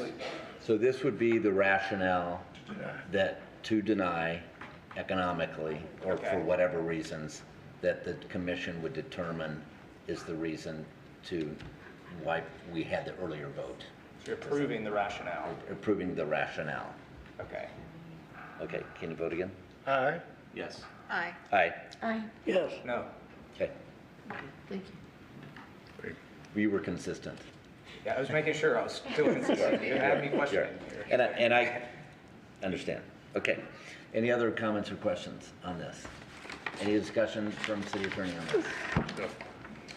Okay. Where does that bring us? Move to audience now. Audience. Yes. So we are now to the audience portion of the meeting for any audience comments on any topic. Yes, come right forward here, please, ma'am. Just state your name and we'll willingly listen. Good afternoon, everyone. Good afternoon. My name is Angelique Smith, and I am a representative for the North Lake Wire community. I want to start by saying that thank you all for giving us this platform to discuss some of our concerns in our local community. I have been a member for a couple of months now, and I can say that the North Lake Wire community has recently become more reactivated, should I say. And during this time that I've been a member, we have created a health event in our community.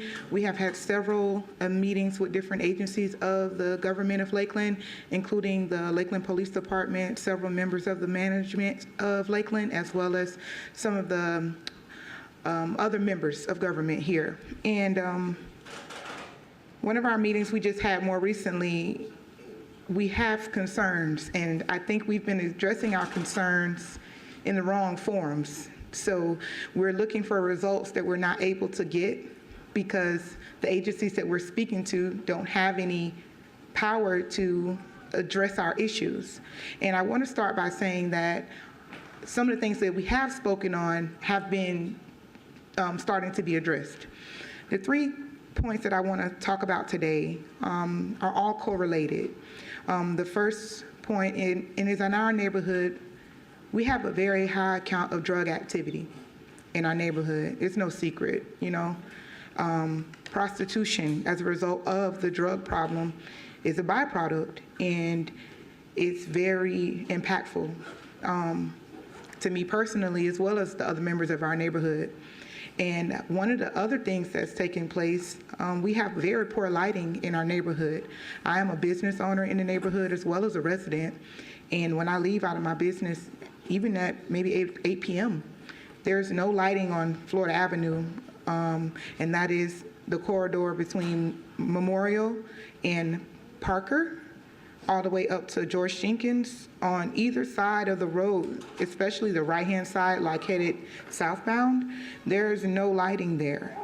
And literally one traffic light over, downtown is lit up like Christmas.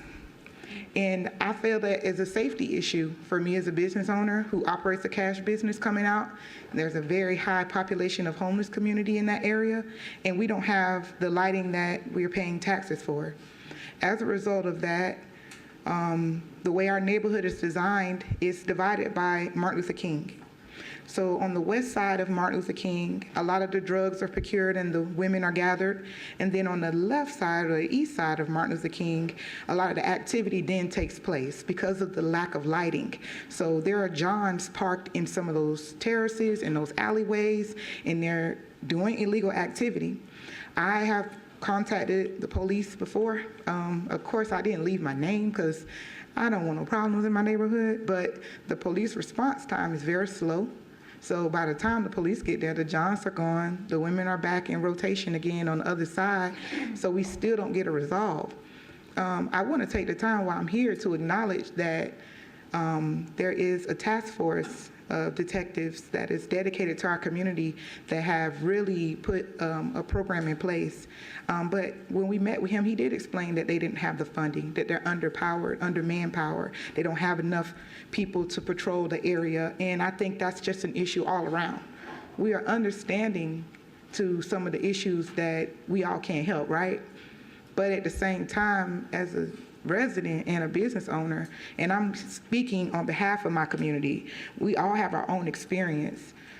We are really pleading with you all for more work to be done, more things to just actively be complete. We had a lot of things on our docket in our meetings for some time, but we haven't seen the end result. It's always, hey, we're working on it, or hey, we're making progress. And again, we're seeing the trickling down. But me personally, I would like to see one thing just checked off. I understand the prostitution and the drugs is an ongoing battle. I get that. In comparison to some of the other neighborhoods that are gathered in our city, we have one of the larger neighborhoods, so I can see why it's a challenge to gather and to actually get that under control. But if Dixieland can have a different crime rate and Paula A. Diz can have a different crime rate, and why can't North Lake Wire? And we're here pleading today to let you guys know that, hey, we care about our community. We care about our neighborhood. We live in the neighborhood, and if we want our children, because I have a daughter, to flourish and grow and keep the generational growth and development of that neighborhood, because it is underserved, and the current residents that are there are using their resources, but we're not a government agency. Here, noted, and we'll work on that. Thank you very much. Thank you so much for you. Thank you. Yeah. May I come in, Mr. Mayor? Yes, sir. Yes. And thank you, Ms. Smith, for coming. I wouldn't be remiss if I couldn't say anything. And I want to tell you that I appreciate what you shared and what you are sharing. But I also want to say, too, as you have said, the ill that's there. The ill that's there is an ongoing situation. And I must say, it's not the first time we've heard it. You know that. Absolutely. I've been here for 13 almost years. Right. But I have seen some improvement. Yes. And thankfully, we continue to see improvement because of what has happened with the partner ministry that's come into the area, All Saints Episcopal. Yes. We've done some great things there in that community. Your neighborhood association, which has been revitalized, and thank you all for doing what you're doing to make sure it happens. And also, again, the neighborhood, I call liaison officers that have been placed right there. Yes. But it's going to take, it's going to take all of us working together, lady. Yes, I'm okay with that. Yeah, but I thought I don't want anyone to leave to think there's nothing happening, because you said it, and things are happening to make it better. But we have an ill that's there that's entrenched. And it's called prostitution and drugs. And when you think you got your finger on the pulse and making some accomplishments, it moves somewhere else. And I've seen it move from, in my almost 13 years, from where it was there in North Lake Wire to over, in what we call Central Avenue area. And it's an ill that we have to, that we have to deal with not only here in our area, but it's the country. It's prostitution and drugs. And I would believe as citizens who are hearing this to know they got to do their part as well to, say something and not just, cut down when you see these things happening, these acts happening, like you bring it to our attention even more today. Yes. And I appreciate it. Thank you. And thank you. Thank you. I appreciate you all. Thank you guys. Thank you for coming. Appreciate it. Yes, sir. My name is Kevin Caden, and I live at 5271 River Lake Drive in unincorporated Polk County. I rarely look at the Lakeland Ledger, but one headline caught my attention. Customers likely to see higher bills as Lakeland Electric seeks to raise the fuel rate. Increasing the fuel charge by 50%, every last customer will notice their higher bill. All these Republicans, when they're complaining about the high gas prices, say Joe Biden did that, which of course is not true. Putin did it and benefits from every gallon of fuel and BTU burned. John McCain, a truly great American, told everyone back in 2016, quote, Russia is a gas station masquerading as a country, unquote. But with Lakeland Electric's reliance on natural gas, including all the shiny new peak generators you've just bought, I'll say Joel Ivey did this. And although this is only partially true, Mr. Ivey's time at Lakeland Electric has been inordinately spent on making sure that when PV was economically viable, it wouldn't be viable for Lakeland Electric customers. I'd be surprised if 0.1% of Lakeland Electric customers have PV. Contrast that to almost 33% in Hawaii. Mr. Ivey told me himself he's not concerned at all that the demand rate that PV customers are forced to be on is unfair. It is in effect, and people can live under it since it was legally passed. A rate which is designed solely to denigrate people who had the audacity to install PV and rip them off if they're sending electricity back to the grid, skirting the net metering with the onerous demand portion that doesn't calculate into a customer's compensation, only their consumption. But of course, you know that. You don't even have the courtesy to allow demand rate customers to know when the bill starts and when it stops. You're not on this rate. You only impose it on others. By chance, a while back, I saw City Attorney Palmer Davis as he was leaving work. I'll tell you, long after everybody left. I said that I should be on the Electric Commission, and despite what he might have heard, I really am a nice guy, easy to get along with. He seemed skeptical. I told him my wife would verify that. We both looked to her, and she wryly smiled, but said nothing.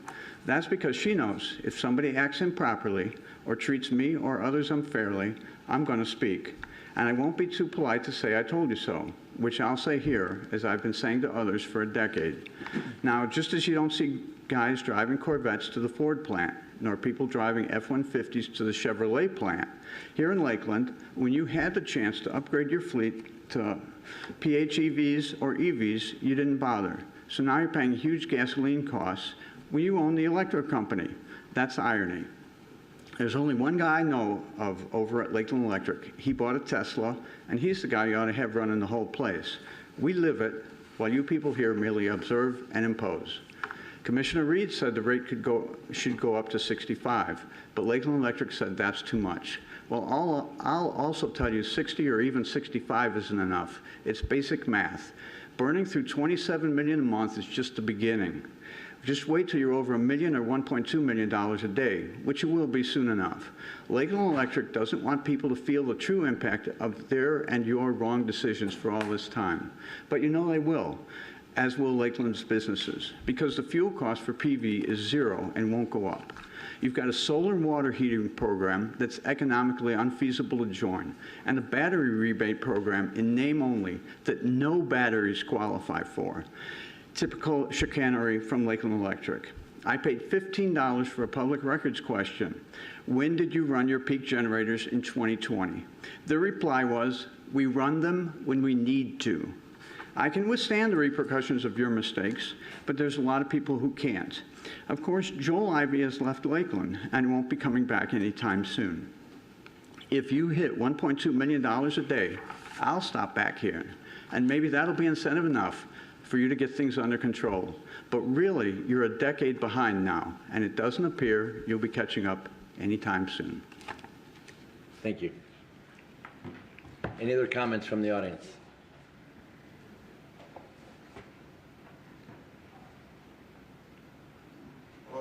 Hello, sir. Just state your name, please. I didn't see.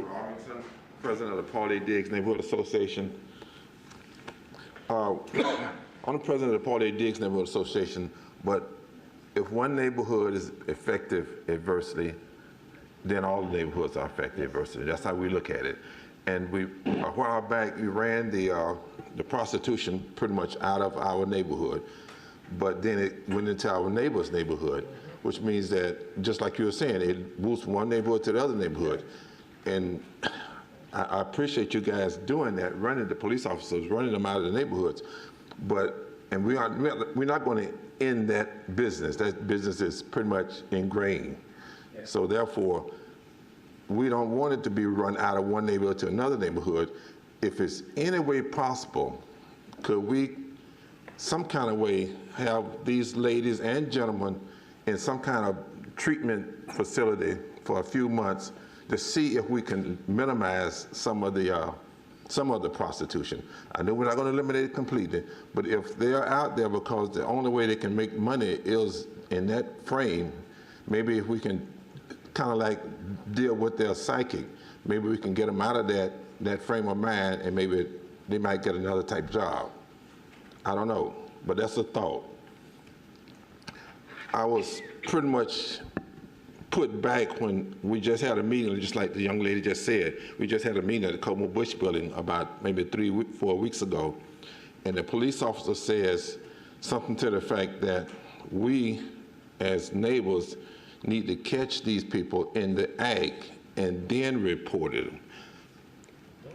I think the police officers, maybe I mentioned that, maybe I heard it wrong, but they were saying that we need to have cameras, and we need to maybe catch the name. We need to get the numbers from the tags of their cars and then report it to the police department so that they can catch these people.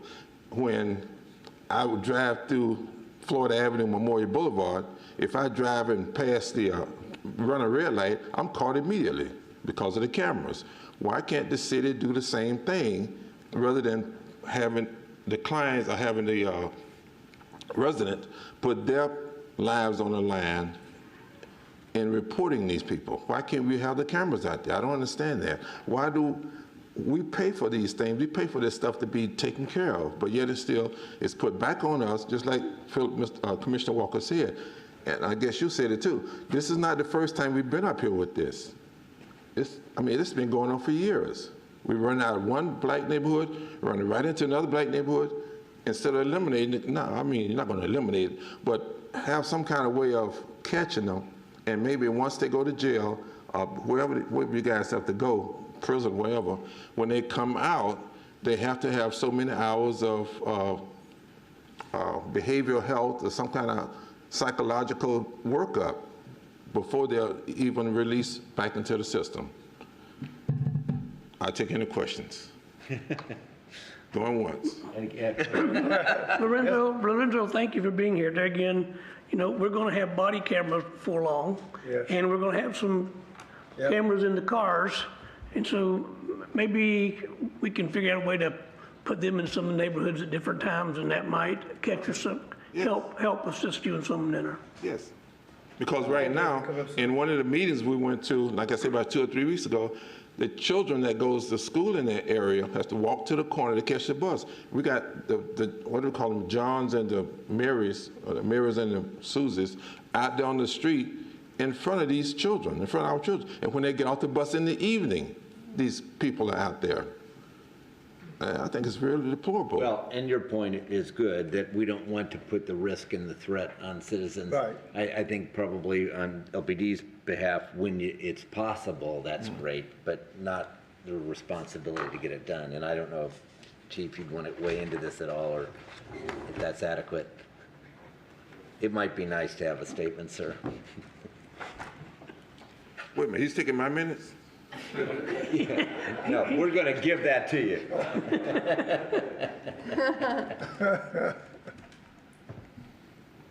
Hey, good afternoon, Chief Ruben Garcia, Lakeland Police Department. I certainly agree with the neighborhood that that has become a neighborhood that's suffered from some of the successes in some of the neighborhoods around it, where we've had some high productive activity. has forced some of that illicit activity over into the North Lakewater neighborhood. We're working with that. You guys know it. You've been out on the cleanups. You've been out on the ride-alongs to see what goes on in that neighborhood. And there's certainly more we can keep doing out there, and we'll keep doing it. But I think what the good captain said at the meeting was just as we have with drug complaints, if they have an opportunity to get a tag or if they see something going on, call it in when it's happening. Don't call it in, 30 minutes after it happened, because there's not much we can do. There's not an exception to the misdemeanor law of prostitution. We need to catch them in the act. But that's certainly, we're not trying to deputize any citizens and have them out doing any proactivity.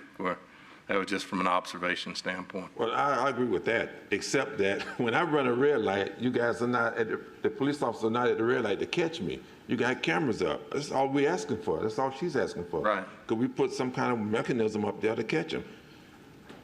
And give me back my money when I paid for a ticket the other day. All right. We shouldn't run that red light. All right, thank you very much. Wait a minute, I'm not doing You've got more time. Oh, my God. Take 40 seconds. Yeah, yes, sir. Could we get a time frame when we can see these cameras up? Because just like the lady just said, we've been putting this, kicking this can down the street for years. Could we get the cameras up within the next, 4 months, 6 months? Could we get a timetable here? You want to sit and review this, or what are your thoughts? Well, our overall package that Commissioner Reed spoke about earlier, that'll be in October. So October, what happens in October now? that is this coming October. I mean, what happens in October? That's when we get our. That's when that total Axon system comes online. Those are the same type cameras going to be on the posts, or it's just going to be on body cameras in cars? Will they be on light posts out there? No, sir. Street? No, sir. So they wear them, or the car has them out the window. As they drive by. Doesn't mean they couldn't be used. A car couldn't have a body camera that's parked in an area. I mean, couldn't have a camera that's watching. But I think tactically we want to work that. But the overall system of that will allow us to take that in from like Ring doorbells and the flock camera system that's in neighborhoods and stuff like that. So all that data can be collected and processed through there for leads on crimes like that. So. Okay. So for example, if you did take a video and it was submitted, that would also be part of the evidence record, as well as their own evidence records. Mm-hmm. Okay. Okay. Yes, ma'am. Yes, Commissioner Mann. And thanks for coming out the other day to the event. Well, you're welcome. I was glad we were able to have it after a couple of years not having it. I do think you brought up some great points today, and I want to be so happy that we've had representation from two neighborhoods here, kind of both on the same subject. And I know that in this year's budget, we're going to be talking a lot more about LPD and just more officers, and then we're having the cameras come. So I would like to request that when we have these discussions about additional officers and the cameras, that included in that conversation would be the benefits, of having cameras. I know some people would be like, we don't like cameras anywhere, we don't like that First Amendment. Some people are opposed to even like red light cameras in general.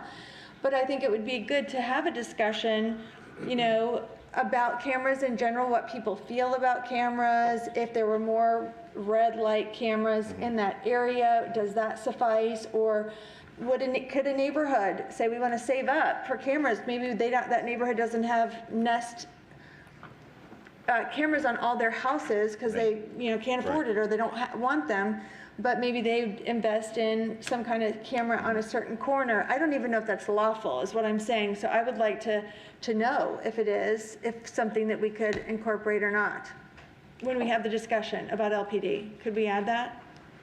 Yes, ma'am. Excellent. Good, yeah. Why not?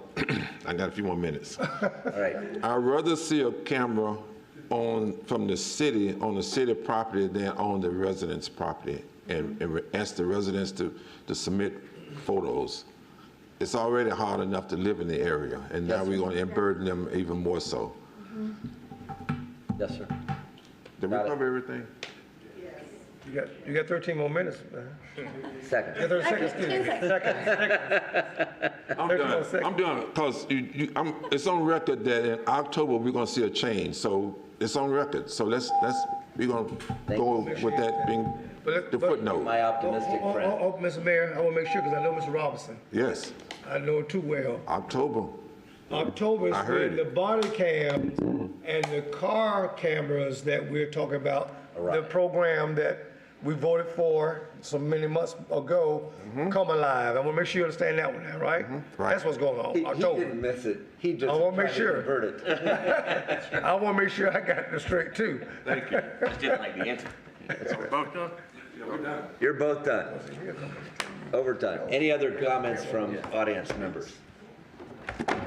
All right, so commissioners, Commissioner Walker, you have anything in particular you'd like to share? Thank you. Mr. Commissioner Music? Were we going to talk at all about? Yes, we are. Well then, that's all I have. Any other in this portion of comments? Nothing? No, I can say Commissioner Reed and Commissioner McLeod. All right, next we're going to talk about the voting delegate for the 2022 Florida League of Cities Conference. Mr. Mayor? Yes, Commissioner Walker.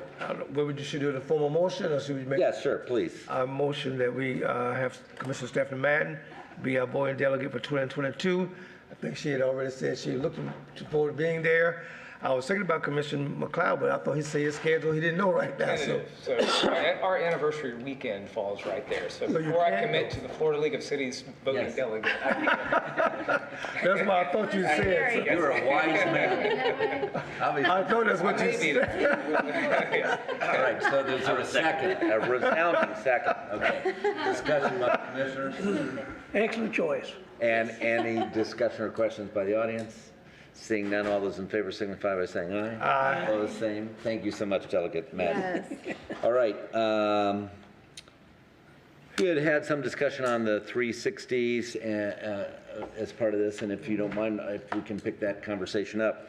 And I apologize for not being present to be able to say what I sent to you on Tuesday, but the question on the push of timing was simply if we were going to use Commissioner Selvage, he wanted enough timing to try and get tools in order. So he was the driver on, listen, if you want me to do this, then I've got to have this much, he's backing into it, and he's a process guy.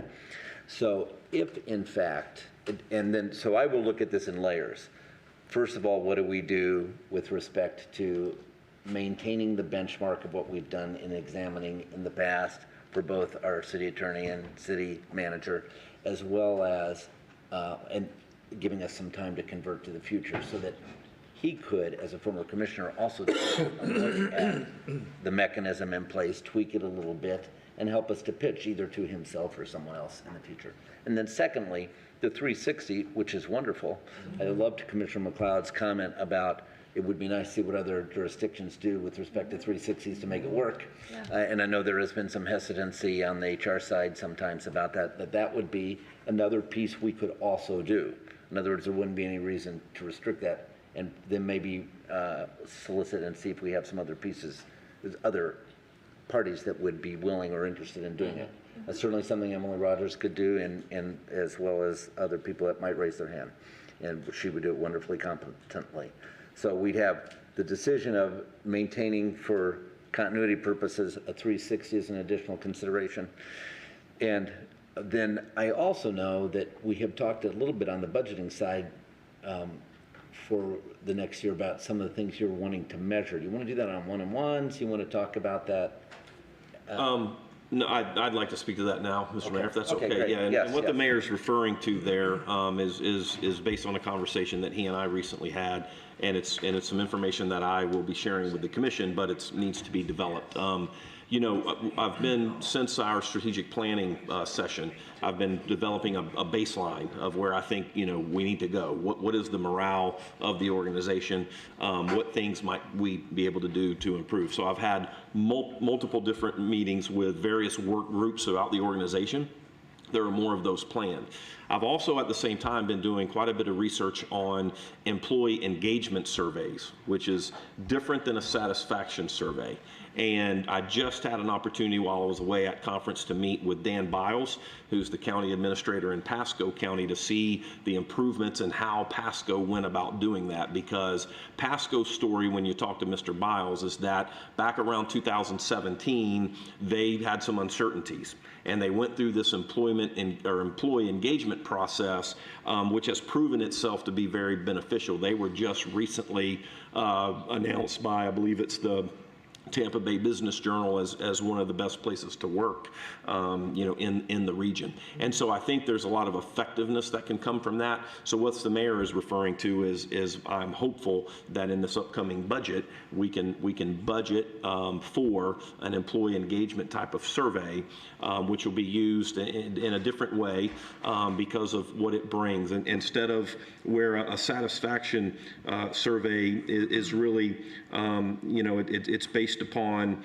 happiness and how happy an employee is in the organization.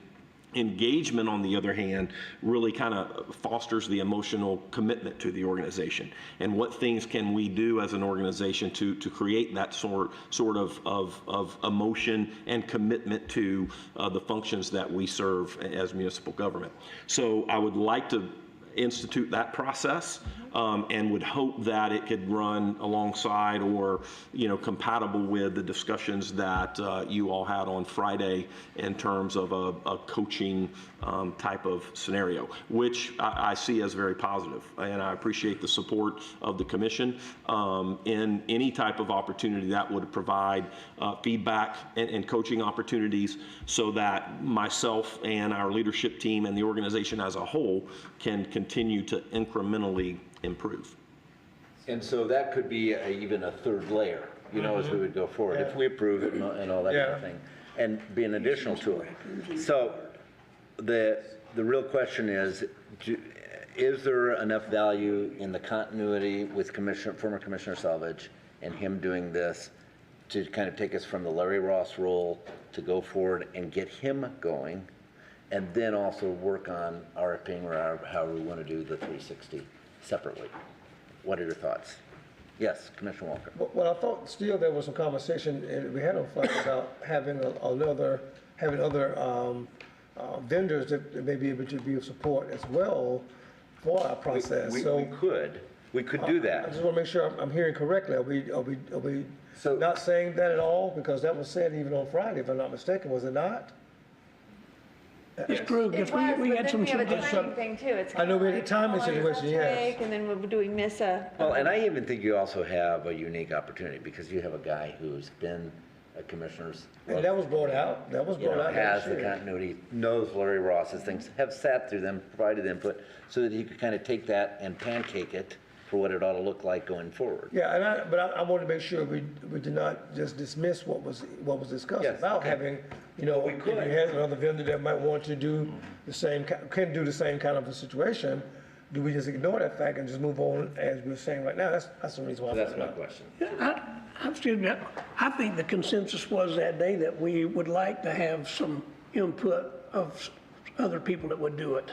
And again, obviously Don has been through the process, but that doesn't preclude other people may have been through the process somewhere else too, and we may get a whole different perspective. I'm not selling. Right, and I would like to, I think we, 17th or 21st or something like that? Gave a date, yeah. Give us to get a couple more names, and I think we had 3 names that were mentioned, possibly there may be more. But I thought I heard, as you were discussing, a little confusion with the 360, and when we were talking about the additional names, thinking that might have been really what you were trying to address. And if that's not the case. Well, I had said I wouldn't be opposed to Don, but I thought that his sentiments towards a 360 were a little negative on the part. So if that wasn't something he did, if we chose him, I would be in favor of adding the 360 just as an augment. Right, and I would not be in favor, by the way, nor did we ask him to bid upon doing the 360. So that 360 is another, so I look at layer. 360 employee engagement as layers.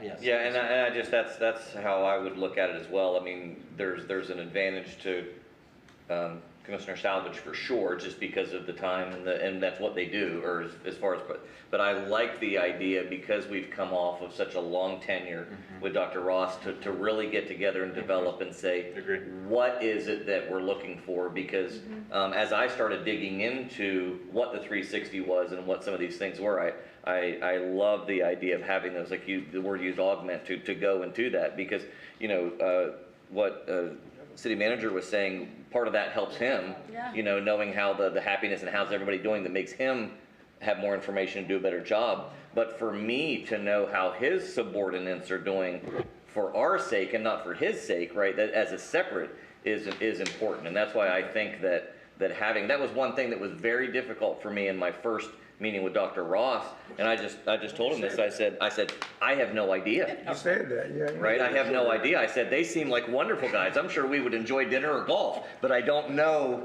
you know, so having the hundreds of people that are underneath their purview and knowing what is their sentiment is huge to me. Whether it is tied directly with salvage or whether it's separate. I talked to Dr. Collins, and I know people have talked to Ms. Rogers. So I think we've got some good people who already kind of have their finger on the pulse here that would be good to include in that. So whether we continue with salvage just because of continuity and time frame, that's fine, but I'd like to have what's the second step, what's right behind that. So that'd be the 360. Correct. That's what I would think. And when you talk about the 362, are we also talking about that's a 360 of the direct reports to each of them? Well, if you read Emily Rogers' 360, and you read the components of it, it kind of gives you the comprehensive view. So what we were saying is we felt limited in our ability. We don't have transparency to know how his subordinates feel or how each department feels, you know, not even about his leadership, just maybe it's something else in their department. We don't have transparency to the organization. Right. And we kind of live in a city that's transparent and everything we have to say is in here and on public, but yet we're judging only 2 employees and we don't really have access to that. And how can we do that in a way that works with the government, knowing that everything's a public records? We talked to, you know, Palmer about, you know, if you put your name on it, it's public record, but you could do it in a way that it's not putting your name on it. It's more of a, and so Emily has that kind of software. It's usually an internet tool to just get some more feedback that's helpful. And the way they posture the questions is not like we were saying, it's not a social media feed where you're just hearing people, they're angry and mad or whatever. It's really constructive. It really is kind of what he's saying, more about the engagement than a happiness tool, by saying, I feel like I got looked over for that promotion, or I have more to offer the city, or I want to have more training, or, you know, things like that that are constructive for all of us to have a world-class, but information designed for the employees. Yeah, the 360 designs it, and she does it for private, probably more than government, but, you know, so you might want to look at it to see if it, and Sean could look at it, see if these questions that she asked, does it make sense for our organization as well? But we all want constructive, strategic feedback, not just, you know. Sure. Yeah. Commissioner McLeod. Thank you.